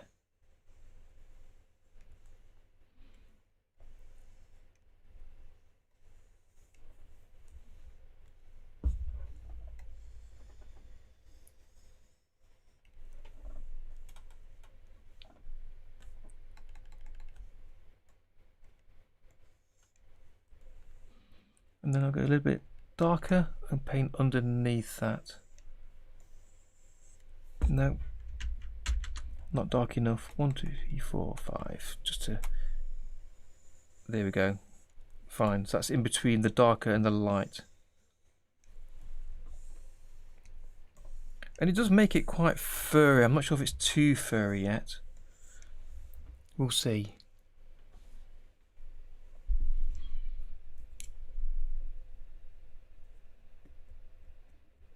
I think you're right, Maria. I think there are quite a few. Well, there's quite a few Spaniards in all of our football teams over here. I don't follow Liverpool myself. The little lady downstairs watching football follows Manchester United, so she's cheering them on.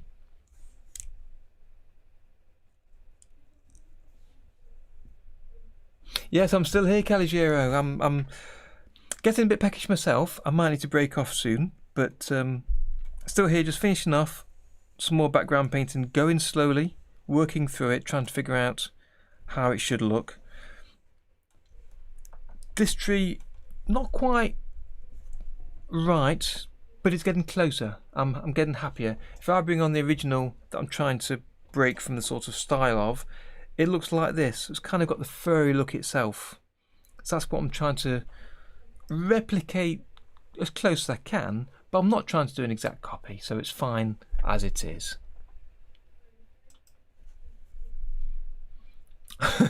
Okay, Maria, it's a nice handover. Pass the baton. Am I going to turn what green? Rick? Let's make this a bit darker again and bring this down. Oh, it's doing its straight line issue again. So holding controls.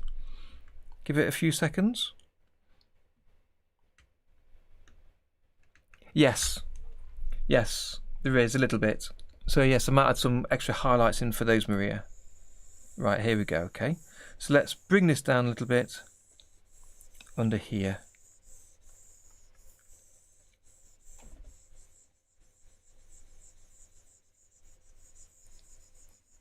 So it's not entirely on the top. I quite like this brush. It's doing a reasonable job, I think, compared to me trying to paint it by hand. Okay, so let's bring the colour more towards the yellow. And let me bring down the alpha a little bit, so it's not super yellow. And put a few yellow bushes, yellow parts at the right hand side. Bring more yellow and less alpha.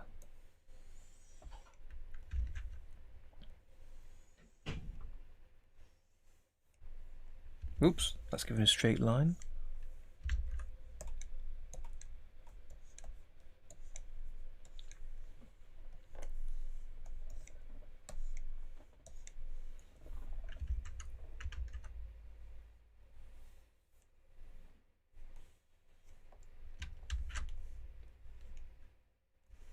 Okay, I'm going to leave it like that for the bush, the bushy tree part for now. Let's take a quick look at the base, which is awful in this blue colour for now. And for that, let's pick a new raster brush. So let's choose one of these paint brushes and we'll just start putting some colour together. It's kind of a dark blue colour for now.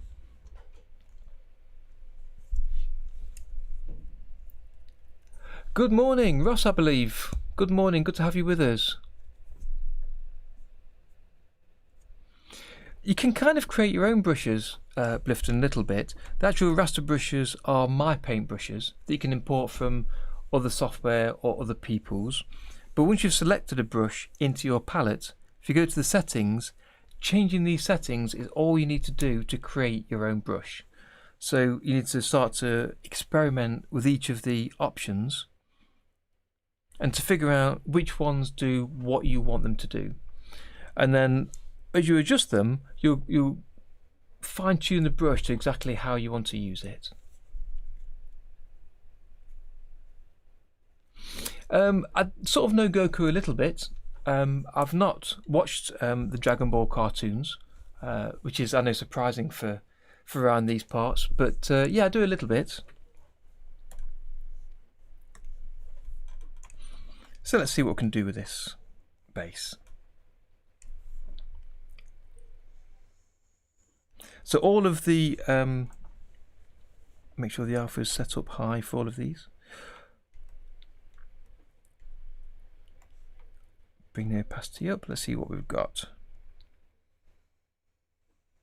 Okay, so I'm painting on the standard raster level at the minute. And I just want to add just some extra colour into here.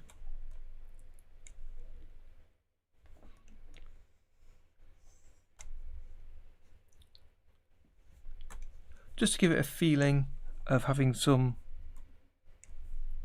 pattern on the bark. That's not coming through, is it? Yeah, I've got to go quite deep with that. Okay, bring that down a little bit.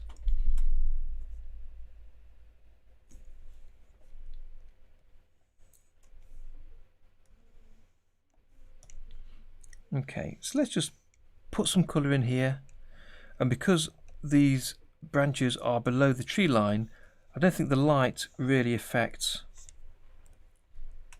the colour underneath. There will be some reflection of light, and it will be dependent on what the ground is like. But I'm not concerned about how the light looks on the bottom here. And again, this will be behind the dragon a lot of the time, so you won't see a lot of this.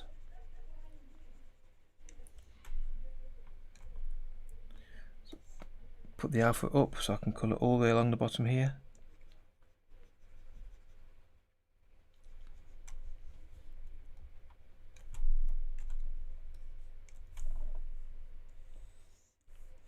I just want to start applying some colour just to get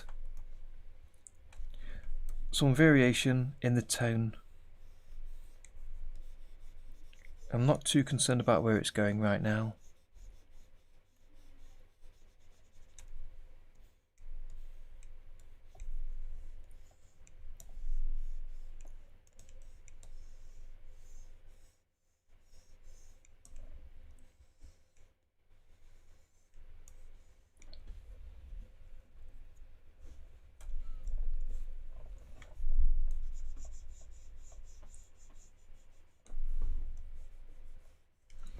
So we'll keep adjusting this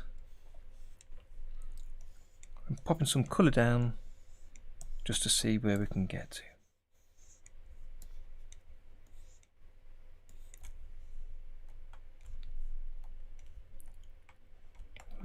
Bring it up here. There we go. Yeah, bring the alpha down so the colours can start to merge.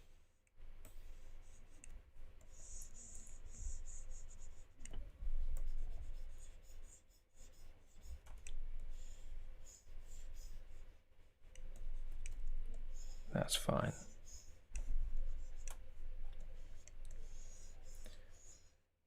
Okay, and then I want to take the standard brush as I did earlier, and I'll pick a dark colour and we'll add a little bit of texture with a small-ish pen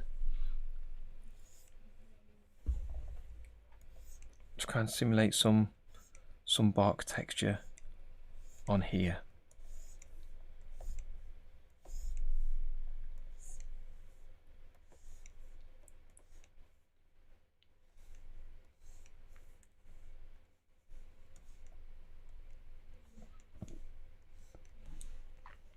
And then next to it, we'll add a little bit of lightness.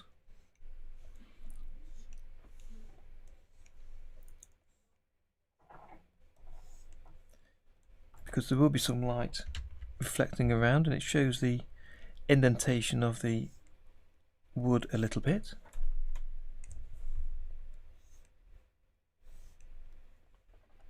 And again, it'll add some texture to how the bark looks.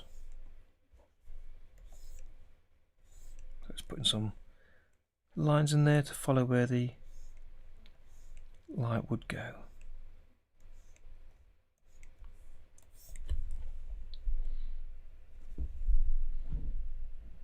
Yes, and yes, I'm absolutely right. It bounces from the bottom up because of the bushy tree above it.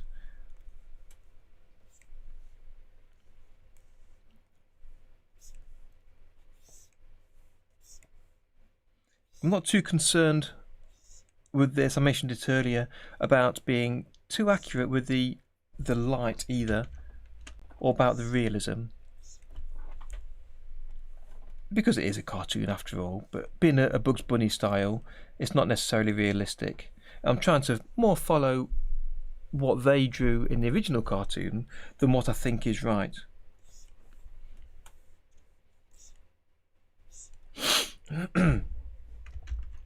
But also, I'm happy to have a bit of flexibility in just trying to make it look okay, look reasonable, not to be an exact copy of what the original cartoon was like.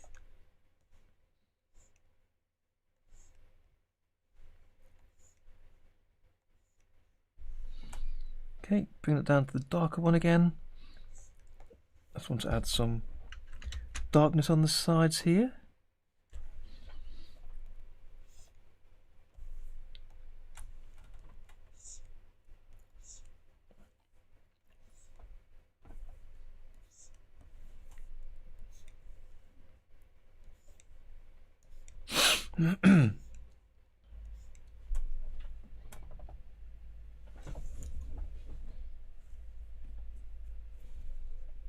He was, Maria, I saw some of that talking about the wood, which I thought that was quite interesting timing, considering I was going to be doing this background painting tonight.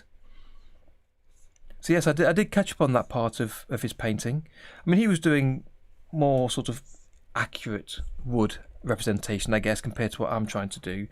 I'm just trying to add some kind of colouring and some texture and pattern to these, so that the colours aren't, so it's not looking like a flat colour on the image. Let's create some browns in there. So I just want to kind of add a feeling of colour without it being necessarily too accurate. Let's add a bit of brown colour down the side. I know in the original it's quite dark.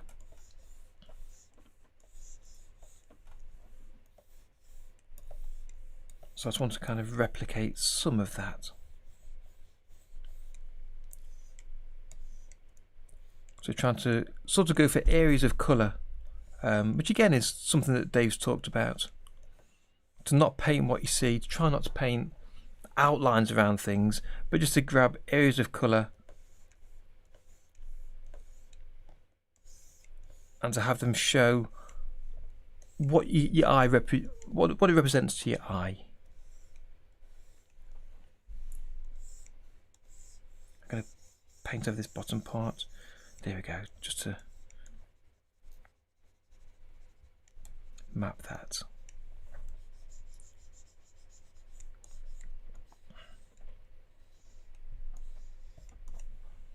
Bring this over towards here.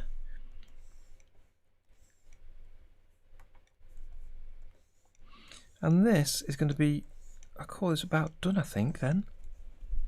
Yes, save early, save often.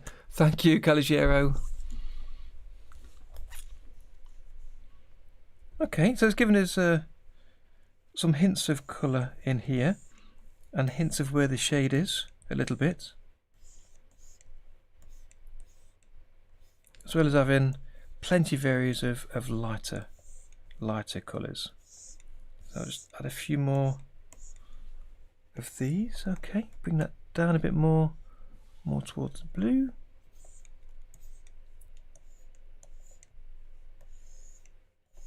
Okay.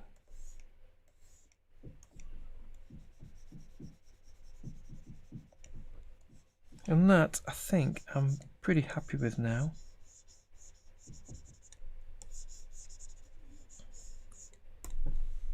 We'll save again. Thank you, Rick. Did I just paint get the eraser, painted an area there. Let me use the normal tool. Yes, I did. Let me bring that down smaller. We don't want little things like that.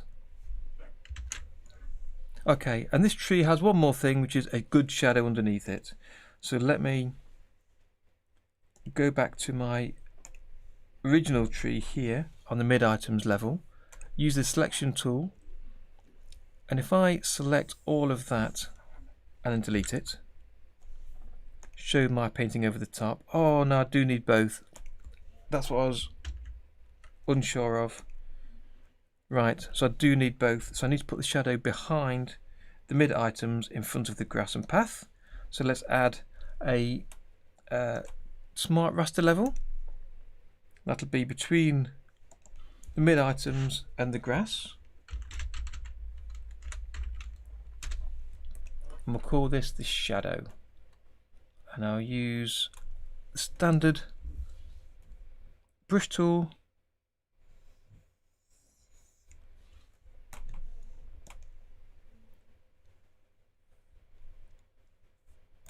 Bring up the hardness.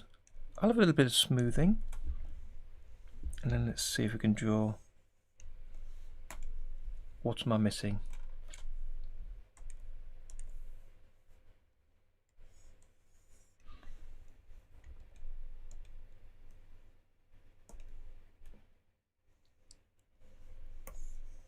Okay, so that's not drawing on that level.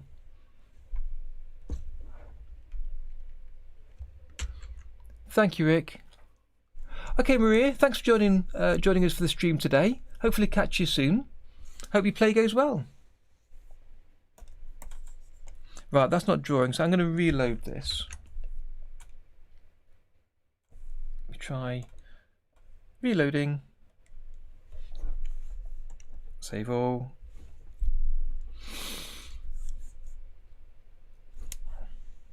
Let's step into the scrolling background there. And now see if we can draw again. Yes, good. Undo. So let's show the tree again.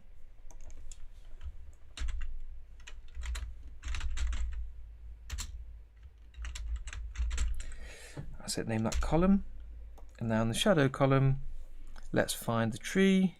Here we are. And then we're going to draw a rough shape.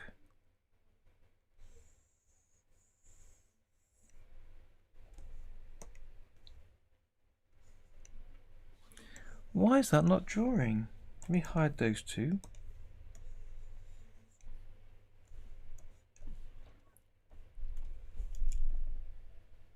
Hi there, Michael.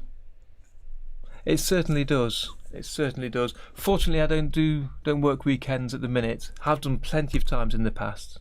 Plenty. But yeah, glad you've made it in. I'm having trouble at the minute. Actually, it's not allowing me to draw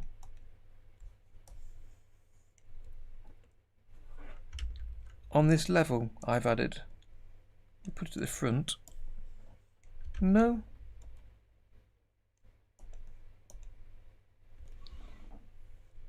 Overall, got pressure, no smoothing, lots of hardness. I have some size. Using a standard brush. Cheers. So, yeah, why is that not drawing?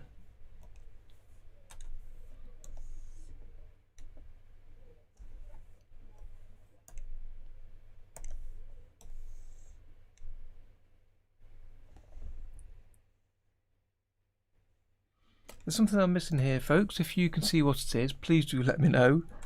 I'm trying to draw on the shadow level using a standard brush. Well, did I turn alpha lock off? I'm in a new column and it's a smart raster level, so it shouldn't pick that value up. Let's take a look though. Here you go, look, standard brush, there's no lock alpha option. So I'm going to restart Tahoma. If it starts to go peculiar, restarting is always a good first thing to do.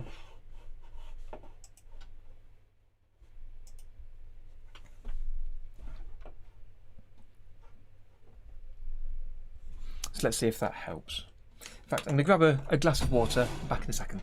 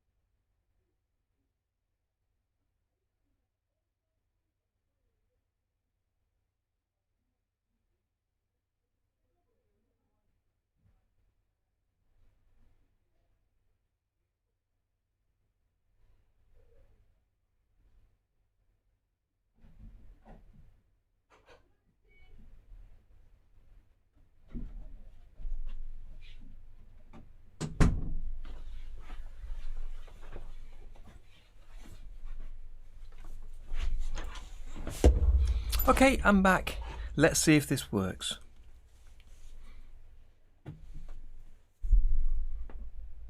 Yes, it was Mrs. T cheering. I forgot to turn off the microphone, so I'm glad you enjoyed that. May need to buy some flowers. She's fine. Don't worry about it. She's been watching football. She may have had a small shandy or two, so she's doing okay. So let's see if we can draw on this level. Okay, so let's just draw initially. If I undo that. There we go. And then show the rough position of where the tree is. Ah! I've realised what I did wrong.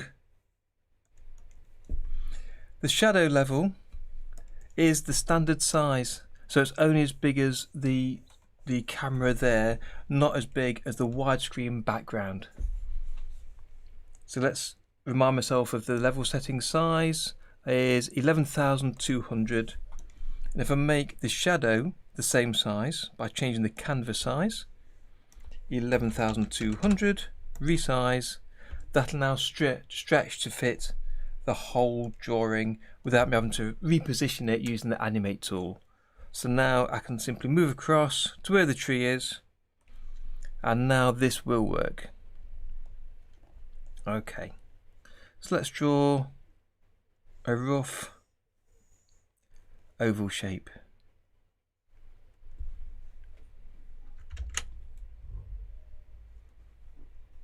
Using the eraser, let's get rid of that extra and brush over there.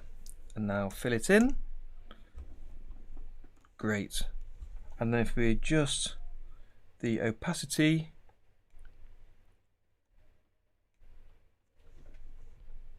we can get the shadows we need to. And to make that opacity stick in the render, we'll go to the scene options in the scene menu and tick the box at the bottom, enable color filter and transparency for render. And now that shadow with its transparency will render out. So using the selection tool, I want to make that shadow slightly bigger. So let's resize that out a little bit because it's quite a broad tree. Let's see how that looks. So hit save, and that's that tree painted. We might come back to that later and add more or less detail to it to make it look nicer, because it looks a little bit furry at the minute, but it does kind of match the original. Let me try one thing. If I choose the brush on the raster details level, here we are, and then choose the brush which I think is the one for the fur. It is. I'll undo that and then tick the eraser option. Can I erase into it using that brush? I can, because I was looking at the original and that's kind of, it's got a little bit, undo that. Yeah, that's erasing a little bit of this erase. I can't erase into it because of the colour underneath. So let me undo those changes. But I think I will want to come back to this tree later. Not entirely happy with it. Not entirely unhappy either. It just looks a bit too even for me. Rick's asking, try to make an animation of a Goku fight. Unfortunately, that's not for me. The Goku fight scenes and the Dragon Ball type scenes, and I have got quite a lot planned to draw and animate over the coming months. So I'm afraid that'll have to wait or go for somebody else. Okay, so that's that bush, that tree. The wall's done. This bush in the middle I want to complete now, so I'll add a little bit of detail to that. And I'll use the raster details level again. And I think I'll try and use the same brush tool for this. You're right, Tom, I probably could. That's exactly right. But it's too much messing for now. I think I want to come back to that as a second pass to tidy it up. I noticed that on the bark at the bottom of the tree, I was still using the colour from underneath, so I'd need to re-add that in. So I'll come back to that later. So let me use this same messy tool. Choose a deep green colour.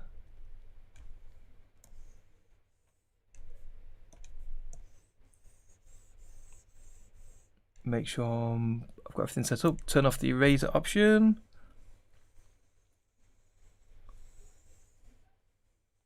See if it's useful for this bush. Make it smaller. Hi there, dude. Welcome to the stream. Good to have you with us.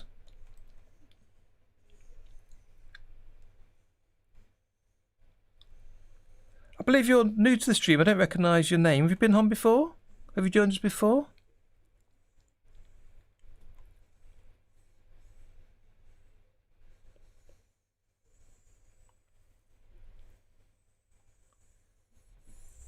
Okay, and then we'll try and fill in the centre.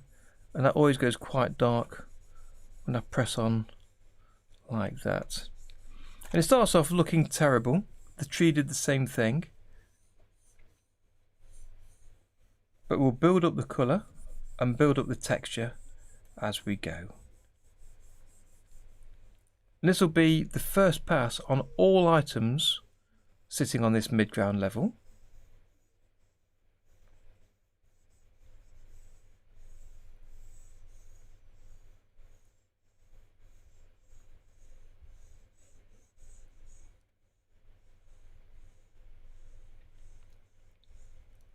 So we'll see how this goes in a second. And again, it might be too messy, we might need to tidy it up. But it gives quite a nice texture overall as it builds up. I do quite like it. Compared to the standard, the straight edge that I had at the very beginning. Yes, Enyo-san, I absolutely intend to add my own Easter egg. I've not fully decided what to do yet. But after chatting with you all last week, you gave me some ideas of what I could do. And for those that don't know, I'm reanimating a scene from a classic Bugs Bunny cartoon as part of a collaboration. But as we discussed before, last week, I'd like to add an Easter egg of something of mine. A character in the background or something in the background different from the original, just to kind of show it's mine. So that's something that we were talking about and trying to decide what we should do.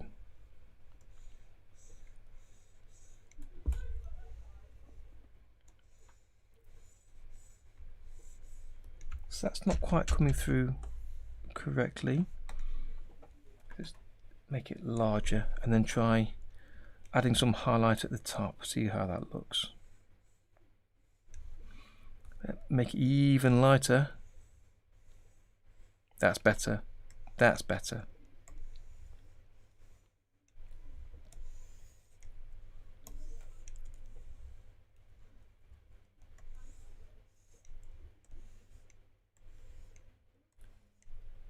So bring down the opacity and let's try again. Not sure if the opacity is working. It's come down quite a long way.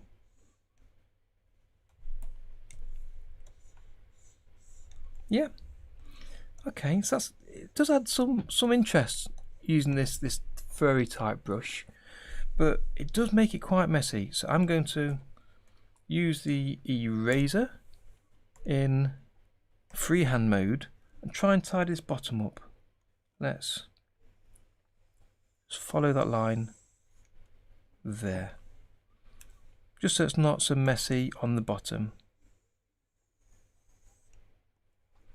We'll keep cutting into that. There we go, that looks a lot better.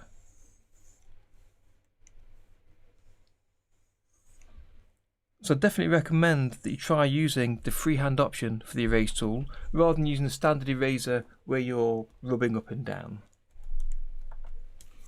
Speaking of which, I've just realised that I didn't share something I made earlier.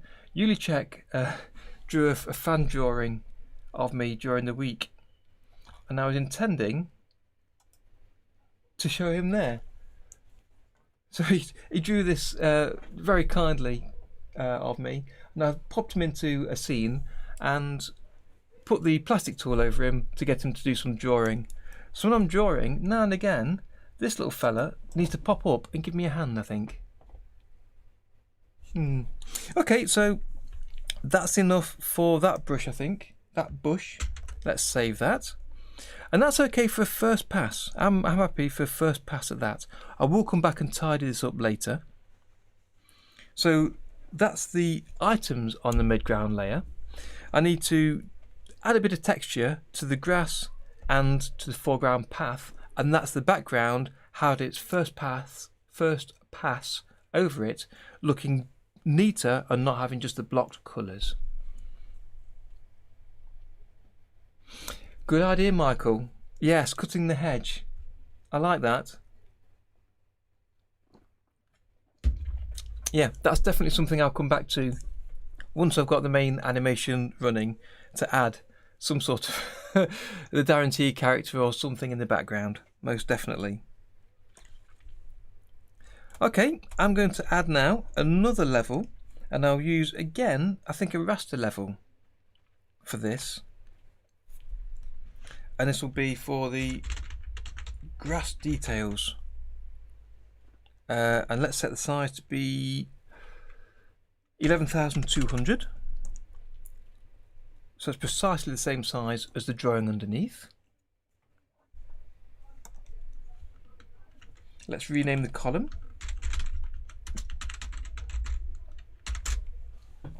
Okay, so this should be fairly straightforward. So I'd like to use another raster brush, and it's the coarse bulk brush. So if I go back to the grass level first, the grass I think is far too bright there, so I'm going to make it darker. And because that's on a Toons raster level, I can just adjust that palette entry. And on my other screen over here, I've got the original background painting, so I'm looking at that, try and get an idea of what colour I should use for this.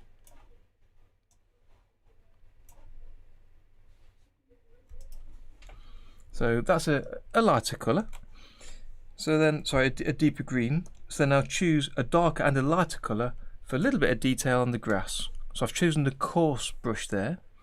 I'll choose the RGB colour picker and then select that same green colour, and from there I can then move it up to go a little darker,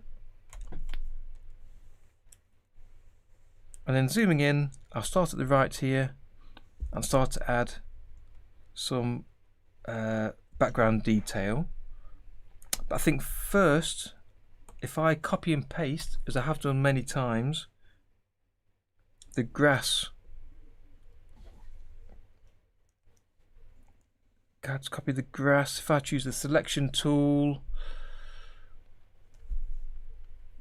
yes, if I copy all of the background from the Toons raster level of the grass and the grey front area. Cheers, Enyo-san. Thanks for joining us. Yes, we'll definitely chat later. I'll copy that, which is just the grass and path, paste it on the grass details.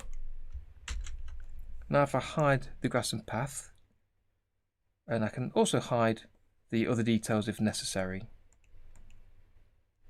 so I can see just the grass and path. And then I'll get the fill bucket and I'll fill the path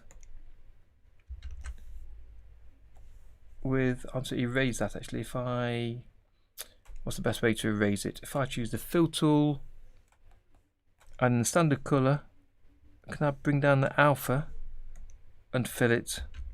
That fills everything. I kind of want just the grass, but that'll do having both for now.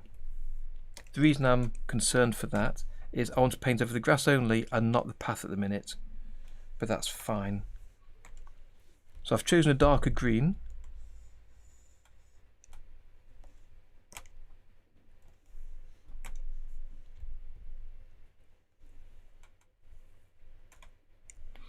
Let's check the settings. If I turn on lock alpha, let's try painting that. That's not very dark, so let's choose a darker colour, much darker there. Paint again, and that'll paint only on the grass and path area. And I want to try and aim just for the grass if I can. Just to add some texture to the grass.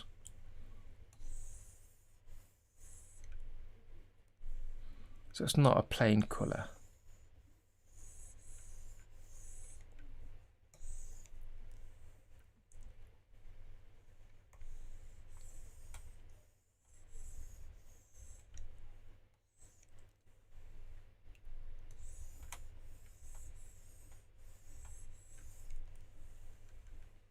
Yeah, that's helping a lot.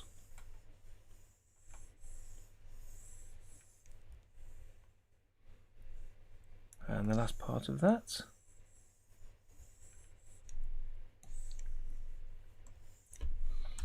Now you do a similar thing. Let's just save that. Hi there, Rick. Yeah, if you take a look in the description here on YouTube, you'll see a link to the Discord server, so you can join me over there. And then for the ground, it's kind of got a mixture of colours. So for that, I think I'd like to use the larger coarse brush here. And for the colour, again, RGB colour picker, pick that grey colour, and we'll go a little darker. We'll also add a little bit of colour, so let's come over towards the blue, and let's see how this looks. Using the brush tool. Good, that's just adding some rough colour to the path there, and zooming out will be easier to paint more of it.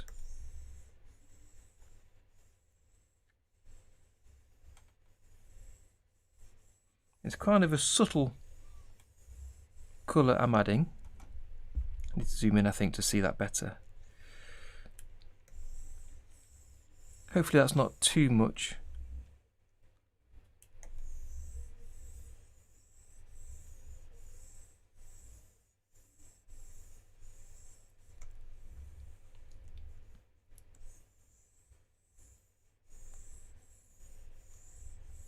And I'll do this a couple of times, I think, with different colours.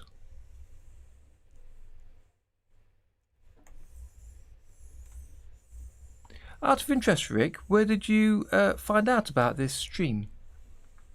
Is it something that YouTube recommended, or did somebody you know recommend to come along? How did you find me? Okay, then at the front we'll go darker still, because they seem to have a darker colour at the front going towards a lighter one at the back. So I'll again press the single back quote key to go full screen to make it easier to see more of the colour, more of the screen that I'm painting on. So let's paint this. And I'll go over a couple of times, try and fill in lots of the gaps to make it quite dark.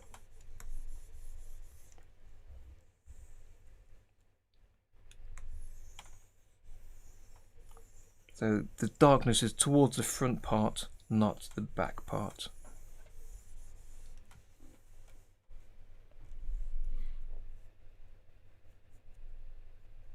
The FBI, let's hope not, Michael. Do others in the collab stream as well? I don't know, I've not come across them. I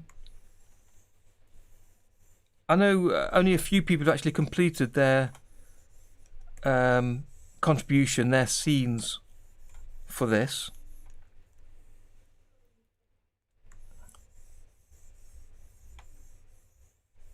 But I don't know if they streamed the work while they were doing so. But it's something I intended to do, to try and just show how I was putting this together, to show some of the features I'm using of the software to put this together, and some of the techniques, and also to show, let's save, some of the mistakes I make and some of the things that you'll always come across when you're working on a project like this. So I'll make this a little bit lighter now, and I'll do the same thing again. Let me just zoom in a little bit, but this time we'll do it at the back. There we go. That adds a bit of texture from light through to dark. It's quite subtle, but it's, I think, giving that feeling of the mottled path.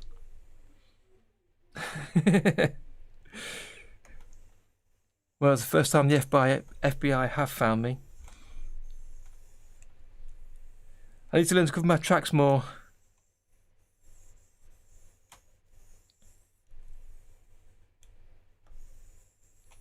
Okay, that's coming along nicely. I think that's okay. I think the grass is a little bit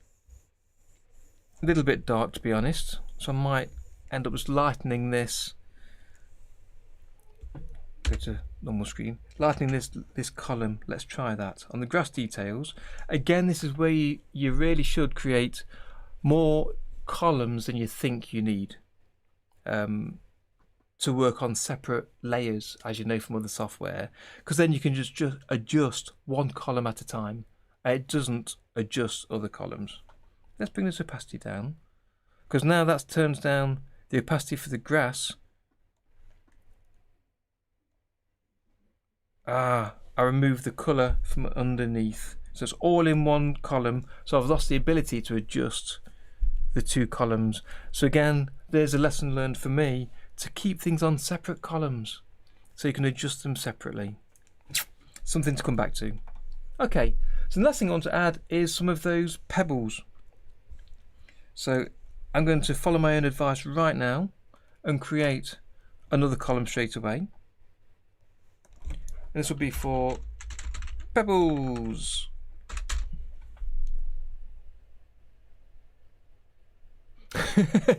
Darren Santiago, you found me. Yes, Tom, exactly right. I was going to do that at some point. I'm glad you've reminded me. Let me do that now. I'm going to add another raster level. Let's name this one because we can. This is just for the grass edge.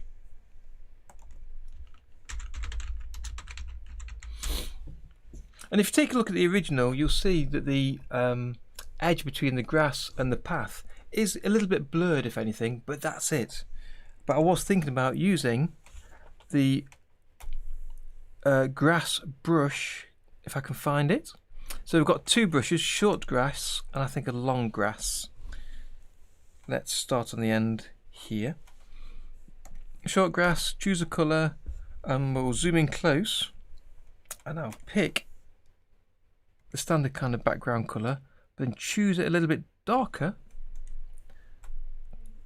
and the intention is to paint along the line, see how it looks. Nope, because that's behind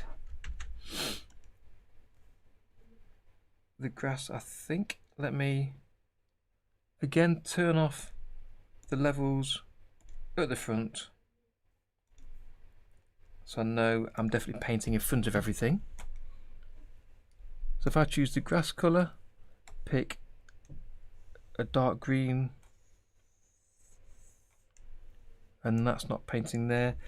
I've done the same thing again. I've not made my level size large enough. So choose canvas size from the level menu, and I can change the width. 11,200. So that now covers the full width of the background. So let's take another look. So this is kind of the brush I think you're referring to. It's a little bit dark there. Possibly dark there. Let's see on this. That now looks a little too light, I think. So undo that. Bring it back darker.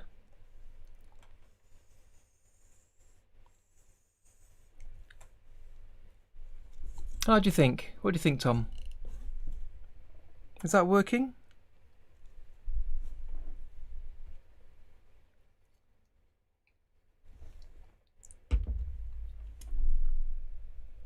I don't think it's too bad. Little light in places.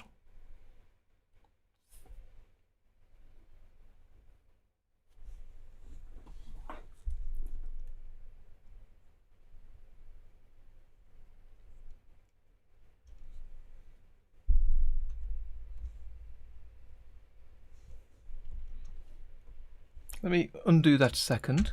Let me try darker again.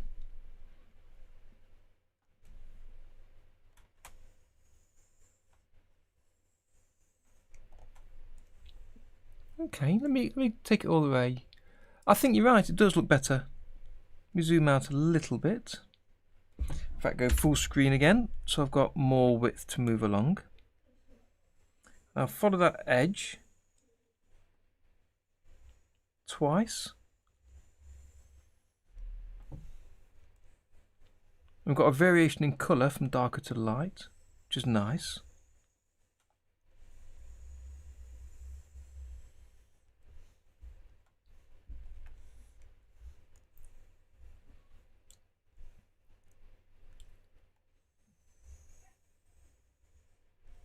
And go forward and back.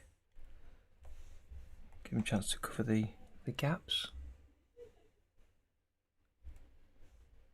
True, it would be. It just seems to stand out, I think mainly because it wasn't there before.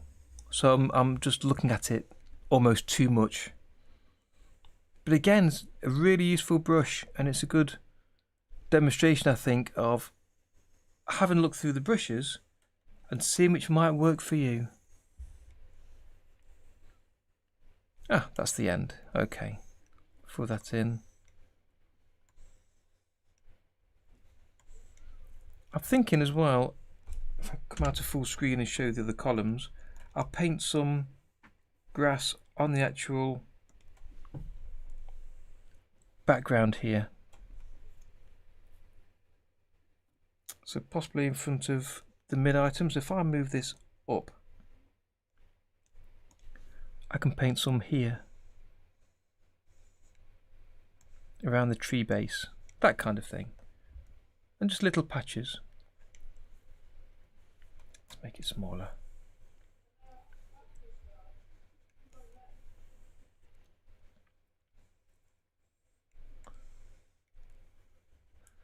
Just to break up some of the other edges a little bit.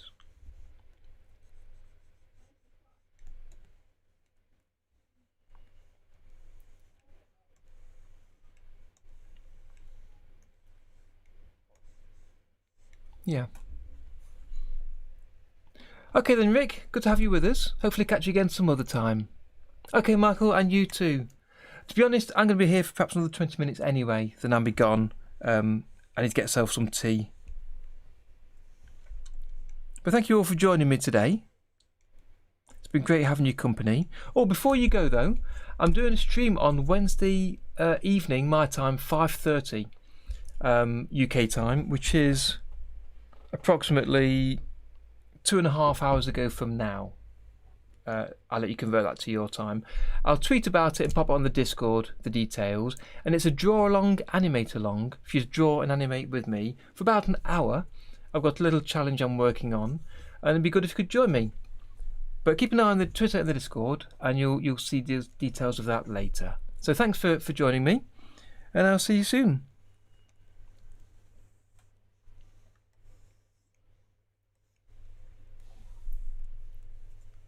So again, the trees up there, I'm going to put a bit of grass in front of those. A little bit around this tree.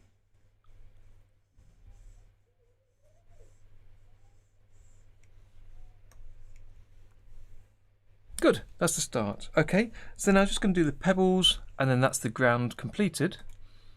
So hit save. Let's choose a normal brush. Bring up the alpha. What I've got for the pebbles is a sort of a shade of grey, to be honest.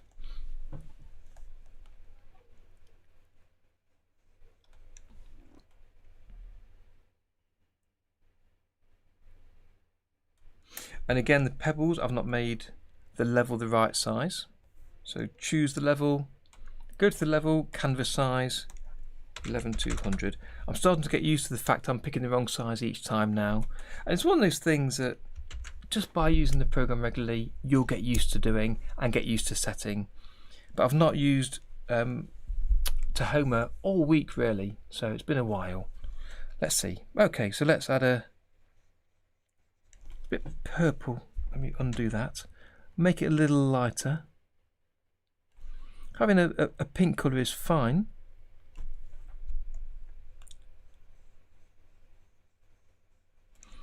Okay, that's there, and then we'll add shade on one side,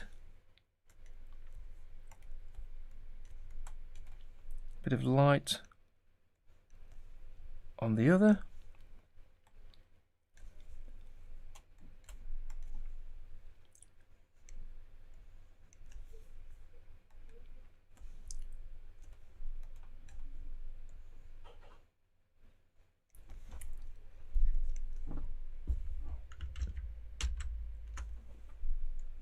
and that should be it. Okay, it's quite large, so let's make that smaller. So shrink it down. I'm going to press Ctrl C to copy it. I'm going to paste it, and we'll have a few of these around. And this will also help to notice the ground moving as the background scrolls. So let's zoom out, paste again, and we'll move that over here. Paste again, I'll move that over here, and this time I'm going to change the colour. So bring it round, greens, there's the blues. Yeah, like a yellowy kind of colour. I'm going to just paint over that with the, that's a better colour actually, the muddy colour. And then with the lighter version of it to give it a highlight.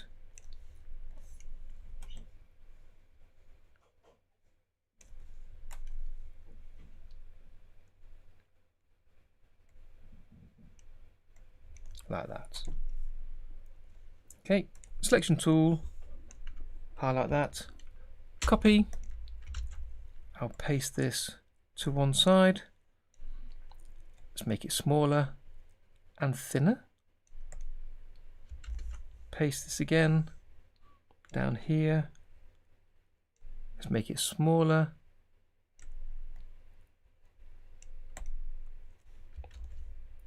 and another one over here somewhere, just to spread them out a little bit.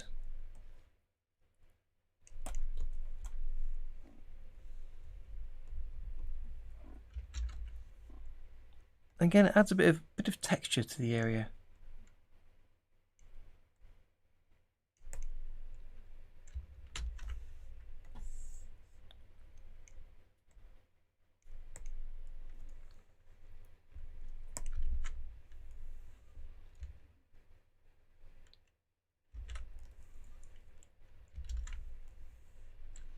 Let's move that over, then scroll, and place that to the left, and I'll press copy from that position, and now when I paste, it pastes it here, so I can more easily do that. Just another couple, and that'll be about it, I think, for the basics for this background. Paste. Just looking for the large gaps where there isn't much and there's no pebbles down here.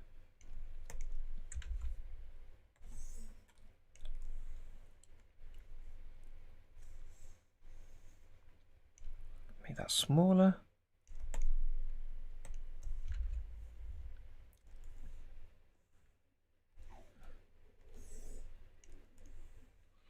And let's drag that to where I want it down here. Press Ctrl C, Ctrl V, and I'll have a copy in the same location.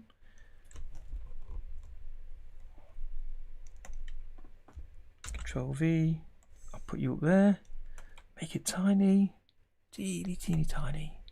Oh, not that tiny. They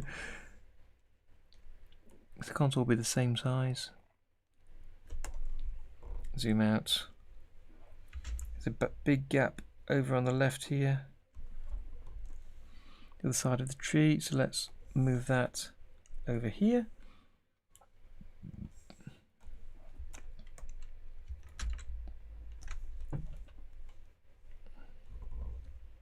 Let's select that one,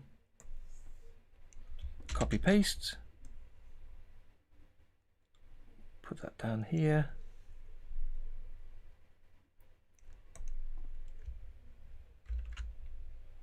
New York pizza, yes please, yes please. I'm getting really hungry now, so talking about pizza it's not the best thing for me to do. Put that there. And then hit save and zoom out. That grass there might need some tidying, it's a bit messy, but I'm going to leave that for now. Okay, so I think that'll be okay for the background there. That's all my background pieces painted on this level. So if I step out of this, I've now got the background painted. I need to then duplicate that for the static midground at the end of this animation. So I'll come back to that later. If I had to take a quick look at this without the effects, just to see the position of everything, and hit play.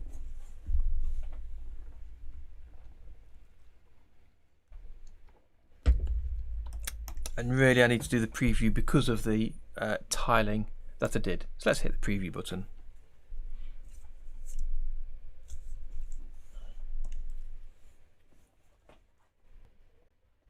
And I can see a little mess there I need to tidy up.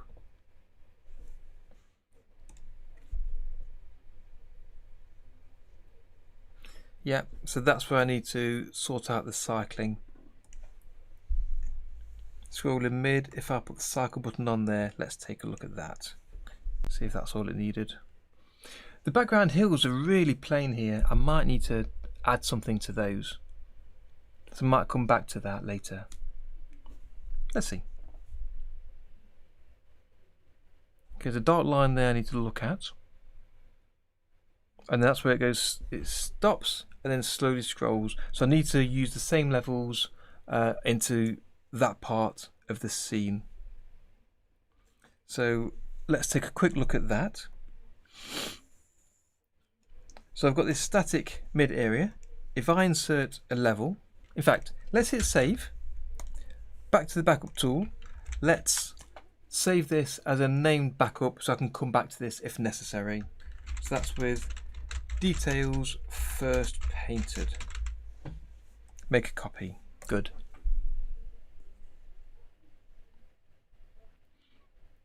Federico, you say you've got a glitch with the style editor. If you put it in place, everything breaks and you have to restart the project.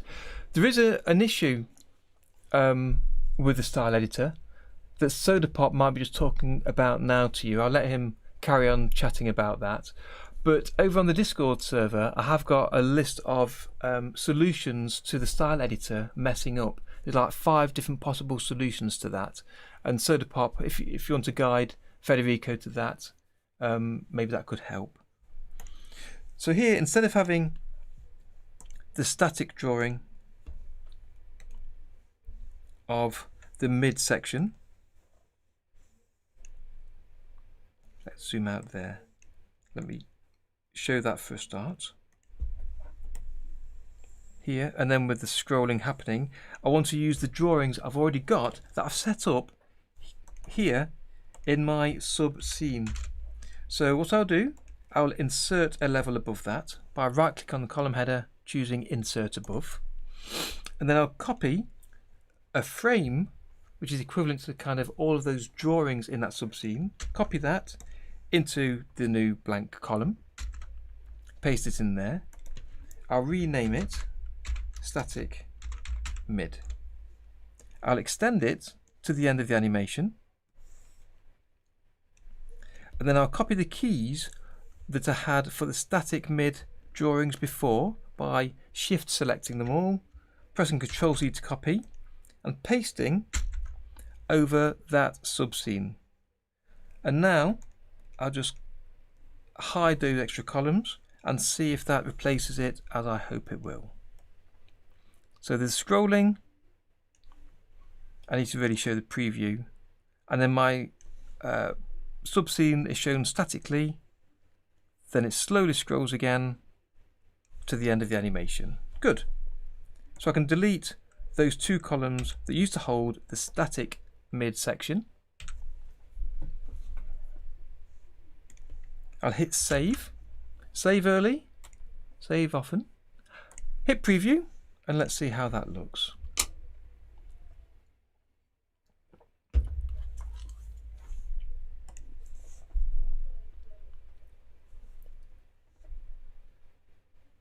So let's just fit this to the standard size. So reset the view. So that's 100% zoom. And the preview, as I mentioned earlier, is set to a third. Is it a third or half of the size of the normal animation, so it'll render a lot quicker. So let's see how that looks. And then it stops. Scrolls slowly and stops. So the basic layout of the timing is there, but there are plenty of things to look at. So there's that black line on the wall, and then there again. That's quite interesting. It's then that drops off. So the tiling isn't quite working. Not quite working because I've not got the tiling set up in the effects room. So switch to the effects room. That's right, here we go.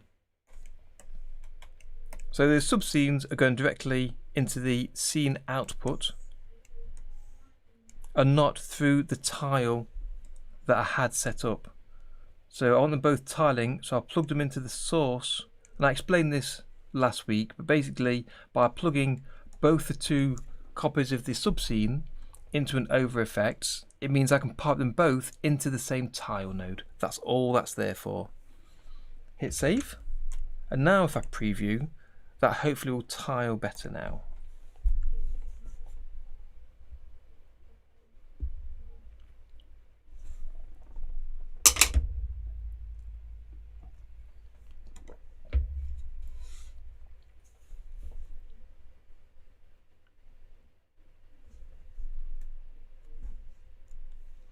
Let's reset the view to 100% again.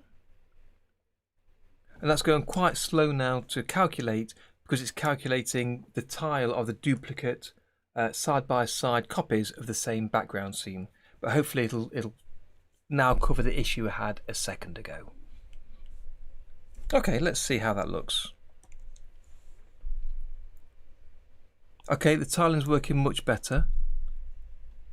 And it's using the timing that I set up at the beginning of today's session.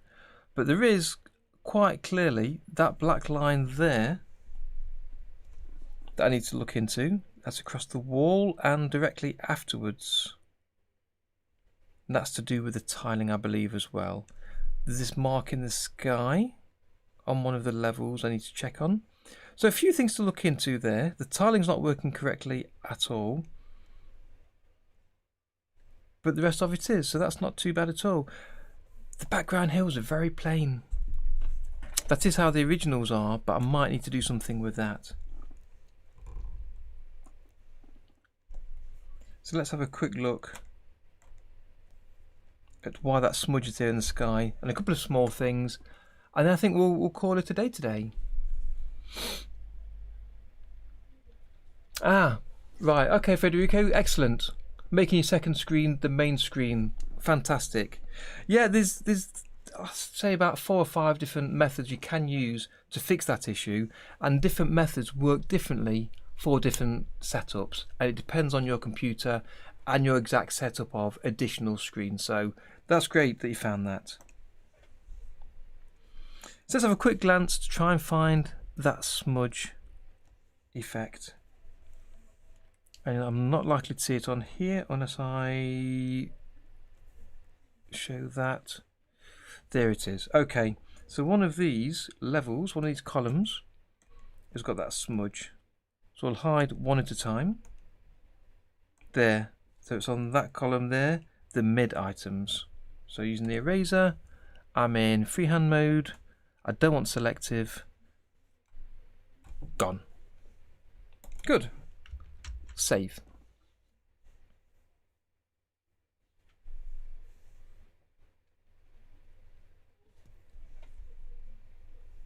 Okay.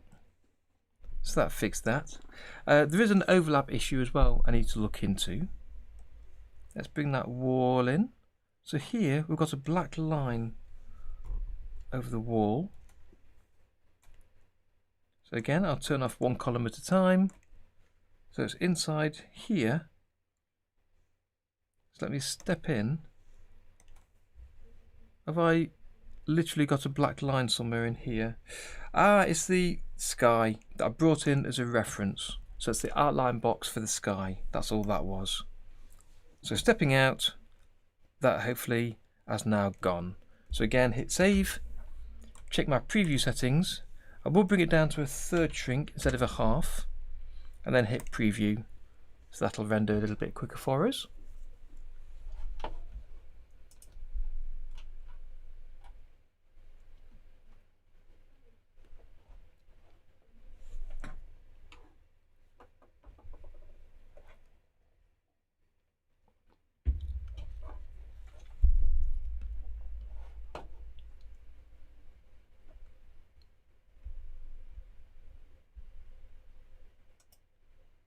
So it's quite a lot slower rendering with the tile effect in there. And for those that didn't see earlier, I've added a small blur effect to the background to where the hills are, to try and blur those a little bit, which I might increase a little bit more. We'll take a look at that another day. So rewind, let me use those again at reset view. So that's 100% view. And if I go to slightly bigger, just so it's easy to see, and hit play.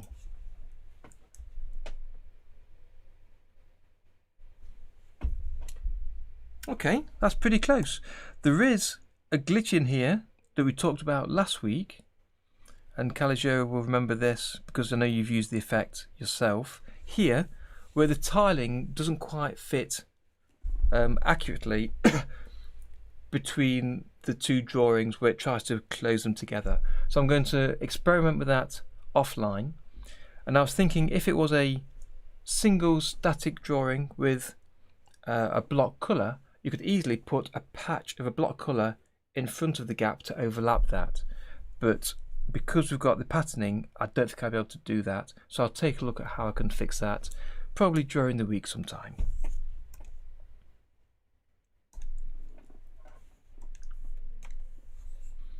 But let me take a look at a preview at full screen size.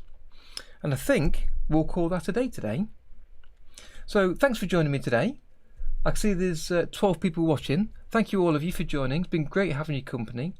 I hope you can join me again next week. I'll be working on some more of the animation. And next week I'll be working on the dragon, drawing and animating him.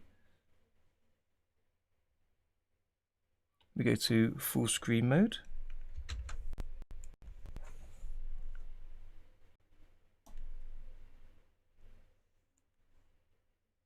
And then make sure that's all buffered up first before I do. So yes, I'll be drawing the dragon next week, which I can't wait to get to, and that'll really start to make this come together. I'll also take a look during the week to see if I can improve on some of the background, some of the drawing, the colouring, using different brushes or effects to see what I can do to make that look a little nicer. Thank you, Blifton. But otherwise, that's about it for today. So one last thing to mention is that Wednesday evening, 5:30 UK time, I'll be hosting another stream where we're doing something totally different. And it's a small animation challenge that if you've got half an hour or an hour spare, I think you might enjoy it. And it's something that anyone can join in with. And if you can join in during the live stream, that would be better. But if you can't, check out the recording afterwards. I think you'll enjoy joining into that little challenge. But basically be involved drawing an animation live on air between 30 minutes and an hour long it'll take, and then we'll share it on Twitter for each other. But if you're live, then you can draw it with me and share yours, and I can take a look during the stream to see what you come up with. But I'll share a message of that on Twitter and on the Discord, so keep your eye on there and you'll find out exactly what time it'll be. Thank you, Tom. Thank you, Soda Pop. And thank you all for joining me today. So now that's buffered, let me bring that up to full screen mode. Fit to window. And let's take a look.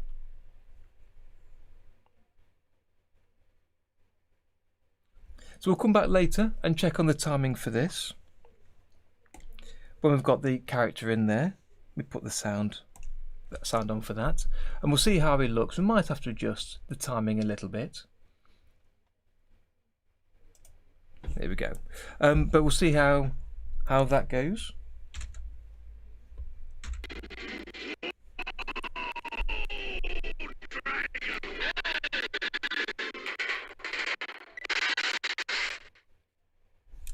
Good. One last look.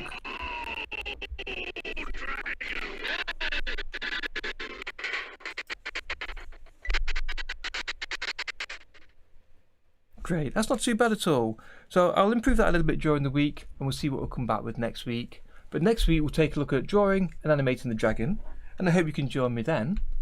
But thanks for joining me today, and I'll see you next week. And that's a guarantee. Have you always wanted to animate but didn't know how to start, and software seems expensive and difficult to use? Well, with OpenToons, it's free, powerful, and once you know how, it's easy to use. And it's my mission to get you animating with it today. Hi, my name's Darren, and I've been teaching OpenToons for the past 3 years, showing thousands of students just like you how easy it is to animate with, and cutting through the jargon to show that anyone can animate with it. And by the end of the course, you'll be able to animate traditionally using OpenToons. And the course is designed for students brand new to OpenToons, as well as those new to animation. So take a look at the free lessons I've offered below, and then why not sign up and join me animating traditionally with OpenToons.